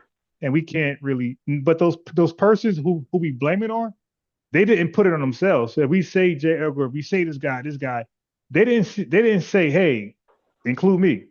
So when he said he gave the example, we will kill if we're being attacked, we will kill for what we love. Screw the white man's law of the land, ideology. Screw that. And that's the dangerous thing about being like feeling like you're being attacked. That's the dangerous thing about feeling like you're being attacked without physically being attacked. Because when you feel like you're being attacked, like a lot of people, as we see in this country, like we kill and we feel like being attacked, and in somebody else's mind, nah, bro, that wasn't an attack. That was somebody just speaking their mind right now. Like Trump almost got assassinated because he's speaking his mind. He's being attacked, but they think his words are attacking them, directly. So anyway. So for him to say, hey man, we will kill who we love if we believe you're attacking who we love, and screw the white man law, like the homeland, the land of the law. Screw that. And then he said, so Malcolm X, what he did was he called him a traitor, and he believed traitors are worthy of death. So he's like, he's throwing stuff out there without saying me, but he's leaving it to the imagination that it possibly could be him, or he should be a suspect, if nothing at all. Go ahead. No, that's not what he's saying. What he's saying is that what he did was worthy of death. And he's saying, quite frankly, if it was, then guess what? It's none of your business. How about that? If it was, it's none of your business how we deal with our traitors, because we are a sovereign nation. It's none of your business. But that pales in comparison to the overwhelming evidence that even he presented that it was not him, that he presented that it was the government, okay? This is a 2-minute excerpt of a speech taken out of context, which he was making a different point. And the point he was making was that treason anywhere on the earth is punishable by death. Anywhere on the entire planet is punishable by death.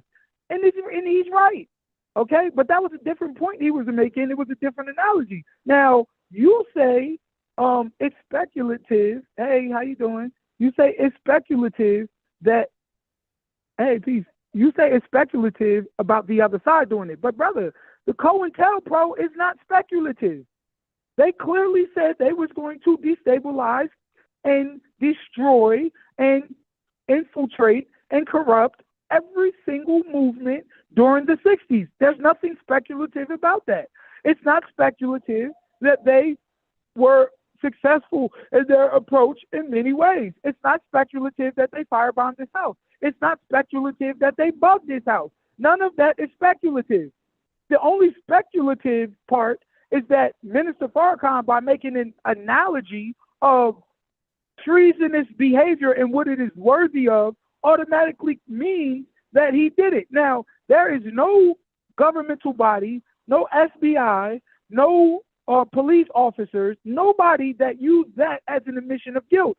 Only people who had a vested interest in tearing Minister Farrakhan down used that as an admission of guilt. And as I said, it was taken out of context. Now, if you juxtapose that to the myriad of proof that he put out that it wasn't him, that it wasn't us, that nothing to do with us, and that it was actually them, that little excerpt, no matter how you view it, pales very much in comparison. But the analogy he made was correct. He was trying to explain that treason anywhere on the planet is punishable by death. And the point he was making was, well, guess what? I'm right either way. I know it wasn't us, and I'll prove that and expound upon it and show y'all every different piece of evidence. But even going on your context, even going on your motive, you're still wrong. I'm still right. Even if it was, I'm still right, because treason is punishable by death anywhere on the planet. Okay, that's the point that he was making. No matter how you spin it, this way or that way, he's correct, and that's the point he was making. It does not matter. Even going off of your argument, I'm still correct. If we were to concede to your argument, I'm still correct. But he never conceded to it, nor did he offer any proof saying, yes, it was me, blah, blah, blah, blah. He was simply showing you that either way, I'm correct. But as I said, there is myriad speeches and proof and evidence that he put out to show you that. Now play that, okay? Play that. Yeah, I will. Hold on. Okay, wait. Okay, you start to repeat yourself. You say, as I said. Okay. Right. So we heard you the first time. All right. Brother, I don't recall reading in the handbook of Nation of Islam, treason is worthy of death upon joining the ranks. Okay, I've never seen that dotted line that if I join the Nation of Islam, I can be taken out by what they interpret as treason. Like I don't even know like the bullet points of what they believe is treason. So if what they believe is treason is somebody telling their truth about the Nation of Islam, then I'm sure a lot of people ain't gonna join in. You know, because we call that exposés or exposures. So if people, or whistleblowing, so if people are not allowed to be a whistleblower, because what you're calling treason, people could look at that as, or people themselves that's talking could look at it as a whistleblower. I'm blowing the whistle. So that's why I said it's speculative, right? I just want to say that. So, and I don't recall that being in the bylaws or restrictive laws of Islam. I never read that, where the Nation of Islam can kill you for what they believe is treason without letting you know what's actual treason. Yeah, I didn't sign up for that when I joined. Yes, you can't just make it up later to justify something. I'm not, brother, it's not there, and nor did we do that, nor did he do that. And as I said, the evidence presented overwhelmingly proved that he didn't do it. But he was making a different point, and he was making a point, and he was making an analogy. Now, if you call that wrong, fine. You can say that.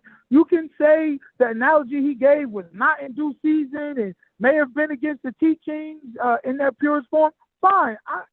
That's fine with me. I don't have no problem with that. There's a lot of people who view certain things that he did or said that was against the core teachers. My father was one of them. My father left the nation because he felt as though there were certain things Minister Farrakhan did that was against, I can't say left the nation. He started his own mosque, if you will, but he was no longer under Farrakhan based upon certain things that he viewed was incorrect. So no, is Minister Farrakhan perfect? No, he's not. Is he a murderer? No, he's not.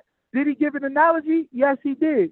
Is that analogy correct within the, if you frame it within the laws and rules of the nations that exist on the planet, that treason is worthy or punishable by death?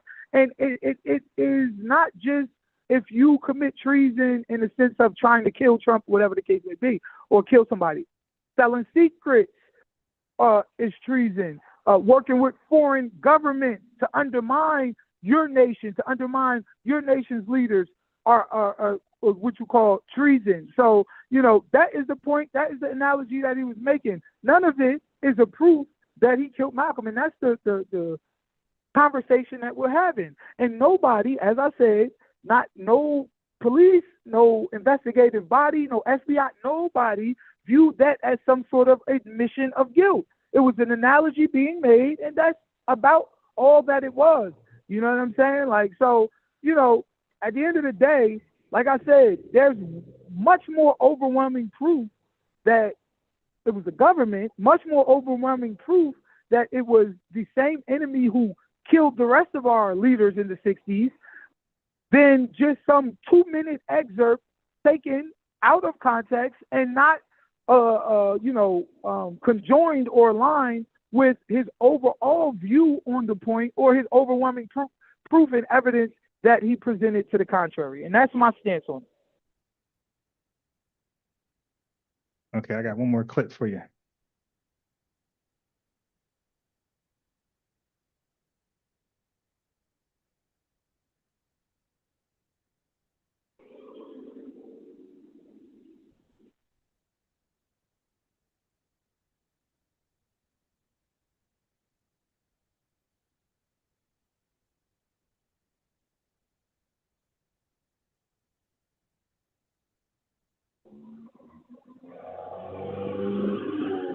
I'm gonna change the topic. Okay, I got one more clip. I'm gonna change the topic. I mean, after you go, you have the last word. I'm gonna change the topic. Okay, so now again, this is what Kwame want me to show. All right, because this was his original argument, not mine. We have zealots in the nation, and we have agents in the nation. I believe the zealots in the mosque in Newark, as it has now come out that they were from the Newark mosque, killed Malcolm. Okay, so he didn't say FBI, he didn't say CIA, he didn't say JetBlue. He said we have agents which are non-members. You know, we got, then we got zealots who are actually members who are extreme. Okay, zealots are members who are extreme. Okay, so he didn't say FBI. He put it on members of the Nation of Islam who were just extreme and uncontrollable. Their love for Elijah just went through the roof, I guess. So one more time. I believe zealots of the Honorable Elijah Muhammad over both Wallace and Malcolm. We have zealots in the nation, and we have agents in the nation. I believe the zealots in the mosque in Newark, as it has now come out that they were from the Newark mosque, killed Malcolm. But the hurting thing is, 2 innocent men went to prison for 25 years of their life. Okay, so that's something you already established. So yeah, you get the last words on Minister Farrakhan saying, so he's basically saying the white man had nothing, did not pull the trigger. He's saying, or even agents, he's saying members, zealot members who love the Honorable Elijah Muhammad, who loves Minister Farrakhan, they killed Malcolm X. What's your response to that?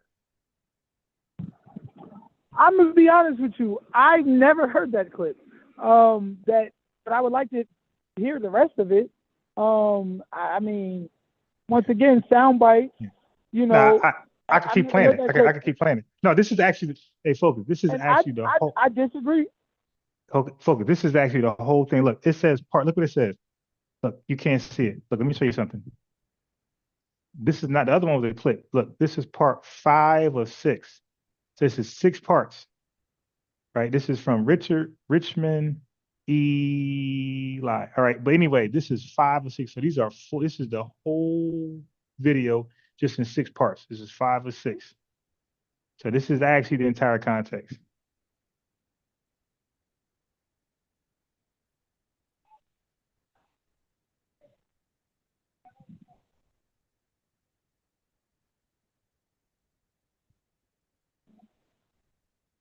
So now Kwame texted me and said he want to talk to you later about this.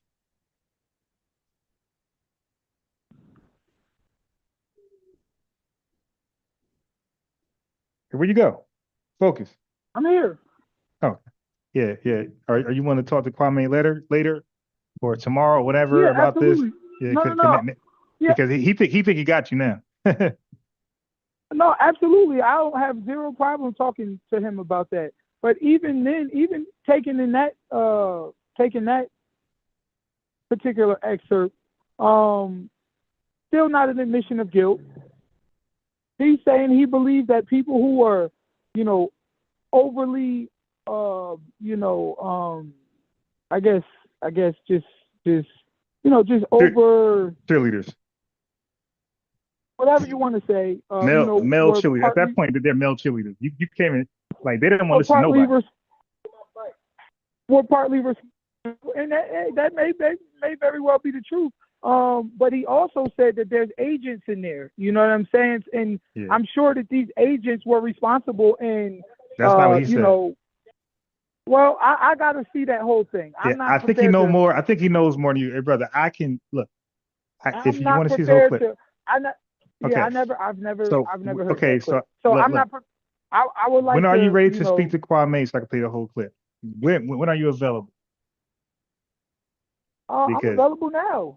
Because he's doing a Birdman hand rub right now. Huh? I said. Listen, Kwame, first of all, let's take Kwame. it into context. Let's take it into context. Because you can't see it, you can't keep saying that as a way out.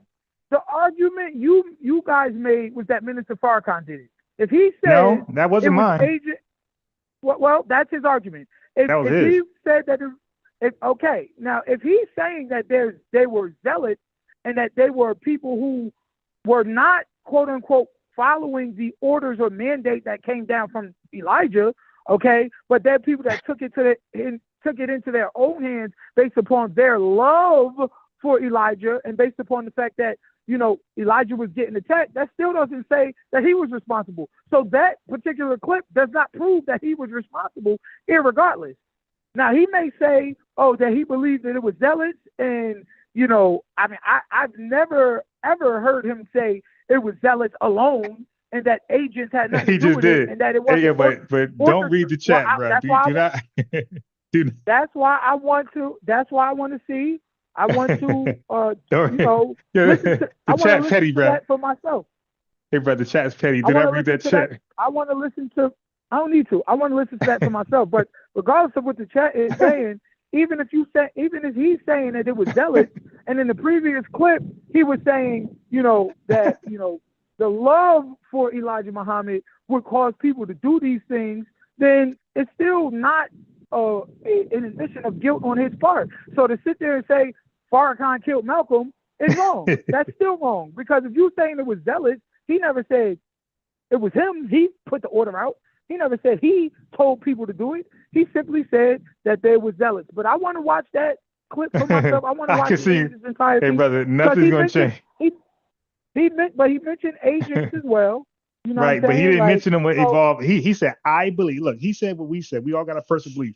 He said there's agents and there's zealots. And we know the difference. You just explained eloquently what a zealot is. They're a member who their love is unconditional. It's too crazy, right? They're too praised for somebody. They don't want nobody to say anything remotely close to criticism, or they're going to wild out. Okay, he said those people, not the agents or the FBI. He said those devout members who are just out of their damn mind, their love for Elijah Muhammad. He said they went crazy, and he believed they killed him. So he's acknowledging the Islam members, real members, letter members, carried out the act. And he's not saying he told them to do it, but he's saying they did it. They act on their own. Send me that video. I want to dissect that video. I want to read. I want to listen to it. You want to dissect it? How about just watching the context? Man, you got to dissect it. I want to watch it in context, because honestly, a 30-second excerpt. I want to see the whole thing. Let me go back. Let me go back.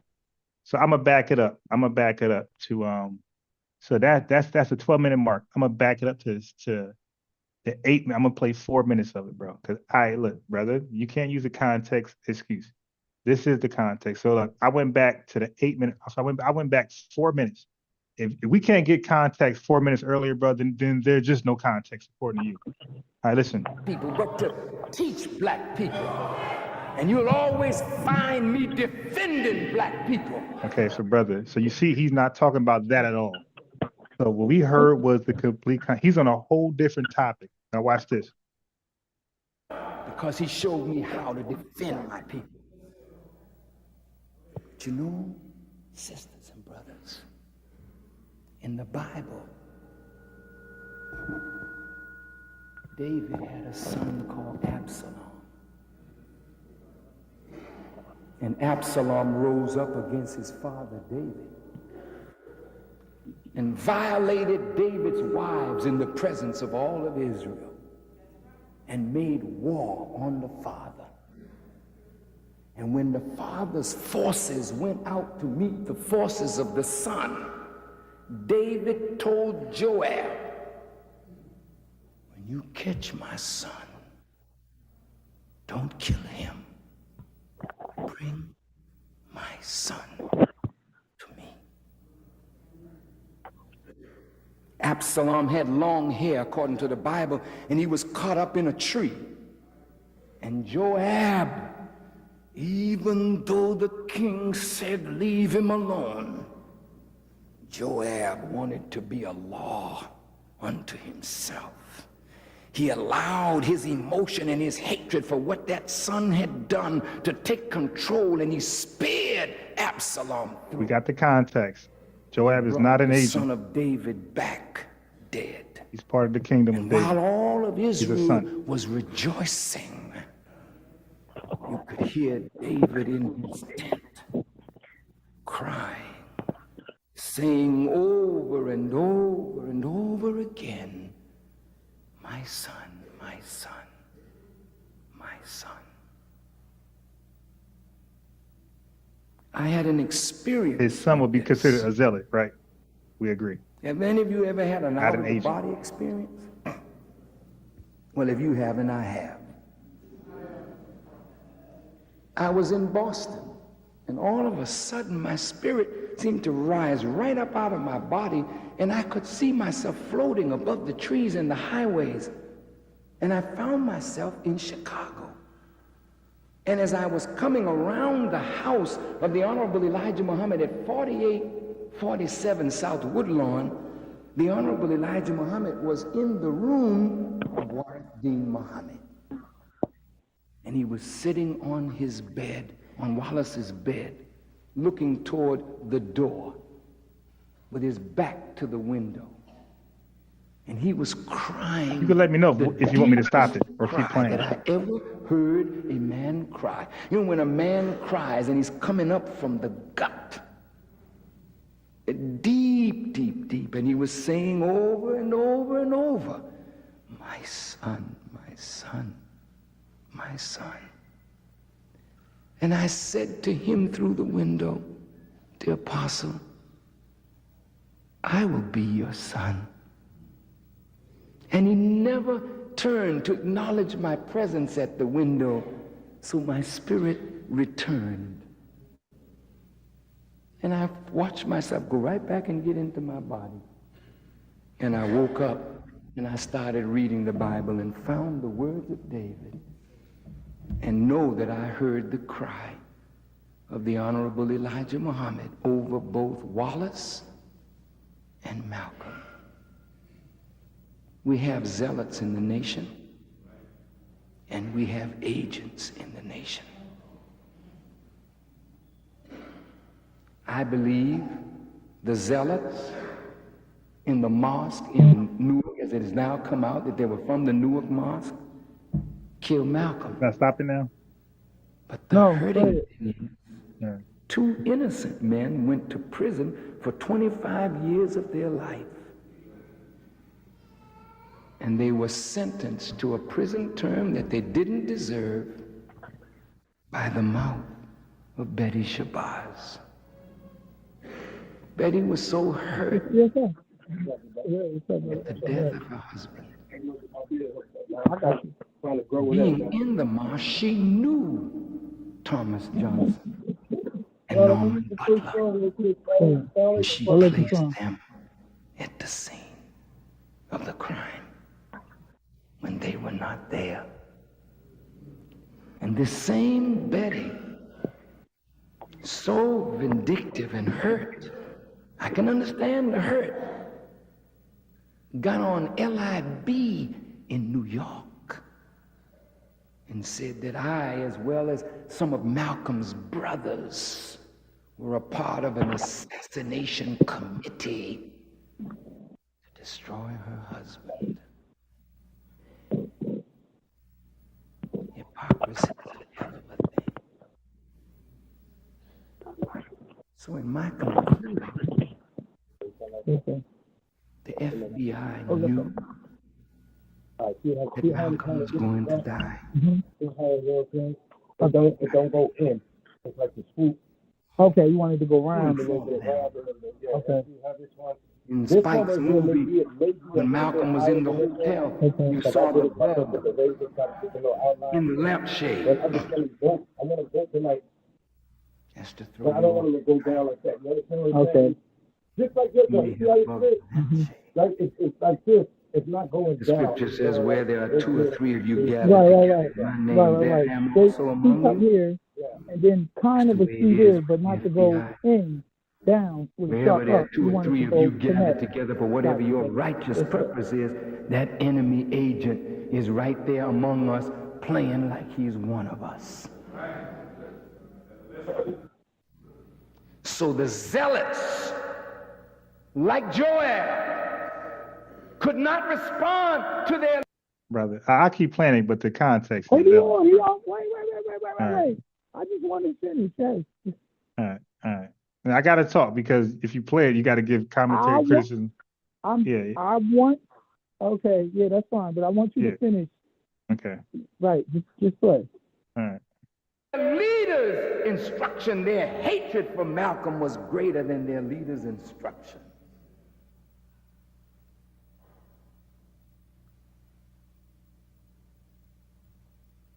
Somebody told Malcolm to take the guards off the door. Don't let them search. And Malcolm went along with it. Malcolm was very confused, very upset. If you listened to his talk, you watched him when he was clean and firing, then when he got his beard and he was disheveled and he just didn't have it. And the same people that he whipped and beat, beat now. Poor brother. He was writing to the Honorable Elijah Muhammad to get back in the nation when he was assassinated. No uniformed policeman nowhere in the ballroom. But an agent, Gene Roberts, was one of his bodyguards. And when Malcolm fell under the bullets, it was this agent who claimed to be giving Malcolm mouth-to-mouth resuscitation. It was an agent in the Panther Party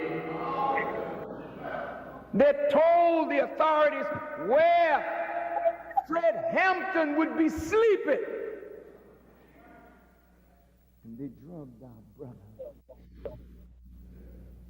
And they shot so many holes in that apartment on the west side, there was no way that Fred Hampton and Mark Clark could have lived, and anybody that got out of there was lucky. It's always been agents and stool pigeons that set us up for the big devil. Was there an agent among those who assassinated Malcolm? Why were two arrested at the ballroom, as I said last week, and only one later was mentioned in the paper? One was dropped completely out of sight. when Spike Lee, and I'm gonna tell you something about Spike. You may not like Spike. That's my brother. I love him. I think I understand him. Spike read the autobiography of Malcolm X. Spike fell in love with Malcolm, as many of you did.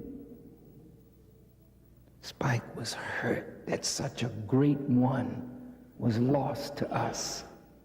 And Spike believed that Elijah Muhammad had him killed. And he makes a hint ever so slightly in his book, The Making of the Movie Malcolm X. He makes a hint that in his heart, he wanted to get even with Elijah Muhammad and the Nation of Islam. So when Spike and I talked, and my son-in-law asked Spike, have you ever read the Holy Quran? Didn't you ask him that, Brother Leonard? What did he say? He said he had never read this book. So we asked him, on what basis are you going to judge the domestic life of Elijah Muhammad if you don't read and understand the book out of which he acted? Hey, bro, I can't play the whole sermon. Okay. Yeah, no, that's fine. But that's my problem with you guys. Now, just right there, right? I see the line. Do you take the electric razor down there? Yeah. Now, this is my problem with y'all. Now, y'all want to play these excerpts and act like it's some gotcha moment. That wasn't an excerpt. And then you lie. Well, excuse me, brother. First thing you played was an excerpt. I believe it was zealots, and then you cut it off. But clearly, I got in to his the point. oratory, That's called a clip. Excuse me, sir.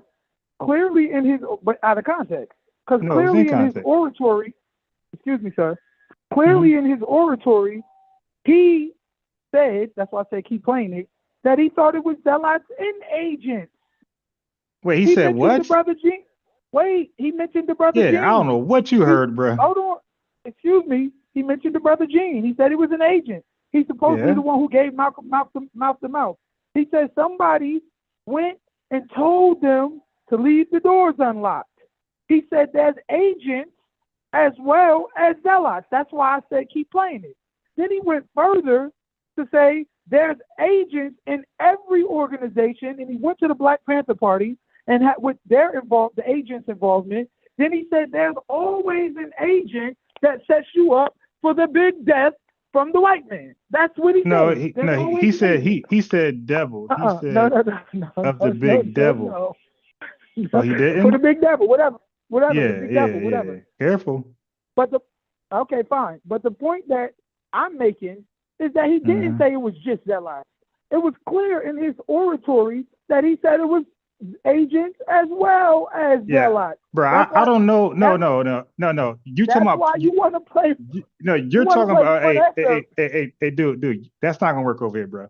Like I don't know where you had these conversations. That's not gonna work. Bro, he didn't go over the whole grand scheme until later.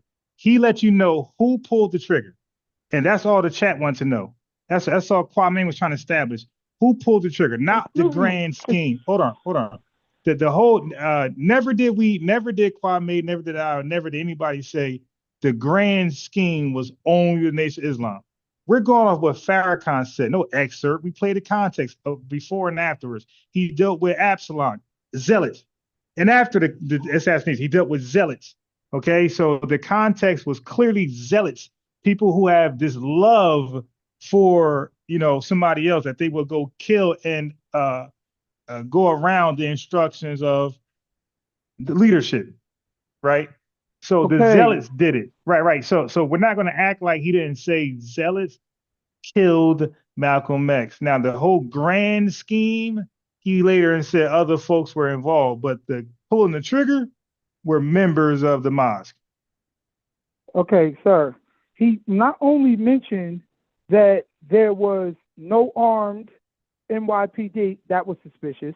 Then he also said that there were agents as well as zealots in the nation. He did say, I believe the zealots killed Malcolm. But he went on to say in full context that the agents was just as much as part of it. That's why he mentioned the brother Gene. That's why he brought up the Black Panther Party. That's why he mentioned the fact that there's agents in every single religion. Every one of the movements, which goes back to what I said, which was that all of the movements of the 60s were infiltrated, and that is coming straight from the counterintelligence program, the COINTELPRO. So the reality of the matter is exactly what I said was right is right. They infiltrated, they poisoned, and they used the zealots, if you will, for their own grand scheme and plan, which was, as you just said, came down from the top, came down from the government. And then he further went to say that there's always agents that sets us up to kill us for the big devil. Then he went further on to say Betty Shabazz blamed him at wrong, and he also said that the zealots went against what the leadership said. Okay, so none of this is any proof. Yeah, I got you, brother. None of this is any proof. Actually, is proof to the contrary. This is why I said keep playing it. Okay, y'all. I knew when you wanted to play a 30-second, 10-second clip. You wanted to take it out of context. I am completely lost. Now this is one thing that he does a lot. There's nothing to be lost about. I got it. You said a lot. Let me say something. So this is something I know he does a lot. American Dream. He's in the chat. But even we're not even debating. This was Kwame's point, and I'm just highlighting. I'm not gonna let you just minimize Kwame's point. That's why I knew some stuff. Okay, but what he normally does, chat. Whenever I have a disagreement with him, I always gotta be an agent, diabolical. I got this hidden plot. I just can't have a conversation and just disagree. Now, he just said, hey, I never heard that before. You know why, my boy? Because I'm him. Okay, I'm the top researcher. I provide stuff that people never heard before all the time. Okay, I do that often. All right, and that wasn't even no surprise attack, because how did I know what you don't know? I didn't know you didn't know that. All right, but I'm saying but that's what I do. I have stuff sometimes where people say, I never heard that before. But I said what I said. I'm not going to repeat what I said.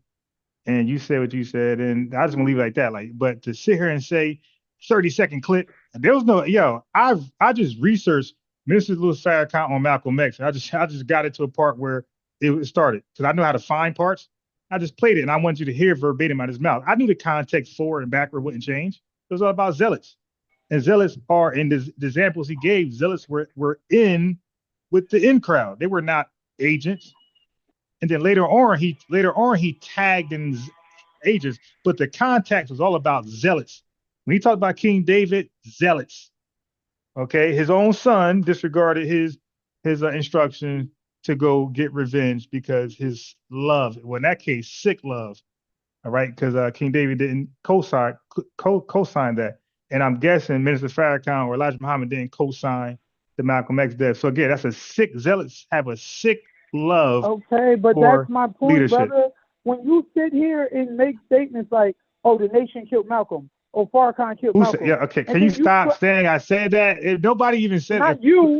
Not you, but that's but you're saying you talking to me. That is the point Kwame made, which you're here bolstering. Okay. No, and now I'm a better researcher than Kwame, so that's why I gave him some. And now you're using. I'm on the podcast. There's a lot of people viewers right now. That's why I can't hang up. Okay. I was talking to someone else. And now you're using small excerpts taken fully out of context. When you actually listen to the entirety of what we just heard, then you realize it wasn't about zealots alone. It was about agents as well, and how agents infiltrated all of our movements in the 60s, which is what I said initially, and how agents were involved in the assassination plot of Malcolm, and how agents came together and always set our people up for death at the behest of the big devil. This is what he said. Then he exonerated himself. He exonerated Elijah Muhammad. He condemned Betty Shabazz for making it seem like it was him. He and then he even condemned Spike Lee to a degree. So the reality of the matter is, it's not no admission. It's not no gotcha moment. You know, for you to bring this up and then only play 20 seconds so that you can try to mislead the people. It's false. There we go. Hey, you know what? Hey, chat. This is what I never do that he does. And him and IBM, they have a history of doing this.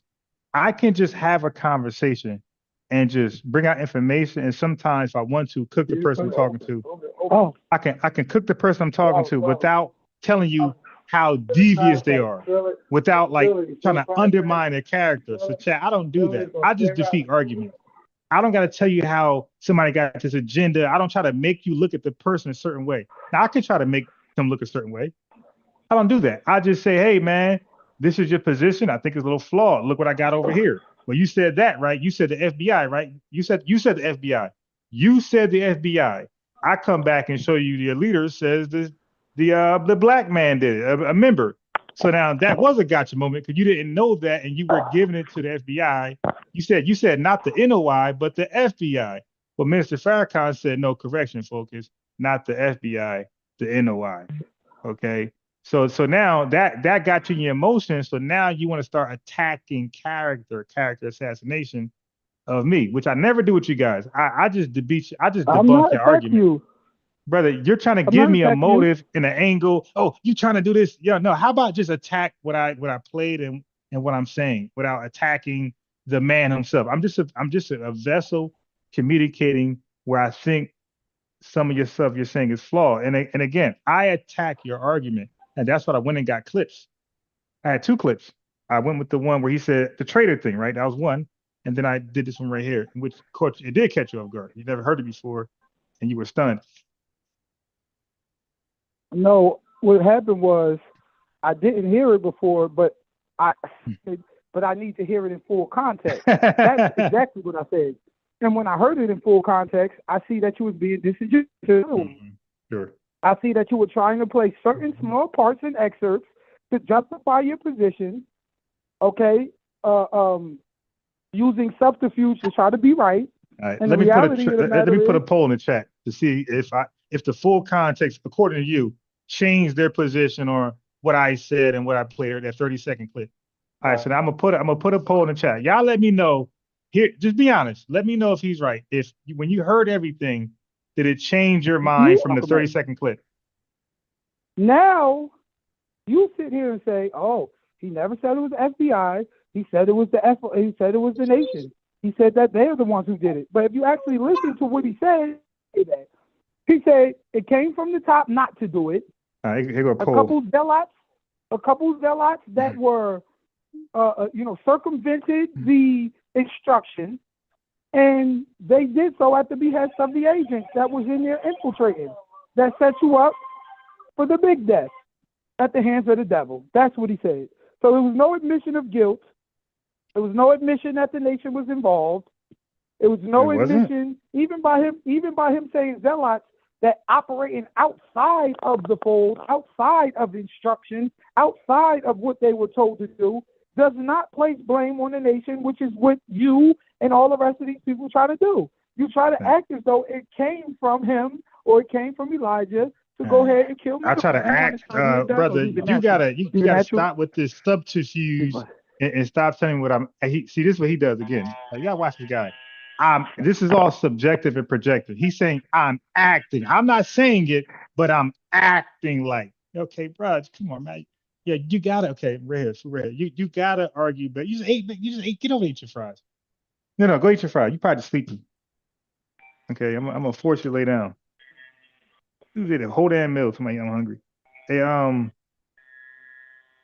and forgot he had fries over there. All right, but anyway, yeah, bro, stop all that. You just growing this in now. Yeah. So he's gonna act like we didn't hear what we. And ready to go. I'm not even gonna go back and forth with these ninjas. Yeah. I'm gonna tell you like right that song. We heard. He heard what he heard, and now it's the blame game. You want him to a point? You want me to blend him out here? You can pick. It's the blame game now. Nah. Shake that off. So blend it right out. I ain't falling for that.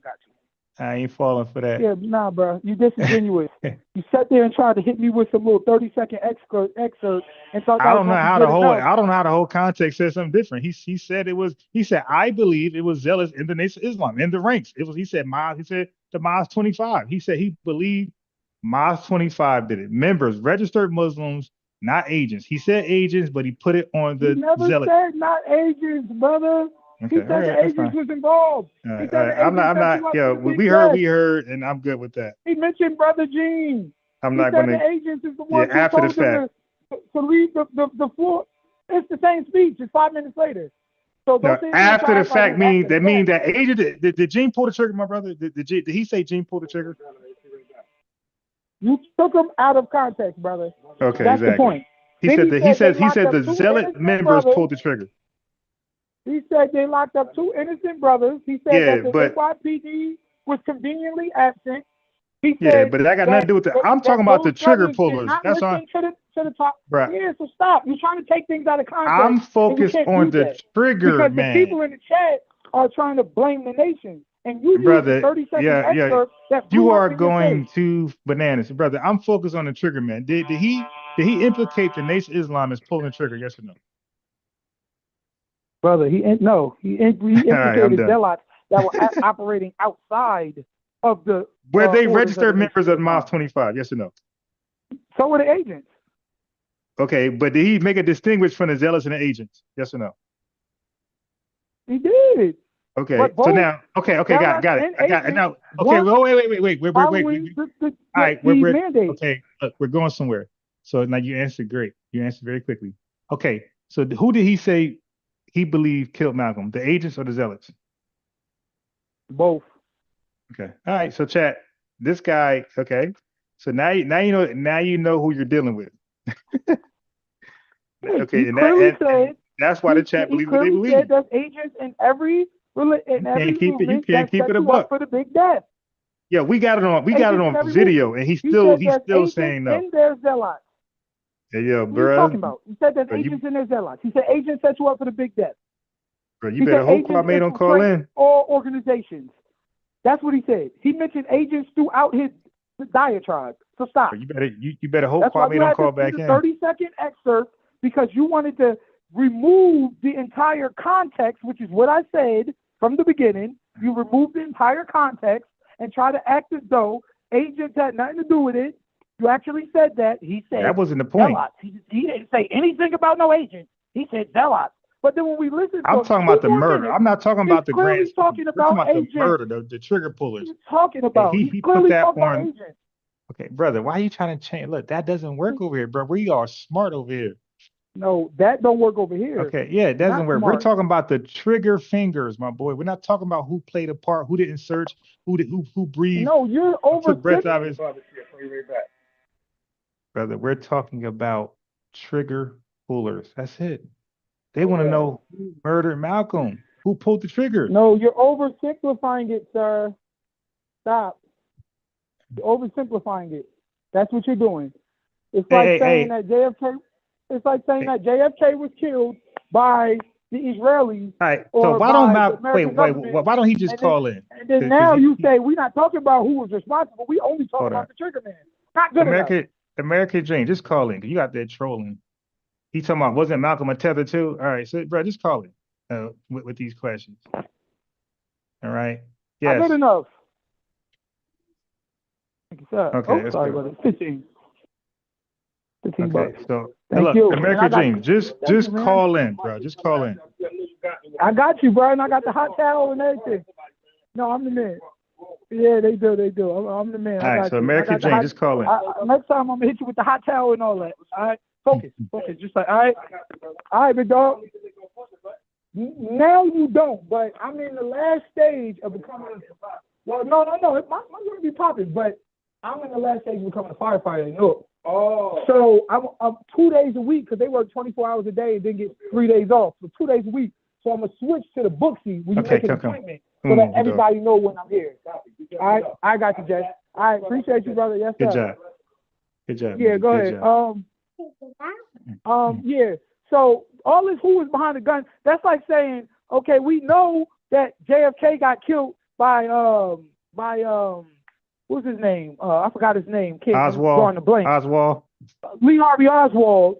But now it's coming out that, you know, there were other people, other actors, namely the Israelis. He wanted them to register for the foreign agent, FARA, the foreign agent what is it? The foreign agent, something, FARA. He wanted them to register for FARA. He didn't want them to have nuclear weapons. He was going back and forth with the Israelis. Now all of a sudden he ends up dead. That's what happened when the JFK files came out. JFK files came out and they realized, wow, it might have been the CIA and the Israelis that was behind JFK's assassination. But now we're going wait, hold on. Don't say one more word. I gotta change your name.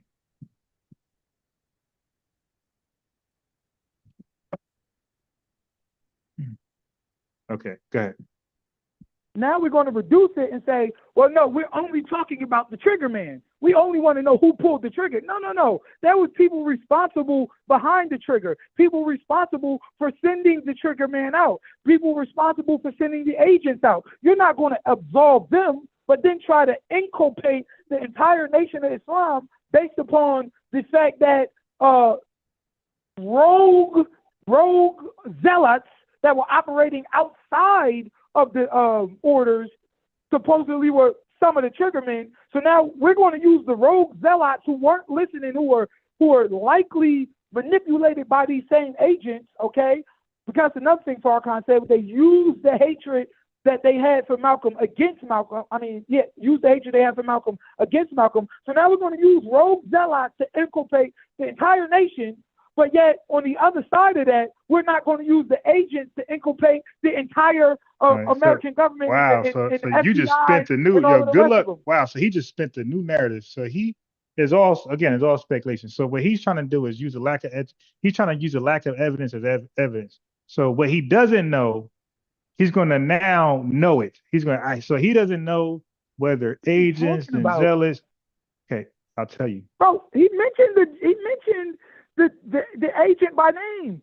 Then also 2 innocent brothers were locked up for years. Yeah, but there's other things he didn't mention that what you're doing right now, you are filling in gaps that he didn't fill in. So he said this, he said that, he said that. He didn't say this and that and that. But you gaps. No, you are filling in the gaps. You're saying brother, things you did not listen. You're saying things you didn't. You're like, no, you didn't listen. Well, actually, you just was okay. I know what happened. You got caught off guard because you didn't hear FBI, you heard NOI.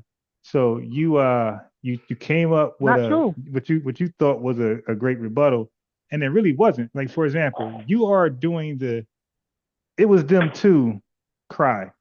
So when somebody get in trouble and we hold that person accountable, that person says, well, they did it too. Okay, so when Kwame came on here, he wasn't focused on others that also were laughing or chewing gum or being disruptive in class. He was focused on one individual. Matter of fact, hey, police officer, they were speeding too. See, we were not, the chat mainly, and Kwame wasn't focused on that. They were focused on the actual guy that's caught for speeding, the one they pulled over. So they're focused on the zealots. They're focused on, were these zealots NOI? Yes. Did they pull the trigger? Yes. Okay, now if anybody else was speeding, that's fine. They got to hold their own nuts. But they were focused on the zealots who were caught, not the agents who came and played afterwards. The agents didn't come and play afterwards, brother. The agents was there the whole time. And remember now, we're talking about triggermen. My position has always been that the COINTELPRO and FBI and Hoover and the American government was behind it. It's always been that. You then brought up an excerpt from Minister Farrakhan to prove otherwise. You said he never mentioned agents. He was only talking about the zealots, and that's not true. He was talking about the agents. I don't know that argument you put on me. Which is why you wanted to only play that part, because clearly, and I knew he was going to go there when he said there's agents and there's zealots. Now he's going to talk about the zealots without talking about the agents. He was clearly talking about the agents the whole damn time, and he mentioned the agents by name. He mentioned Brother Gene by name. I don't recall. So who was the agent in the King David story? Hold on. Then after, brother, stop. There was no FBI back then. He's talking. No, the agents, because you said he was talking about agents the whole time. He was not. All of the examples was zealots. Brother, he brought up the King David story to talk about the zealots, yes. Right. But he also in his oratory was clearly placing the blame on the agents as well, which is Later, why he later, went right? further. Later. No, prior prior. Okay, during, so who were the agents in the King David story? See, we keep going back here because I'm not talking about King David's story. I'm talking about Malcolm. So brother. I said later. So I'm Malcolm. saying later after the King David. Okay, this is what happened, bro. He mentioned King David first. He talked about zealots. No, bro. He mentioned Malcolm X. He talked about zealots, and then afterwards he talked about agents. No, he talked about agents prior to talking about the zealots. He mentioned the King David. Then he said there's agents and there's zealots. Yeah, but the folk, okay, look, but the folk, right? I got it. But the focus was still on zealots. That's why he your said. Focus was on that. No, his focus. He said King David, Joab was a zealot. He said Malcolm X's death was caused by. He said there were agents and zealots, but Malcolm X's death was caused by zealots. So he was still going with the zealot thing. And then later, towards the end of the video, he mentioned agent. Yes, that's what happened, bro. And it's okay, man. First of all, it's okay. The whole video you played was 12 minutes. So don't sit here and the end of the video later, like this came years later or something. It was the same speech, the same point of view. It was the same argument, which is why he mentioned agents and zealots. He went to the zealots first, and then he came to the agents. And at the end of the day, he was setting up exactly what he was saying. It's agents and their zealots. All right, so once you get done, I got one more clip for you. Then he went further to say, they just don't play it out of context. Then he went further to say that there's agents in all of the movements, which is what I said. And that the agents are the ones who set you up for the big death. That's what he said. So this is not no speech in which he was strictly blaming the nation, like you're trying to say. He ain't mentioned no agent. He did. His speech American was Dream. about agents as well. I already put the phone number in the chat. So you're in there arguing with the chat. As well. You're in there arguing with the chat when I gave you the phone number to just call in. Because you're not getting anywhere. You're trying to debate in the chat and you're not getting anywhere. Right? They are, you know, they're making sure you don't get anywhere. So if you want to express something, so Jay's doing a good thing. Jay's not gonna let you troll in the chat. He's saying, hey, if you're gonna troll, at least call in and troll. So there's a number there because they're not allowing you to troll in the chat. I mean, goddamn. I mean, you only got one option now. Call in. They're blocking you from trolling in the chat. I don't mind if you troll on the call, just as long as you're a respectful troll. But anyway, go ahead. I just want to point that out. Yeah. So at the end of the day, and let's put this in context once again. Negroes is running around here talking about the Nation of Islam, which killed Malcolm. Okay, as if this is some mandate that came down from the top through Elijah, through Farrakhan, and then we orchestrated Malcolm's death. And then you're playing excerpts to justify that position. But when we listen to the excerpt, it is in contrast to that position. It's contrary to that position. Not only did he say it didn't come from the top, it didn't come from Elijah. Betty Shabazz was wrong for implicating me, for implicating Elijah. She also got 2 innocent men locked up along with the behest of the government because they didn't do their proper due diligence. Then he went further to say they were complicit because conveniently it was no armed guards, no armed security. They didn't do what they were supposed to do as far as a murder or whatever you will exists. Okay. Then he went further to say agents was in the nation. Gene was an agent. The agents are the one who told them to unlock the door and to not search that day. Then he went further to say that the agents were setting them up for the big death. So all of this narrative that y'all trying to push and trying to use this excerpt to try to justify is incorrect on every level. Yeah, did you watch? Did not admit to it. Did you watch Farrakhan sit down with Betty Shabazz? Yeah, I seen it years ago. Okay, did he say that to her face? Look, he may not have, but you know, at the end of the day, the reality of the matter is, you know, he's still a statesman, and he's not going to sit up there and just disrespect the elder like that, you know. And he even said in this excerpt, He They could understands look at that her as hurt. backbiting, though. You know that, right? They could look at that as. He said in the excerpt, he understands her hurt. He understands her pain. He understands what she was going through. So he's not viewing her as an enemy, even though she may have moved incorrectly and got innocent people locked up and implicated the wrong people. But the reality of the matter is she was acting from operating from a place of pain. And that's what he said in the excerpt that you played. So once again, wrong again, okay? Not no admission of guilt, which is what y'all try to play it as. Gotcha moment. This is not no him exonerating the agents in the FBI and putting the blame solely on the nation. More bullshit.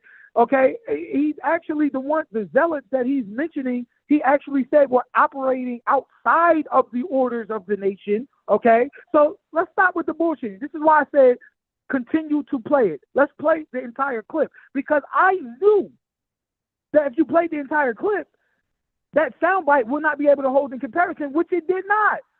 So you could get Kwame and whoever else on the phone, and I'm going to continue to spank them up with proof, truth, facts, and knowledge and evidence, okay? And this I got one more clip for you then. Don't make the cut.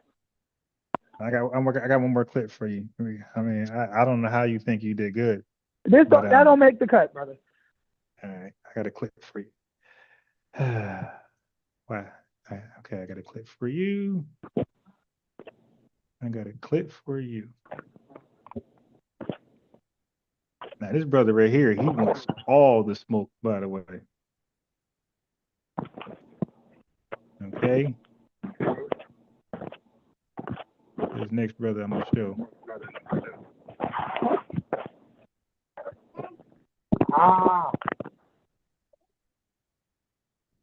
Yeah. I'm phone set up. Okay, no. All right, focus. This is for you. No. Yes. Death. Number one, I think is disrespectful to the family of Malcolm.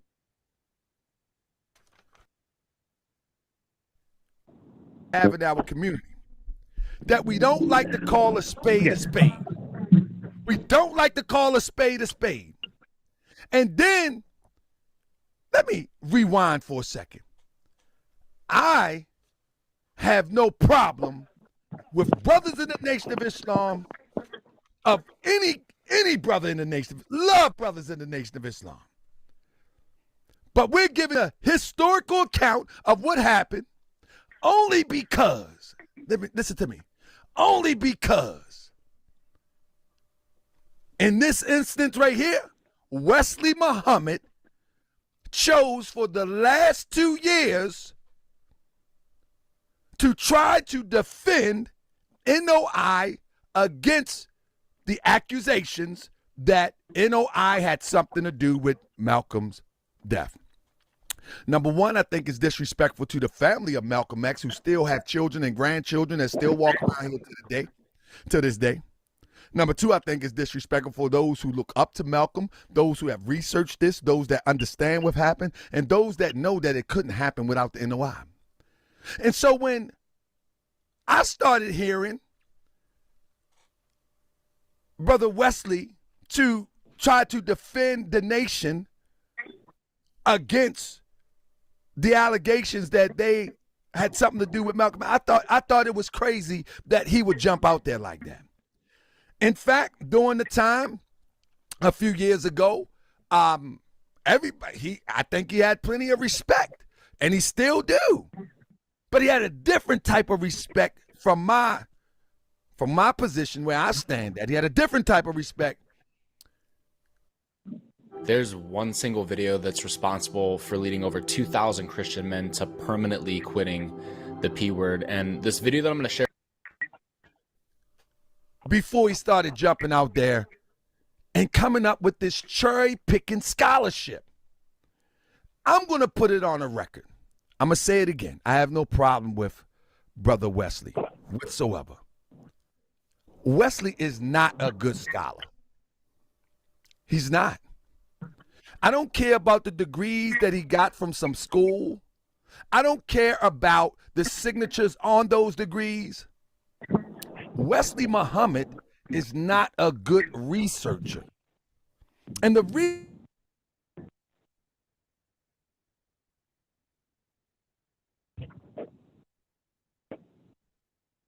have the information but hold it back. So he may be a good researcher because some researchers do have the information, as I'm going to show you tonight, but they hold it back. So I'm going to say he's not a good scholar.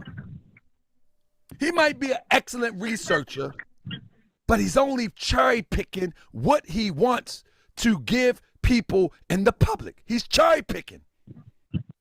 And so that leaves people like me to say, wait a minute.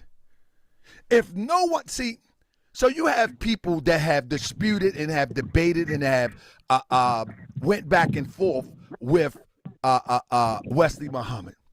But I don't think any of them have went back and forth with anybody from a scholarly perspective in the style that I like to do it. And let me show you the style that I like to do it. I know Wesley was his formative years in consciousness came from the nation of the gods and earth. I know that Wesley is not the articulate guy, that intelligent guy, and this old polished type of scholar that he presents himself to be. Yeah, so keep Over here talking to me. Okay. Anyway, start from the top. I'm gonna just start with this one. No, let's not start with that. Let's go a step further. I don't even know why I got that slide. Let's go right here. Let's do this. Let's get straight to it. First of all, in May 1995, Shabazz and Farrakhan shook hands on stage. We're talking about Malcolm X's daughter at the Apollo Theater doing a fundraiser. Now, I want you to remember that fundraiser.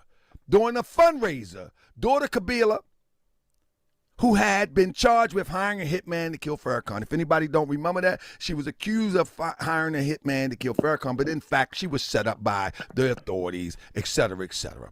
All right, we're going to start with this now. I'm going to lay my premise out real quick.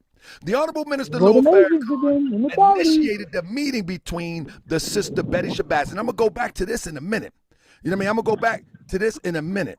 I mean, I'm gonna go back to this in a minute. I want you to put this on your dial plate because this gonna make this little piece right here is gonna make a lot of sense in a minute.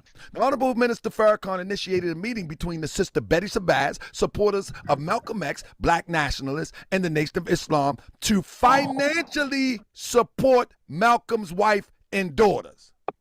So remember, the meeting at the Apollo was about Malcolm financially raising money, you follow me, to support Betty Shabazz and the girls, Malcolm's daughter. I want you to hold that thought because that thought's going to make a lot of sense in a minute. I mean, that thought going to make a lot of sense in a minute. Hey, don't nobody block any of the people. Let them vent. Let them vent. Crypto and all the mods. Let them vent. Let them vent. Let them all vent. Shabazz, I'm not going to pay no attention to him tonight. Shabazz and Farrakhan relationship was complicated. Shabazz suspected Farrakhan played a role in Malcolm's assassination. Let's start right there. Farrakhan recruited Malcolm X into the Nation of Islam, but Farrakhan was recruited by Malcolm X into the Nation of Islam, but later wrote in the organization newspaper that Malcolm X was worthy of death. Are we clear on that? Now, let's start with this. As I said right here, Betty Shabazz, Malcolm X's daughter, accused Farrakhan for being a part of Malcolm's death in some sort. Now, what is the likelihood that someone that was there as a baby and next to their mother that was there and went through it as an adult would not have critical information that the public don't have? What is the odds? Is Betty Shabazz delusional? Because Betty also blamed Farrakhan in part for the assassination of her husband. Are they all delusional? Now, I'm not saying Farrakhan played a part. I think Farrakhan's part is what Farrakhan said it was. And we'll talk about that in a minute. Let's start with this article. Betty Shabazz repeatedly has criticized Farrakhan for his actions after Malcolm X broke from the Nation of Islam and said she regretted the day she met Farrakhan. This is what, is she delusional? Is she delusional? I need to know. Is she delusional? Maybe let me blow it up a little bit. Let me blow it up a little bit so everybody can see. I don't want you to think I'm making anything up. Betty Shabazz repeatedly criticized Farrakhan for his actions after Malcolm X broke from the Nation of Islam and says she regretted the day she met Farrakhan. Guess why she's saying that? Why? Do you know that she was there from the beginning because Malcolm X pulled him out the Calypso Club or the little club where he was entertaining at? So she knew Farrakhan from day one before he even got into a bow tie. And she says she regretted the day that she met him. Now, let's go. That don't mean nothing, all circumstantial. She says, one can understand resentment that Malcolm's family would have. This is Perry said in the interview. We're talking about the father who had been emotionally deprived himself as a child and cared for his children, but had very little time for them. In 1992, Malcolm X, The Assassination, Michael Friendly wrote that there's no evidence. Here we go. Now now people say this exonerates Farrakhan. But wait a minute. It says there is no evidence directly linked Farrakhan to Malcolm X killing. But Farrakhan was instrumental in providing the context for murder. His scathing articles in the Nation of Islam newspaper, Muhammad Speaks, and his rhetoric attacks on Malcolm X inside and outside of his own mosque was certainly contributing factors in the assassination. Friendly wrote, Farrakhan helped create the climate and hatred that finally killed Malcolm X. Oh, so the zealots were created. So that's going to set the basis about not did Farrakhan assassinate or was in the planning of the death of Malcolm X. That's not what this is. This is showing you that there was a climate that was set, and it was intentionally set. And you'll see as we go through this presentation tonight, that it was intentionally set. And not only was it intentionally set, I am of the opinion it was intentionally set so the plan that was conspired with the government, allegedly with NOI, could be successful. Listen what I'm saying. I'm not of the thought that the FBI and the CIA and the New York City police killed Malcolm by themselves. I'm of the thought that it was the FBI, the CIA, the New York City police, and other entities along with the Nation of Islam. It couldn't happen without the Nation of Islam. And we're going to show and prove. It couldn't happen without the Nation of Islam. Now, I'm going to stop right there. Any commentary? So if you guys really believe it was the FBI, the CIA, the New York Police Department, and somehow the Nation of Islam, why don't you ever implicate any of them? Why do black people run around and the nation killed Malcolm, Farrakhan killed Malcolm? Why skip the FBI, the CIA, the New York Police Department? It's because you want to get to a particular outcome, which is to blame the nation, which goes against logic and fact. Now, the fact of the matter is the nation don't work with the FBI or the New York City Police Department or the CIA. They work counter to them. The CIA, the FBI, New York Police Department worked to undermine the Nation of Islam. But now, only on this particular point, they found some way to work together. No, that makes no sense. The reality of the matter is the FBI, the CIA, New York City Police Department, and the agents that they inspired, okay, were the ones that were truly responsible. Maybe been able to recruit some zealots. And you know what, man, we got to take these brothers out. But all of it was conspired by them. Now, he says the climate was created because of some words that that Minister Farrakhan spoke. Brother, Minister Farrakhan, for years, Elijah Muhammad, for years, has been outlining all the things that the enemy have been doing to us, all the ways they've been killing us, all the ways that they undermined us, that they destroyed us, that they,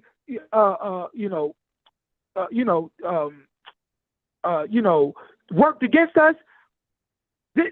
Elijah Muhammad wrote a book called Fall of America and outlined how America was on a downward trajectory. Now, all of that inspires vigor against the enemy. All of that sets a climate based upon words that people would want to go out and do something to the people who've been doing something to us. But we're not running around here unaliving them simply because you have words or simply because you speak in a way that may have, heightened the temperature, if you will, or exposed a person, a people, a government, whatever the case may be. It is clear in the teachings and the guidance of the Most High Muhammad and the Nation of Islam, don't touch none of them. We don't have to. Allah is sufficient. That's what we believe, and that's what we have always taught. Sufficient. We don't need to go out there and pull the trigger. We don't need to go out there and do that. So simply creating a narrative, if you will, does not mean that we conspired to have that man killed. Okay? You go out there, you talk about the American government and how they hung us and how they murdered us, 100 years of lynching. You know, you're talking about the 60s, they sicking dogs on us, they murdering us, they killing us, they beating us in the streets. But by us exposing that fact, by us saying that this enemy is worthy of retribution, this enemy will be taken care of or dealt with, okay, does not mean we armed people to go out there and start killing them. So that's not enough. The fact of the matter is there was very clear, explicit instructions that we do not commit violence, we don't carry as much as a penknife, and do not touch those who are perceived as enemies because they will have their own downfall at the hands of God himself. That is the teachings. That's what we believe. So you can't say simply because the minister said something or may have intimated what Malcolm did was worthy of death decades later, might I have you, okay? But you can't say that that was enough to say he's responsible. Because at the end of the day, the CIA, as he said, the FBI, as he said, the New York Police Department, and some agents and zealots that they recruited for their own plan did that and operated outside of the mandates of the Most High Muhammad and of the Nation of Islam. Okay? So back to my original point that this same FBI, CIA, police departments who orchestrated the deaths of Martin Luther King, JFK, Medgar Evers, Huey P. Newton, Fred Hampton are the same ones who orchestrated the death of Malcolm X. That brother did not, oppose that. He actually bolstered that point.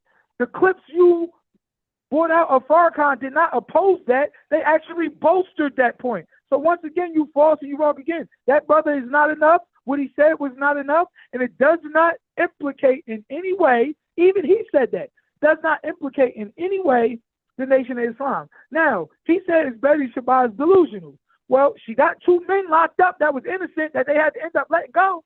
But she said out her mouth, it was them, but it wasn't them. They were innocent. And it was proven that they were innocent.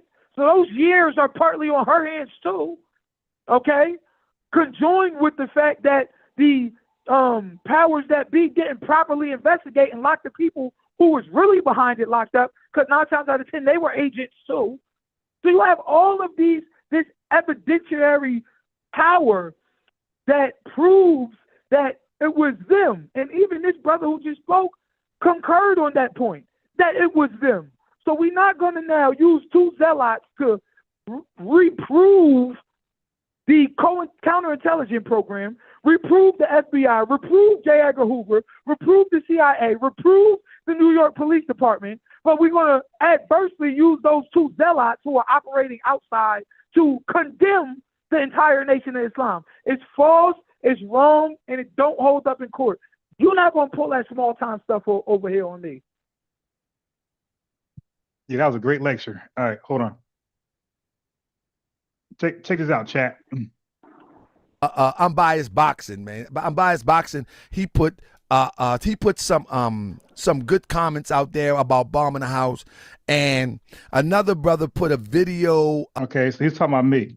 All right, so I know when I got gems, right? I know when I got good information, and it's always appreciated when I go on people's platforms and Daquan, why don't you hop up on it and stop trolling in the chat? You don't even got a profile picture. You afraid that people see what you look like? So that was you got a great imagination, bro. I ain't gonna lie. Everything I'm saying is facts.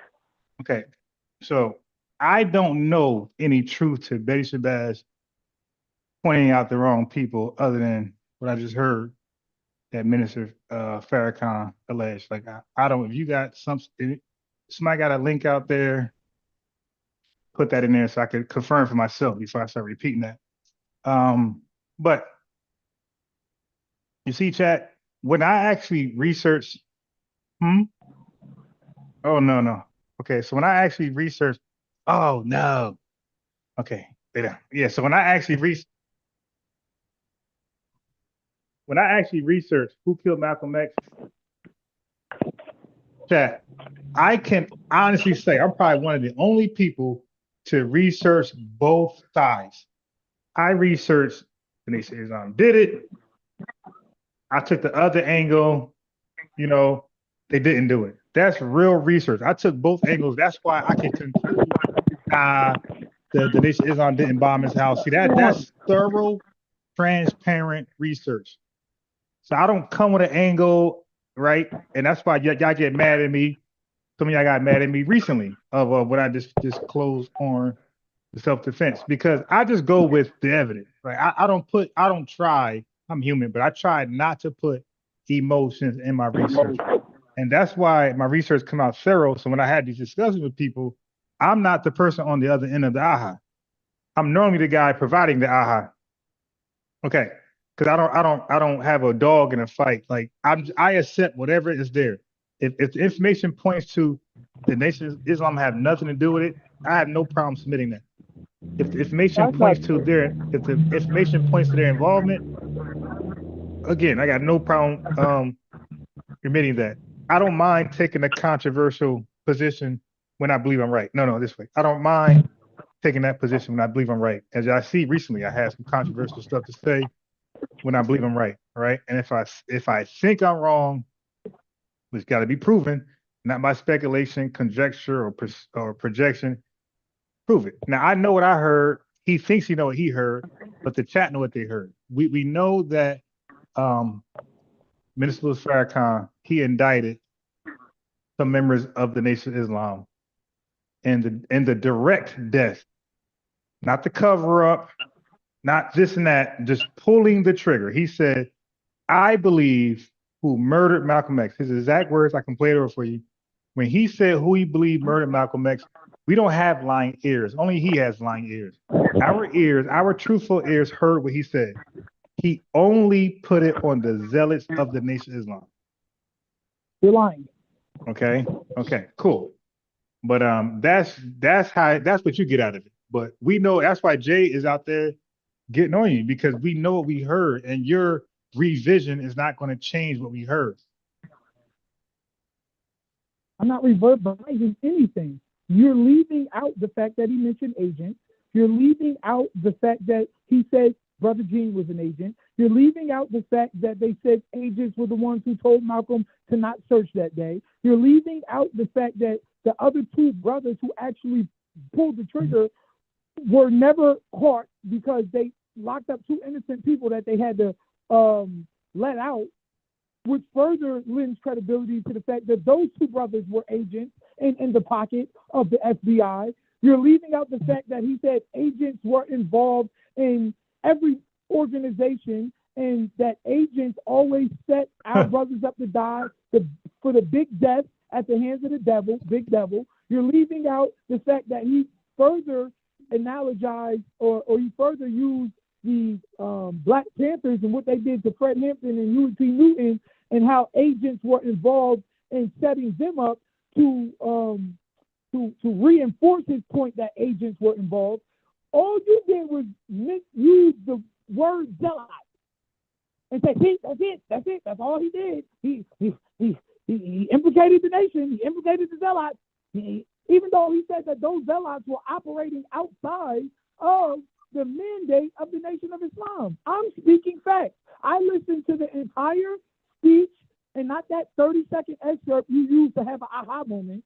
And the entire speech, he mentioned agents from beginning to end. It was clear that he said agents were all involved. So all of this revisionist history to sit here and try to act like I'm the crazy one and he never said agents, he only said zealots, it's all bullshit. It's all bullshit.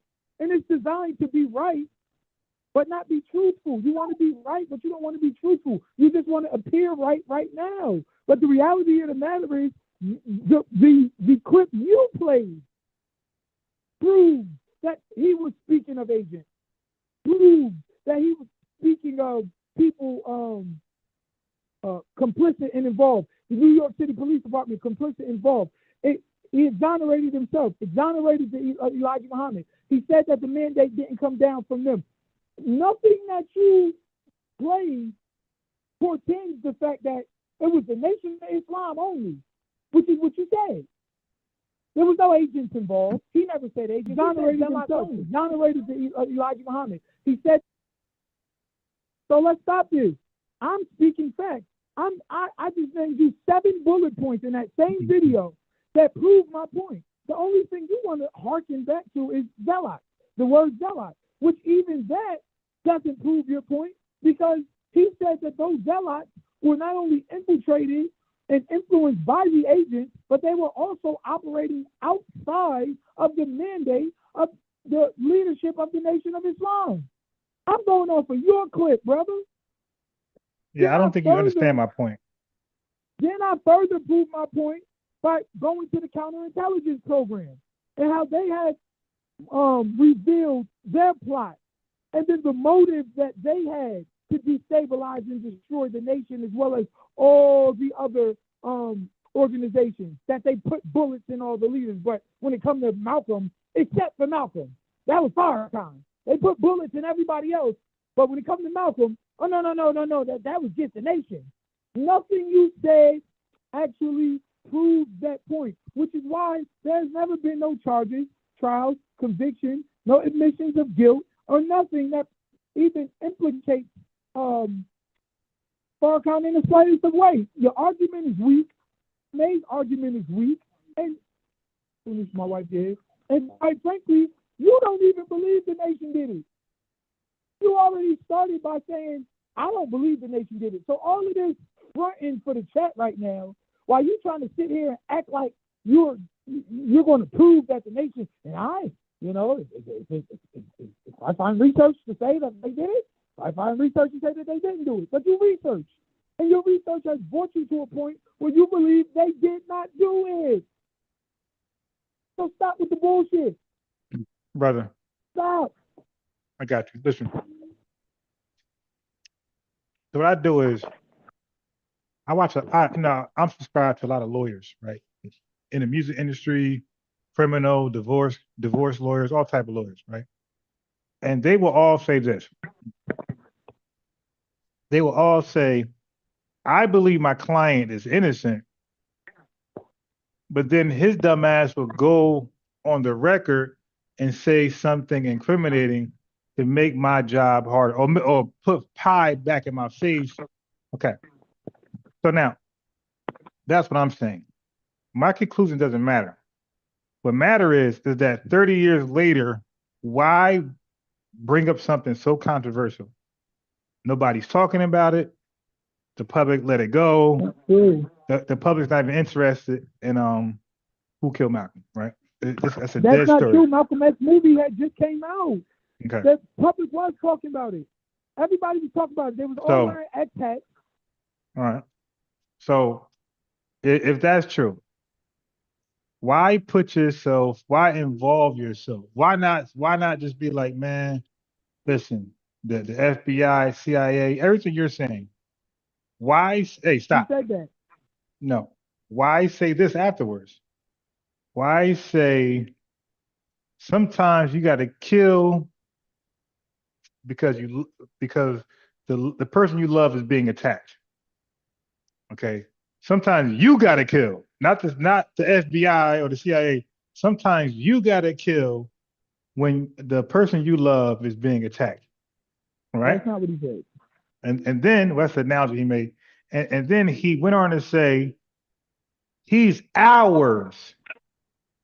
So however we choose to deal with him, because we marked him as a traitor, not the white man. We marked him as a traitor, and the traitor to us is worthy of death.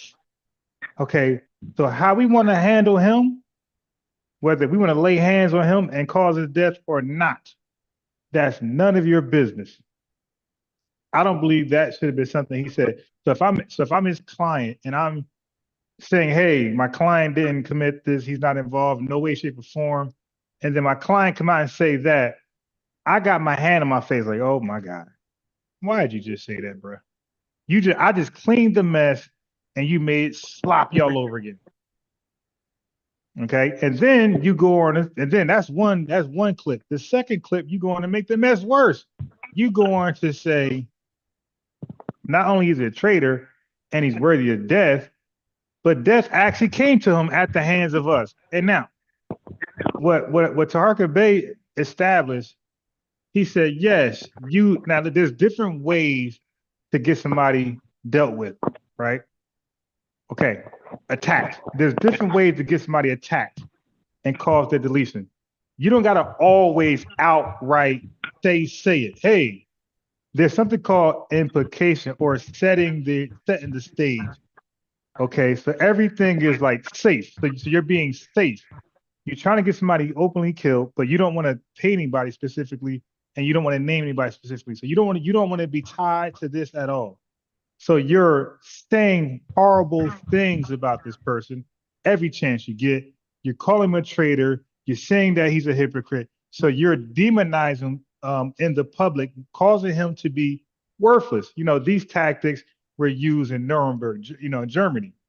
You know, when they talk about the Jews, they made it normal. Hey, man, they deserve this. Look what they're doing. They got all this money. They got stores. So you're talking so bad about him that you're killing his self-worth amongst the membership. So now when they hear him talk some more trash in the future or later, they're saying, how dare that scum? He's below life. How dare, so in other words, the man that was once revered as smart, intellectual, is now being brought down to a scum level by this rhetoric. Come over here. Come over this way. By the scum level. Okay, so now that you're at this scum level, members and zealots are like, well, we could treat you like scum. We got the green light indirectly. Okay, so first of all, let's put it into context. Farrakhan did implicate the CIA and the FBI, so that everything you just said about why wouldn't you implicate them is a lie. He did implicate them. That's first of all. Second of all, as I said earlier, simply creating the climate is not enough, because the climate can be created to attack other individuals based upon the speech as well. If he's talking about everything white folks did to us in American government, how they killed us, how they murdered us, that's not a invitation to go out there and start killing people. That's second of all. Third of all, you're talking about bringing somebody down to a scum level and talking bad about them, but Malcolm started it. Malcolm started talking about Elijah Muhammad like a dog. He began trashing Elijah Muhammad, going on white TV shows and white podcasts, interviews and, mainstream media, and he was trashing Elijah Muhammad every chance he got, okay? And then what the brothers did, who viewed Elijah Muhammad as divine, they went on the defensive. Well, if you're going to talk about us, we're going to talk about you. If you out here telling people that our leader and teacher of God is scum and is no good, no, we're going to tell you scum. You no good. You the hypocrite. You the traitor.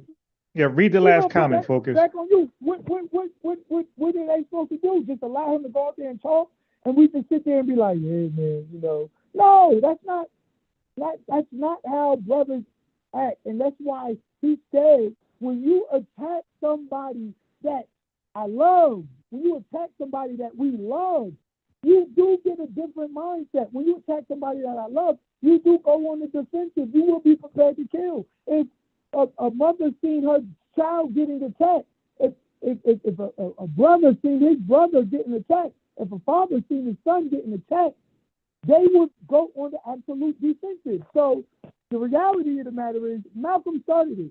He's the one who started trashing first. He's the one who started talking bad first. So it wasn't just like people came out of nowhere and just started trashing Malcolm and brought him down and turned him to scum and created the climate. They did that playing defense. When you up here on national television dragging the messenger through the mud and he got millions of Muslims, what do you expect? Of course the ministers are going to play defense. Nah, brother, you the hypocrite. Nah, brother, you the traitor. Nah, brother, you committing treason. It does not negate the fact that the mandate was put down. Don't touch him. I know y'all upset. There's nobody who would not be when your leader, teacher, and God is being dragged through the mud. But don't you dare touch him. Don't you touch my son. And Malcolm, as I said, and as Minister Farrakhan said, spent the last year of his life practically begging to get back in the nation, writing letters, recording audio messages, begging to get back in the nation. So if we wanted him back, we could have took him. He wasn't like, he was going and, we're so threatened by him. No, if we wanted him back, we could have put him right back in the fold. Chose not to, because he had went too damn far. But at the end of the day, the overwhelming proof still points to the FBI, the CIA, the counterintelligence program, the New York City Police Department. That's who the overwhelming evidence points to.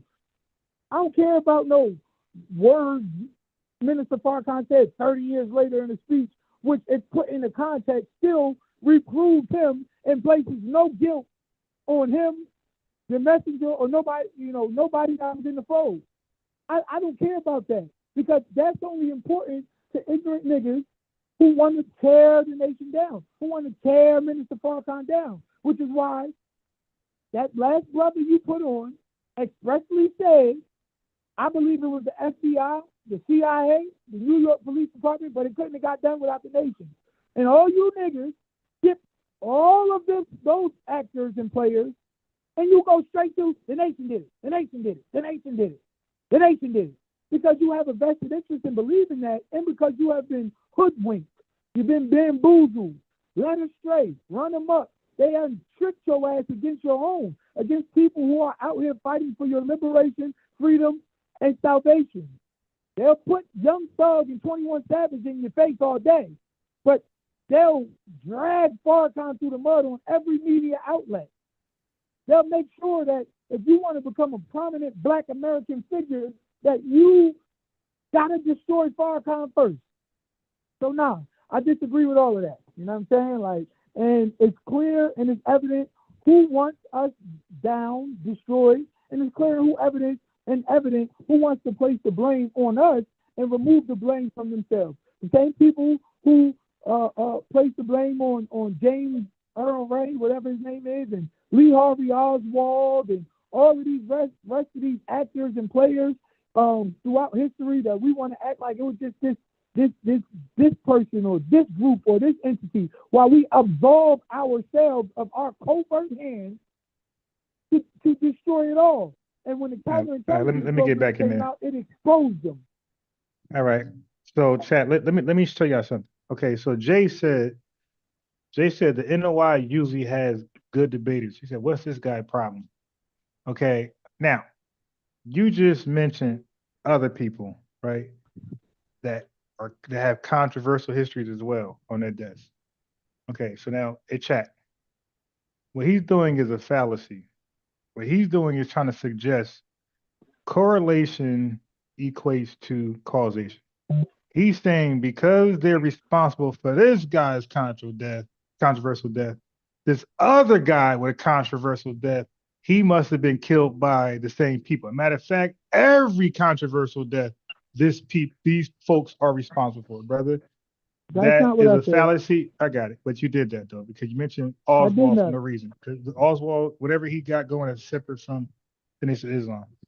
Right. So to even mention that and then to be some type of fuel for the NOI, that was to me was weird. But how is it weird? I said the counterintelligence program came out. Let me just to destroy and destabilize and put bullets in all your leaders. Yeah, okay. Well, I don't know if okay, hold on. All right, wait, so my goal. Well, why do you do that? Why do you? How is that weird? I mean, I don't mind if you look. I don't mind if you cut in and take 30 seconds. But I don't want you. Look, I said I don't mind if you cut in and further your argument. So 30 seconds. I don't mind that.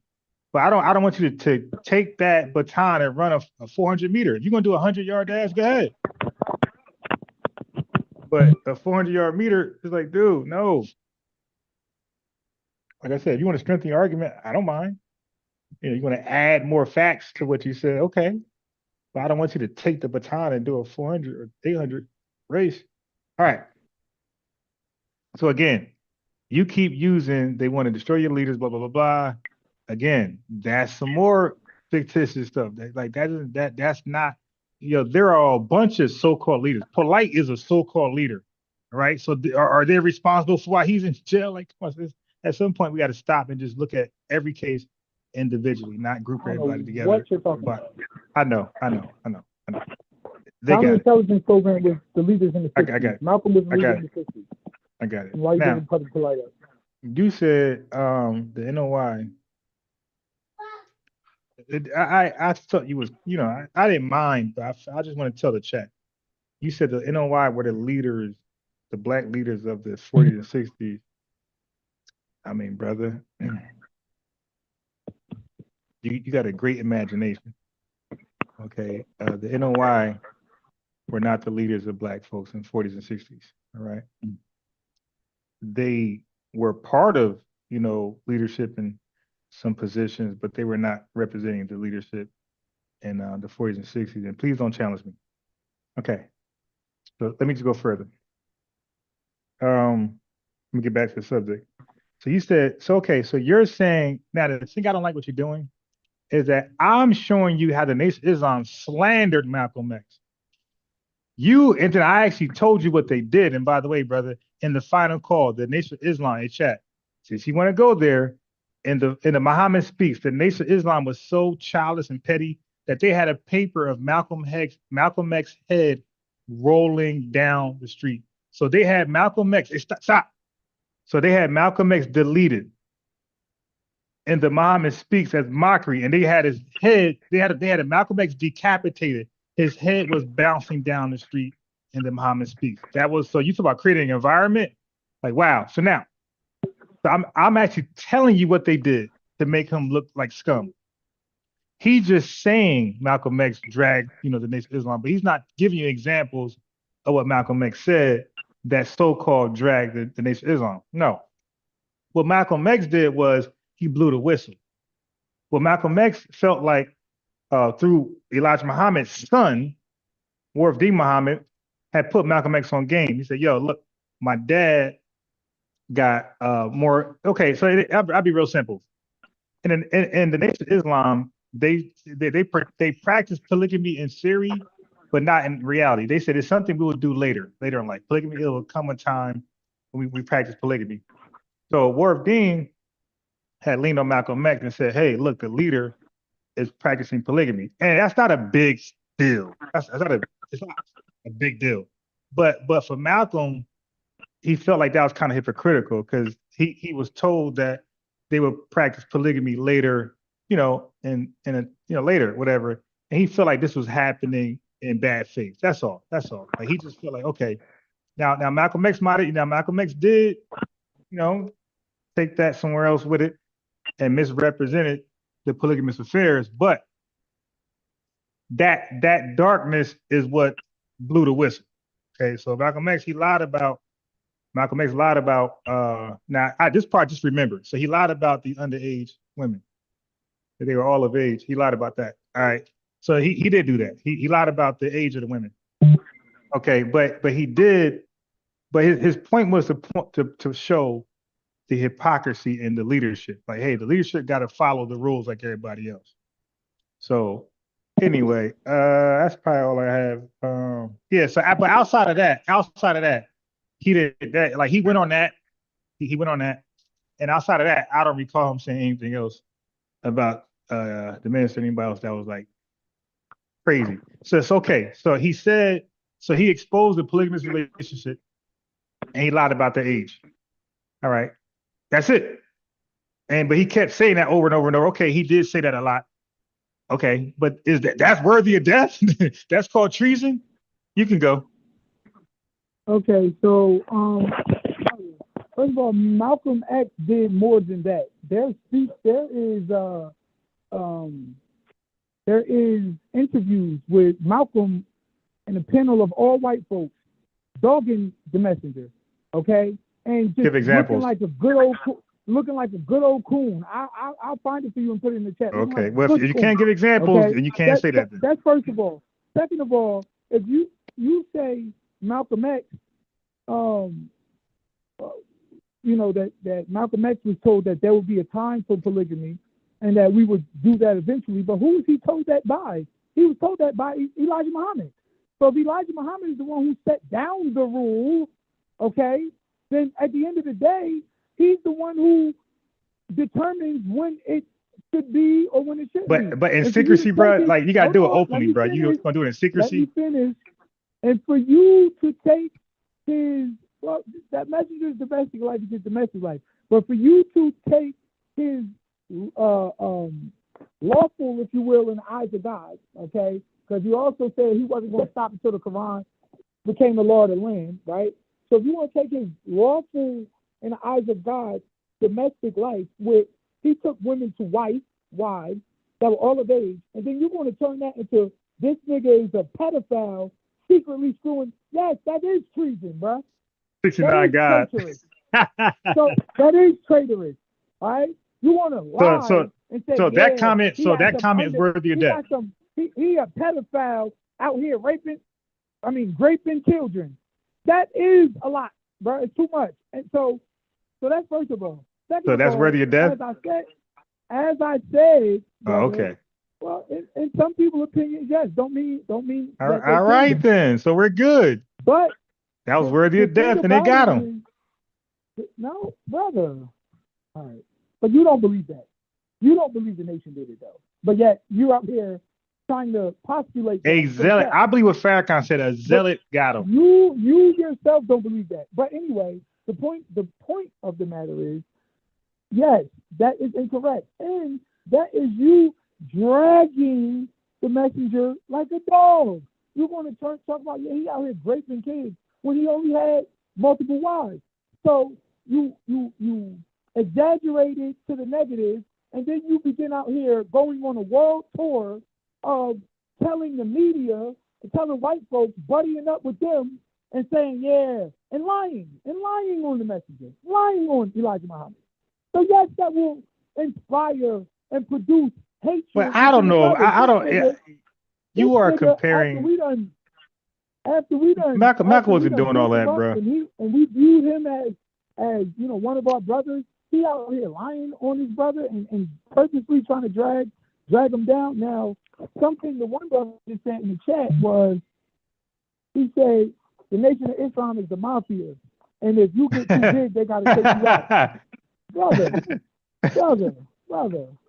The Nation of Islam don't have no history of taking people out. The only thing that y'all try to act like is Malcolm. And Malcolm never bigger than the messenger. Elijah Muhammad was the big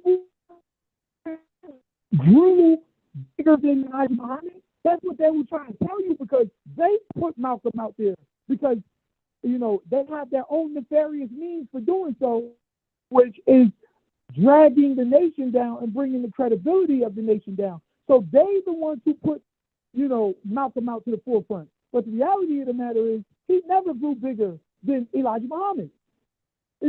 That's a fact.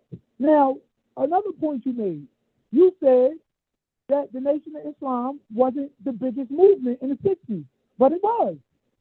He had the most members. No, hey, brother, I didn't say that. I did not say that. Hold on. You said it wasn't leaders. But you don't care to like quote me correctly. You said, but hold on, I did not say that. Okay, I didn't whatever. say about the But the point. No, because I was responding to you actually. I wasn't making my own argument. Right, I know. And the point that I made was that the Nation of Islam was the biggest movement.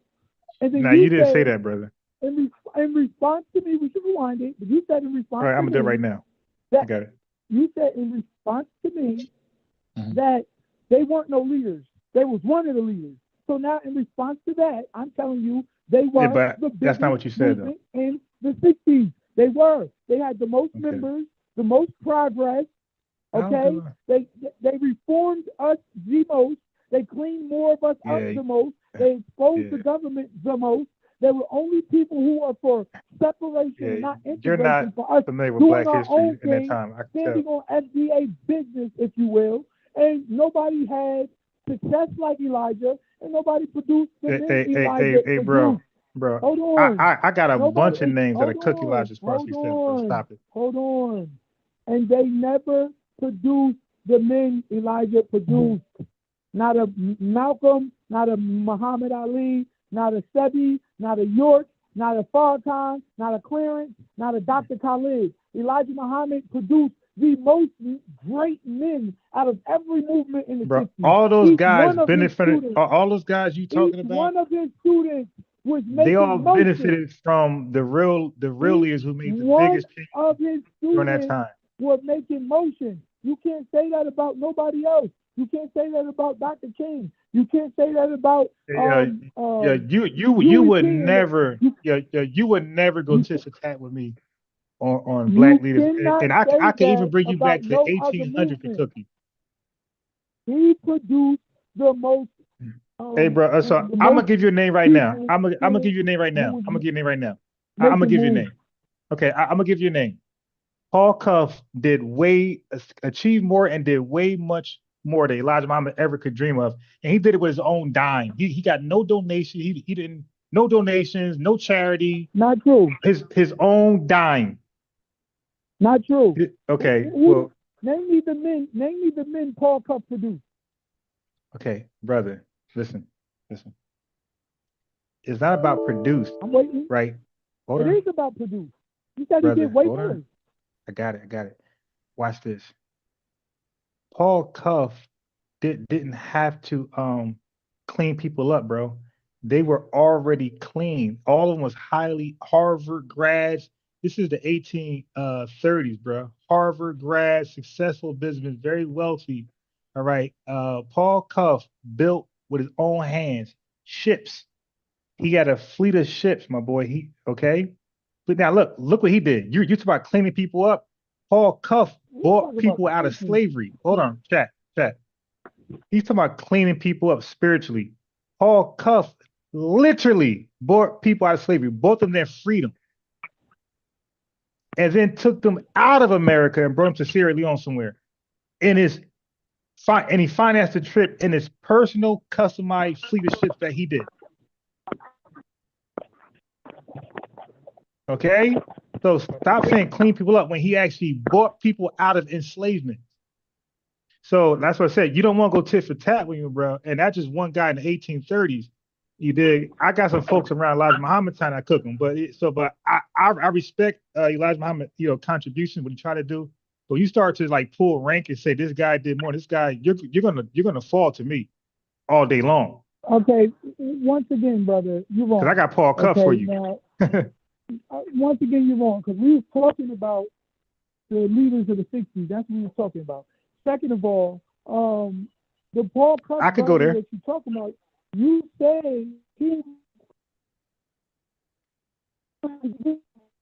Yeah, we can't hear you. All of a sudden, we can't hear you. If I take people from the bottom of the diaspora, if I take the despised and rejected and I reform them, that is much greater than taking people who are already college graduates and already affluent. Wait, no. Hey, bro, greater, did you, brother. did he just got selective memory? Hey, bro, hold up. Brother, okay, listen to what I'm saying to you. I'm going off what you said. Okay, I said two things. I said what he did was, okay, people who are intelligent, they like to hang around other like-minded people. They don't want to raise people up so these people can only look at them as God because you raised them up. They're going to be great and hang around other people called their peers. Elijah Muhammad did not have any peers. Everybody that was part of his membership was under him. He didn't have any, stop. He didn't have any peers. Nobody was on his level, right? He was the guy who talked to God himself. So he was at the tippity top. What I'm saying what Paul Cuff did, Paul Cuff checked his ego and aligned with other elites, same status. And then I said, on top of that, you're talking about cleaning people up. Dude, he bought people out of slavery. Great for him. Okay, that's better than so-called cleaning them up. And not only did he do that, bro, he brought them to Sierra Leone, Africa, and got them jobs and elite status over there. So that is way better than telling somebody, hey man, you could do it. Man, just pull your bootstraps up. Hey man, do for self. He actually bought the guy his freedom. And by the way, more than one, more than 10, more than 30. I mean, and saved 38 and saved them from his own dime, by the way, his own dime. He got no donations. He didn't do brother, you have lost your mind. Hey, hold on. Elijah Muhammad reformed millions. Wait, You okay. talking about 38 people? Wait. Stop capping. Elijah Muhammad membership. See, this is what you don't know that I know. Elijah Muhammad membership at that time of his height was around 100,000. So kill the million number, bro. Okay, don't forget he got registered Muslim. That means they are documented. Okay, so one thing you don't know that I know, his number of membership. He had around 100,000 FOIs at his height. Brother. Okay. Even so if yeah. You, first of all, so even if you say 100,000, as much as that greater than 38. First of all, second of all, you're forgetting about all of the students he had that became great and that also reformed. That all goes back to the umbrella of Elijah Muhammad. If I create a tree and fruit from that tree continue to create more. Bro, you are comparing apples to worms. The total number is millions. So as I said, hey yo, were all those men free? And I'm sure, no, not mentally. Wait, no. Hey, brother. Okay. Hold on. Wait. Hey, bro. Who is? Wait. Hey, chat. He said I mentally. Who is more broken than a goddamn slave, bro? Brother, you have to understand. These guys are being buck broken on the plantation. What are you talking about, bro? Excuse me, sir. It is harder to free somebody mentally because they don't know that they. He did, but he did. Wait, hey, they don't know. Khalid. Hey, listen. You focus. mistreating and abusing somebody. It's easy for you to say. Focus. Can you find a way? Are you serious? And that's great. Yo, no, wait, bro. Yo, hold on. Hey, chat. This is why you can't have conversations with religious folks who got an agenda. There's nobody more physically and mentally broken than a slave, somebody enslaved. They had to break the will out of them to want to escape, to fight back or revolt. Dude, you're talking about people who never was enslaved. You're talking about people who were born free, they had citizenship. Wait, hey, focus. Listen, man. Listen who you talking to. Elijah Muhammad, the people he worked with, they had citizenship. Paul Cuff was around before 1868, man. So the people he were working with, they were just called free blacks. They had no, this is before Dred Scott, my boy. Okay? They were technically illegal. What are you talking about? Yeah. So listen, bro. To compare people with citizenship, to compare people who are called American, okay, being acknowledged as American. All right, and you're trying to tell me convincing them to do something great is harder than convincing a guy who's broken, working on the damn cotton field. You're crazy, brother. You're crazy, and you're delusional. If I am in a I'm gonna go on mute on that note. I'm gonna go on mute. If I am in a slavery that is mental, that is exacerbated by the fact that I think I'm already free when I'm not. I think I have overcame when I didn't.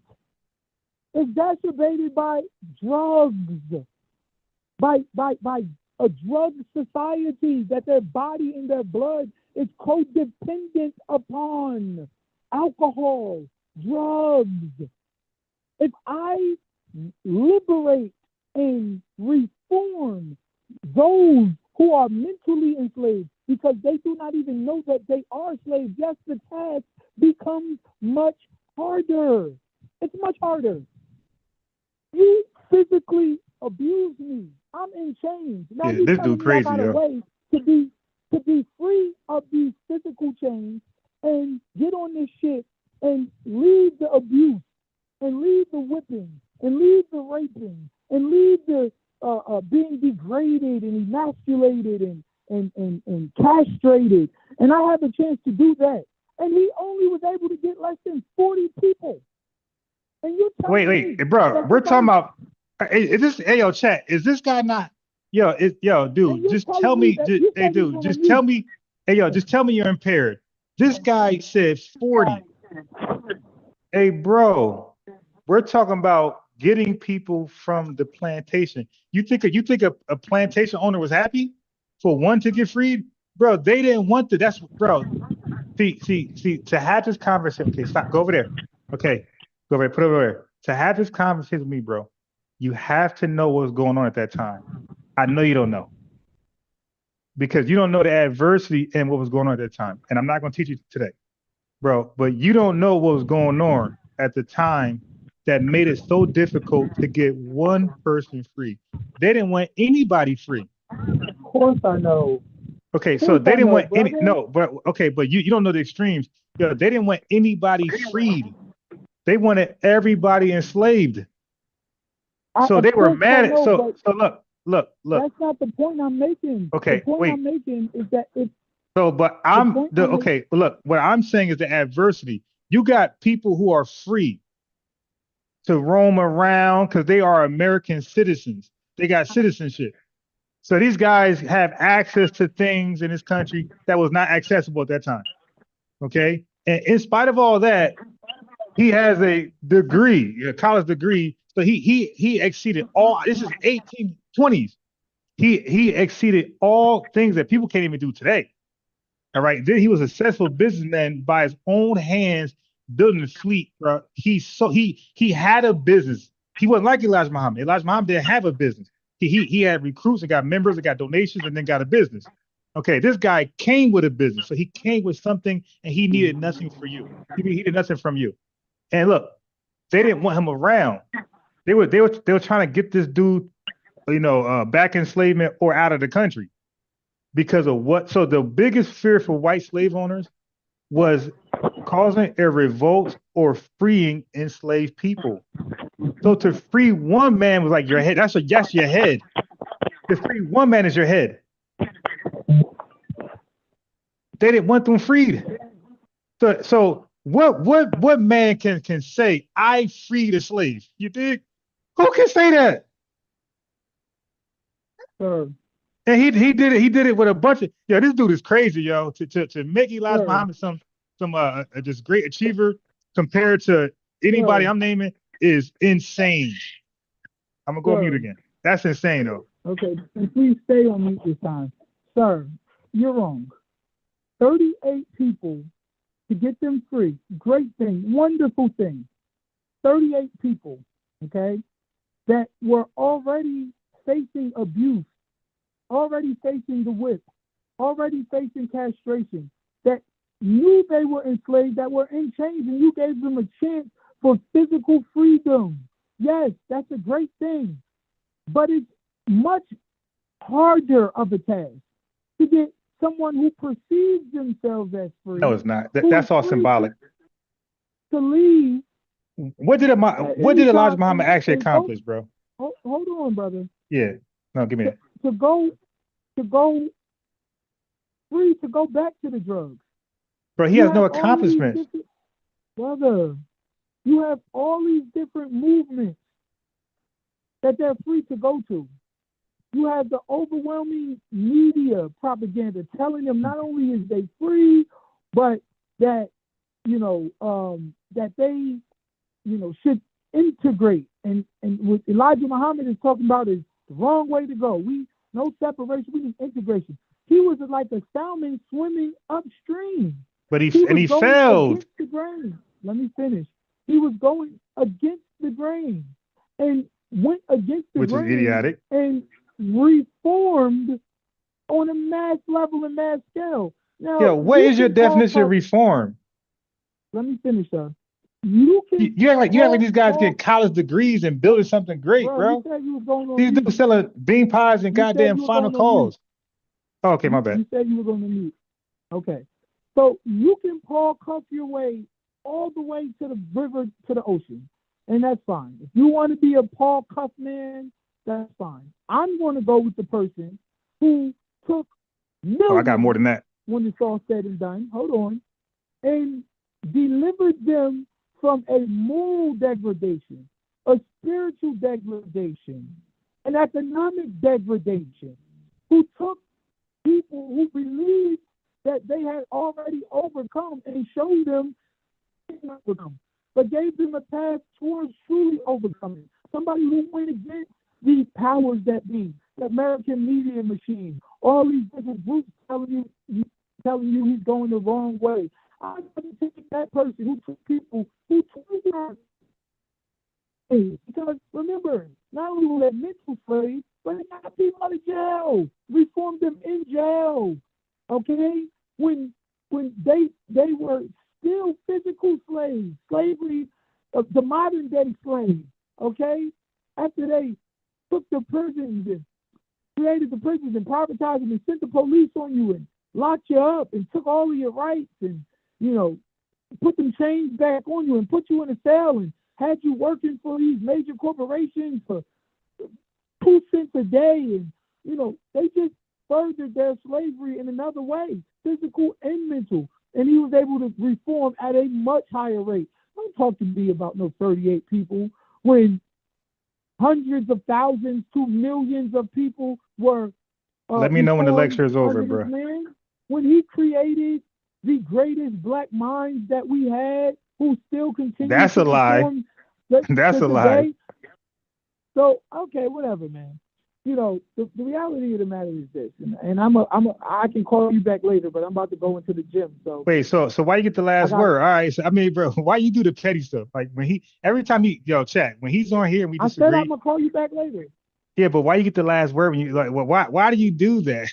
All right, just go ahead. All right, just hang up. Just go ahead. All right, go ahead. I'm gonna finish cooking on you. I'm going to talk. And when I hang up, you're going to start trashing Elijah Muhammad. Nah. Oh, my. Nah. Trashing me. Like you're trashing Cuff. You're trashing Cuff like Elijah Muhammad trashed Malcolm X. Like, come on, man. Like this guy with his yeah. One thing. One thing that Elijah Muhammad had his head rolled down the damn street in the final call. Come on, man. That's petty as hell. The reality of the matter is, not only did he reform, not only did at a much higher rate. When are you done? I want to go. Not only did I'm about to get off the phone. Not only did he but when? No. I don't like that. I'm about to stop, brother. How long? Because I got time you. 30 seconds. All right. Then you're done. Because bro, so now, listen, because All right. We are okay. aware of that. We got Chief X, we got Wujawa, we got Brother Reggie. They are long-winded, and they always say, "I'm almost done." And it'd be a whole hour. They're still talking. And then I had a dude named KD, a tether named KD, come on. I'll do He you said, one "Yo, better. I'll do you one better. yeah. I'll do you one better. Okay. Mhm. I'll call you back tonight when I leave the gym, and we can continue this. Okay. All right, cool. All All right. right, cool. Peace to the chat. Peace to y'all. All right, peace. Let me finish cooking. Okay, so everything he said was symbolic. It was to make you feel good. So what? Look what the gain. Look what the gain was. The gain was I gain. You join my membership. You help me accomplish my goals, which is, I get the money and I build this Nation of Islam, reality. So like there was a straight benefit from me cleaning you up and get you to join my organization. That's different than somebody going to the homeless and feeding the homeless and just walking away home, not getting the homeless guy to wash his car, or mow his lawn or something like that. So, but there was motive, like there was use for why he did what he did. It wasn't, I'm gonna do something for you. There's little to no benefit for me. Okay, so then now Paul Cuff. What does Paul Cuff get out of a man getting his freedom? Obviously, that's the right thing to do. Like he don't want his people in bondage, serving a white man picking cotton. So like there was nothing for them to join. They didn't stop. They didn't give him his money. They didn't believe he was God. Like he didn't say, "Hey, I'm God freeing you." Like Elijah Muhammad came with the whole religious rhetoric. Like he didn't come with that. He just said, "Yo, this is just a good deed of my heart, bro, because I believe slavery is wrong, morally wrong, and ethically and ethically and everything else just horrible. It's a disgusting, it's heinous. So with the without going broke myself, I'm gonna see what I can do for people." Not just him. It was other black folks doing the same thing, buying people out of slavery. Actually, what I'm gonna go into, this is funny. It's a funny segue because I'm gonna go into this later, okay? Because that's part of my my next live. So what he got to do is I'm gonna let him know. I'm gonna text him. I'm gonna end this live and start a brand new live on just that. So it's a segue perfectly into that. But to sit here and say you convince somebody to feel good about themselves, again, what do they do? Do they go to college and become W. Du Bois? Like what? Stop. Yeah, stop. You're really just sleepy. Stop. Okay. So what did they really do? So he said raise them up and did what? Like where is the progress sheet? You dig? Like even parents get a progress sheet for their kids, progression. It's like, yo, like what can you show us? What did they do? Like Malcolm X became an orator, great. Not the greatest mind in Black history. You out your mind saying some shit like that. You don't have a greater mind than Frederick Douglass or Booker T. Washington. Are you crazy? And like I said, and even Paul Cuff, like he's the first documented Pan-Africanist, the real one that wasn't influenced by a tether or a white supremacist. Like he was the only black man that I know documented to really just genuinely want to go to Africa without some tether white supremacist influence. Okay, so yeah, so bro, you got to stop. But this is because see, I know the rhetoric they talk in the Nation of Islam. I've been in there. They try to make like Elijah Muhammad did more than any other black man in America, which is again, I just named one in the 1830s. I could bring in again. I got Frederick Douglass. He was not more impactful than Frederick Douglass. Yo, Frederick Douglass, his insight and brains got black folks 400,000 acres of land. Yo, this guy nuts. He also became the president of the Freedmen Bank. Like, yo, he was behind all those set asides that was designated for us that got reneged later by the next president. But that was Frederick Douglass' genius. And Frederick Douglass, actually, you can act. Okay, so he said, so I said Paul Cuff got 38. He said, big deal. I can actually say Frederick Douglass got 3 million. I can say he got 3 million, okay? Because we fought in that war for citizenship. We fought in that war for citizenship. That was the brain work of Frederick Douglass. I can say, well, Frederick Douglass, he freed 3 million. And not just free them, but he got them citizenship. status. He got them to be acknowledged as American. So Elijah Muhammad, the American, Malcolm X, the American, Louis Farrakhan, the American, even Khalid Muhammad, the American. None of them would be American without Frederick Douglass. But dude, you are out your mind, bruh. But when you don't know about, what are you doing now? Stop. So when you don't know a lot about what other Black folks did, hey, again, I could bring you to the early 30s and 20s. I could talk about, I could bring Uncle here. Uncle bring up H.E. Gaston in Alabama.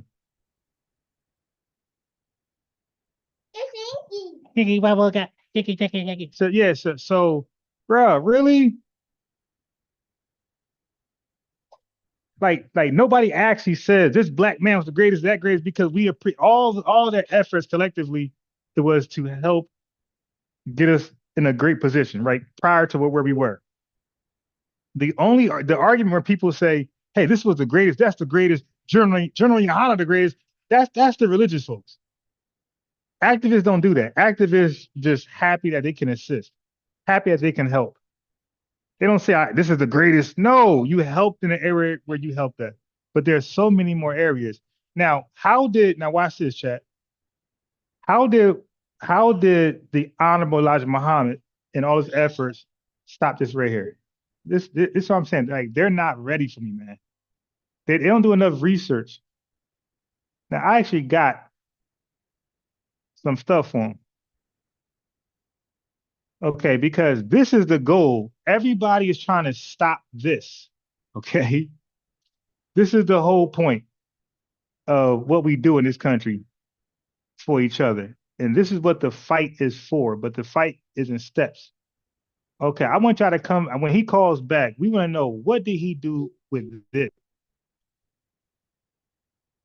Right here. Okay. Hey, chat, what you're looking at, this is structural racism. Okay. So if nobody tackles this, then raising up people and making them feel good is for naught. They are all being marginalized in the system of racism. Okay, where you cannot win. You cannot win in the system of racism. When I say you, I'm talking about plural. The majority of us cannot win in the system of racism. So Elijah Muhammad might win because everybody gives him the money. You think so? He might win, but the vast majority of his members, they're not winning. And nobody, vast majority, is winning, because structural racism is there to cast the net. Okay, the net is to catch as many as possible, and it usually catch more than the most. And that's why there's no money circulating in our neighborhoods. Okay, where's the money, Elijah Muhammad? If you did something so great, how come it did not impact Black America? Okay, it did not impact Black America. Okay, but what Frederick Douglass did, well, it did impact Black America. So we got citizenship as a result. What A. Philip Randolph did impact Black America, because we got citizenship again. So Frederick Douglass is responsible for 1968, and A. Philip Randolph is responsible for Frederick Douglass is responsible for 1868, and 100 years later, A. Philip Randolph is responsible for 1968. So, brother, are you serious? Like, these guys are getting laws passed. These guys are getting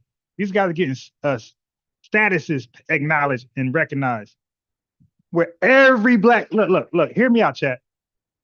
These folks did something where every Black American, it affected every Black American directly, not indirectly, directly. What Frederick Douglass did and what A. Philip Randolph did, it affected, he talking about 100,000, bro, it affected every Black man. So everybody's enslaved or could be possibly enslaved. Frederick Douglass impacted all those people. And everybody who rights were being violated during Jim Crow, A. Philip Randolph, what he did impacted everybody. DJ Focus don't know about the labor union rights. He don't know about the Child Labor Act. He don't know about the union rights. He don't know about that. Dude, how many people that impacted? Hundreds and millions. That's every American. And guess what? That's not just black. What are we talking about here? Like A. Philip Randolph name is respected in Black America and in Italian America. Okay. I mean, bro, when you don't know history, you say some wild stuff. And I didn't bring up Robert F. Williams. So I said A.G. Gaston. I'm just freestyling. Robert F. Williams. We can go. We can go.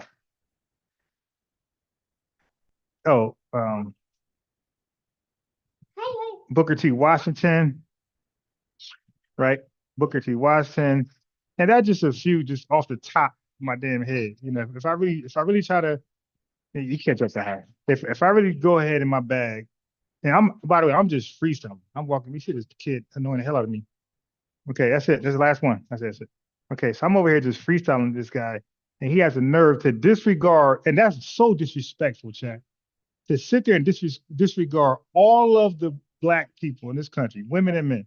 What about what Madam C.J. Walker did for Black America? Okay, what about what Maggie Delaney Walker did for Maggie Lena Walker did for Black America?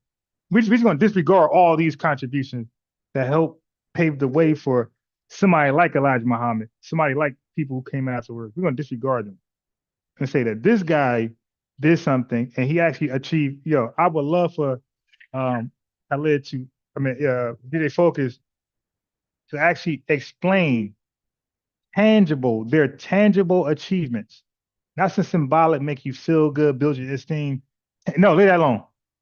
Tangibly, what accomplishments did he achieve in this country that the bulk of us, not his membership, this dude got a private organization. He's bragging about a private organization when everybody else did look, think about this, chat. Elijah Muhammad efforts and works were for a private organization. You got to be his members, like you said, members. Okay, but everybody else I named, it was for everybody. Booker T. Washington, it was for every Black American. It wasn't for members. A. Philip Randolph, every Black American. A.G. Gaston, every Black American. Frederick Douglass, every Black American. What are we talking about? Martin Robinson Delaney, every Black American. Like, they didn't think of membership. You know what? But that's how small-minded people think. That's how Garvey thought. Okay, get out of there. But that's how Garvey thought. Garvey thought of memberships only. This is exclusive to these certain Blacks. But everybody else felt like, nah. So chat, the goal is, all of our efforts is to stop those 5 things you're looking at. Okay, you see those things? Those things spin. If you can't stop one of them. You got to stop all 5. The reason why there's an Elijah Muhammad is because of those 5 things.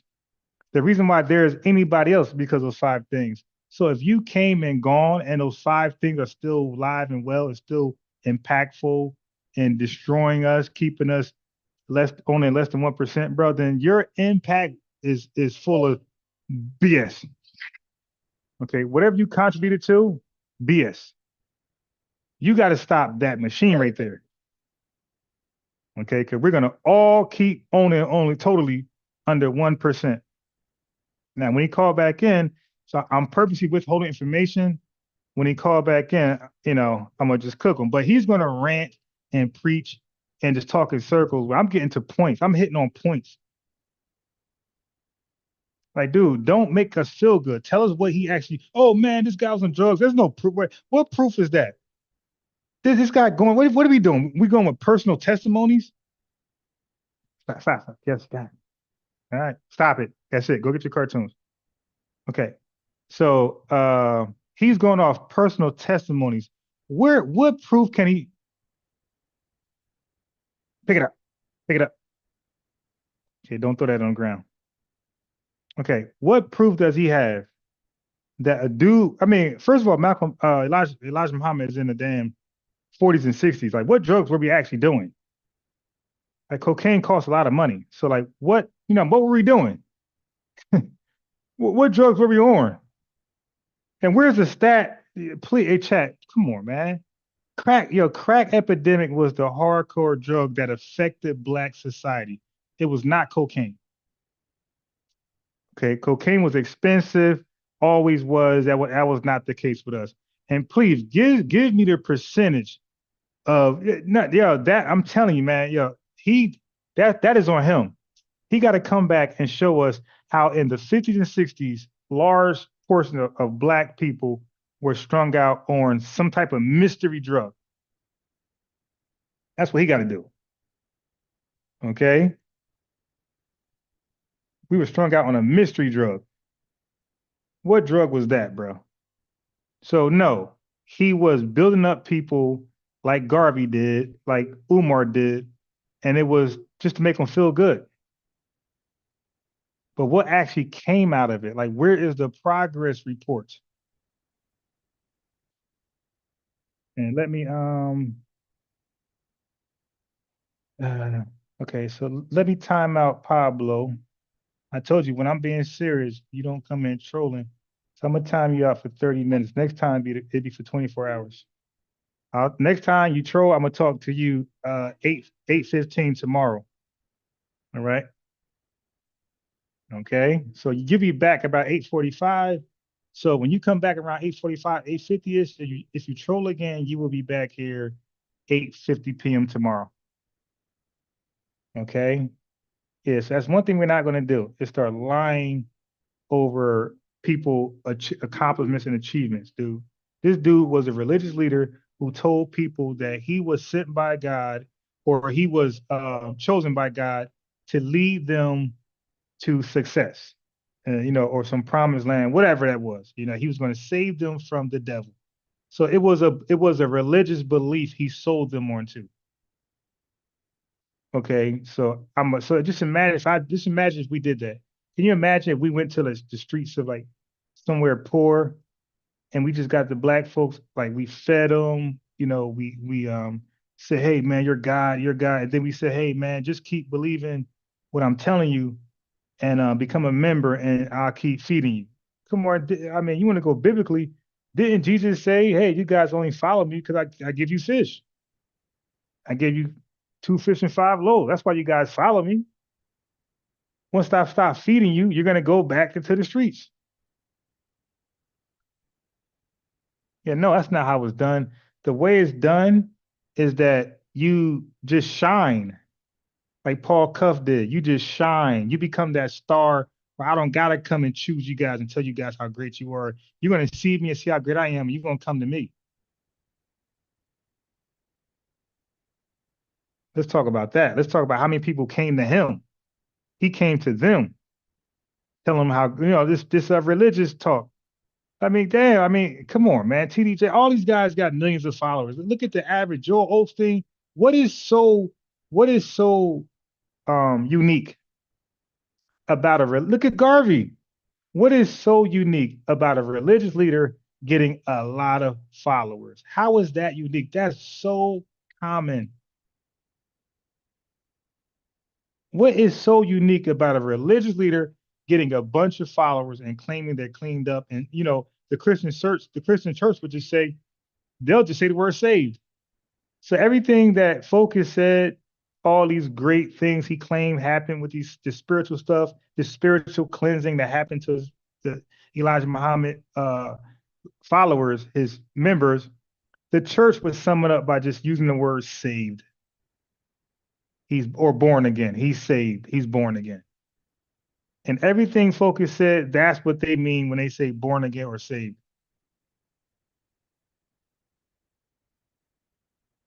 Yeah, because I get, and trust me, I don't want to go this tit for tat. That's why I kind of don't ever, like, now I always known this, but I feel like there's no point, right? We're our direction is somewhere else. I'm not going to start comparing, intent.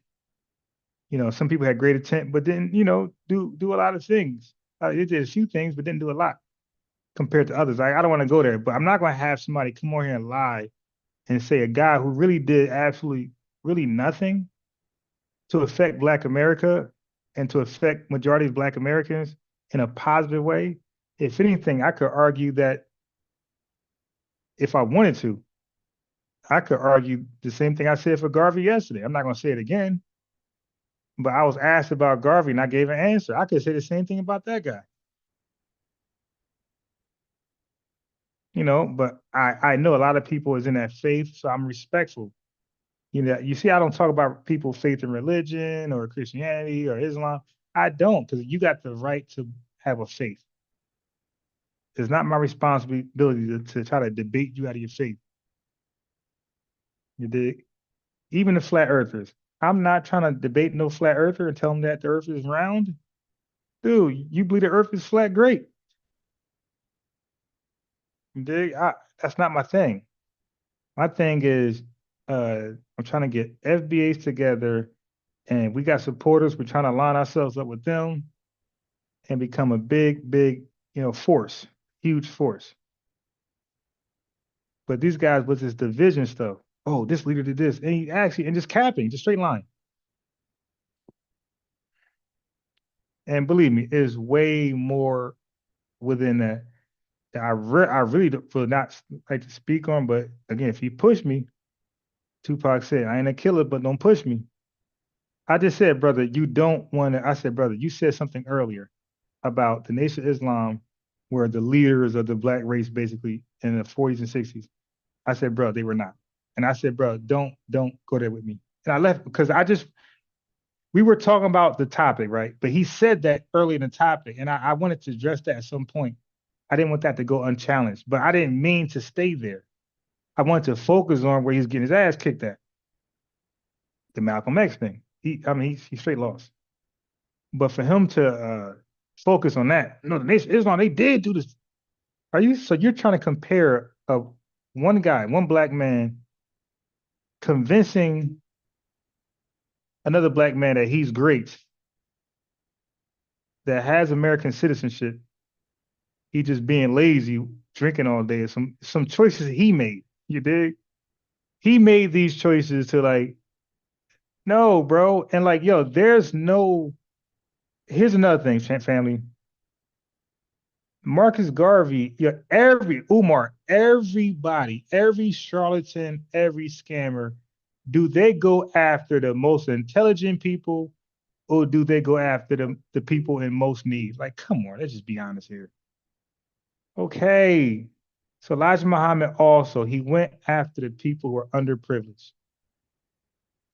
That's why I mentioned with Paul Cuff, he wanted to link up with other folks who don't need help. You need to have peers. When you don't have peers who are equally on your level, that's one of the biggest red flags. Now look at Garvey. Who was Garvey peer? Nobody. But who was A. Philip Randolph peer? W. Du Bois. Who was W. Du Bois peer? Randolph and other folks. They had peers. They had peers.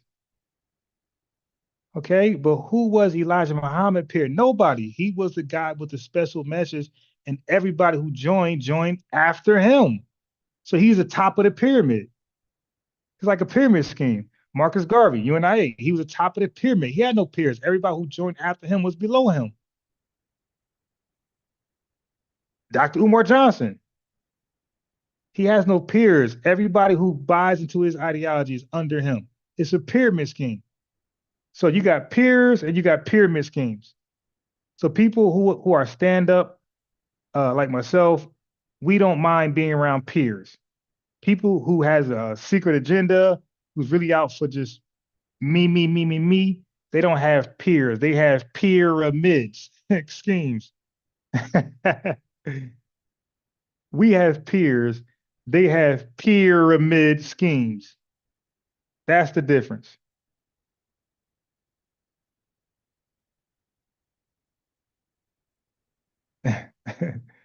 Oh, so that's all, chat. Let's not beat our chest too proudly. What I'm showing you on the left side. If what you're doing, if you can't stop the left side from happening, okay, then your impact really wasn't that significant. Because as long as those 5 things are running well in structural racism, systemic racism, we're going to be where we at. We got to attack those 5 elements. All right, so I'll be back. And guess what? So when he calls back in, he's going to call back exactly on task, because I'll be talking about those 5 elements. I'll be talking about Black leaders, and I'll be talking about guys like this. Hold on. Because, I got to return back to this. I'll be talking about guys like this. I got to touch on this. Bam. I got to touch on that. And we got to touch on this.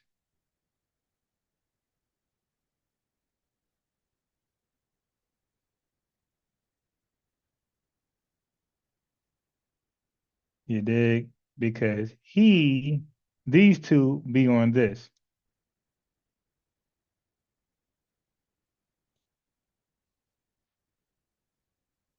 And I'm telling you, man, there's levels to this. All right. It ain't just I research when I want to research and I'm somehow on Don Ron FBA unbiased level. No, sir. You don't put y'all, some of y'all don't put in the time I put in. And so there's gonna be a gap. There's gonna be a gap in between us. And like I said, I don't talk about everything all the time because I'm not trying to show you guys, look how much I know. I talk about things when it comes relevant. You heard Chief X. Chief X said, I didn't know unbiased know so much about. Yeah, because I don't just beat my chest and just say random stuff just to sound crazy, smart, and convince you guys that you could join my scheme and you could become not my peer, you could become part of my pyramid scheme. Yes. All right.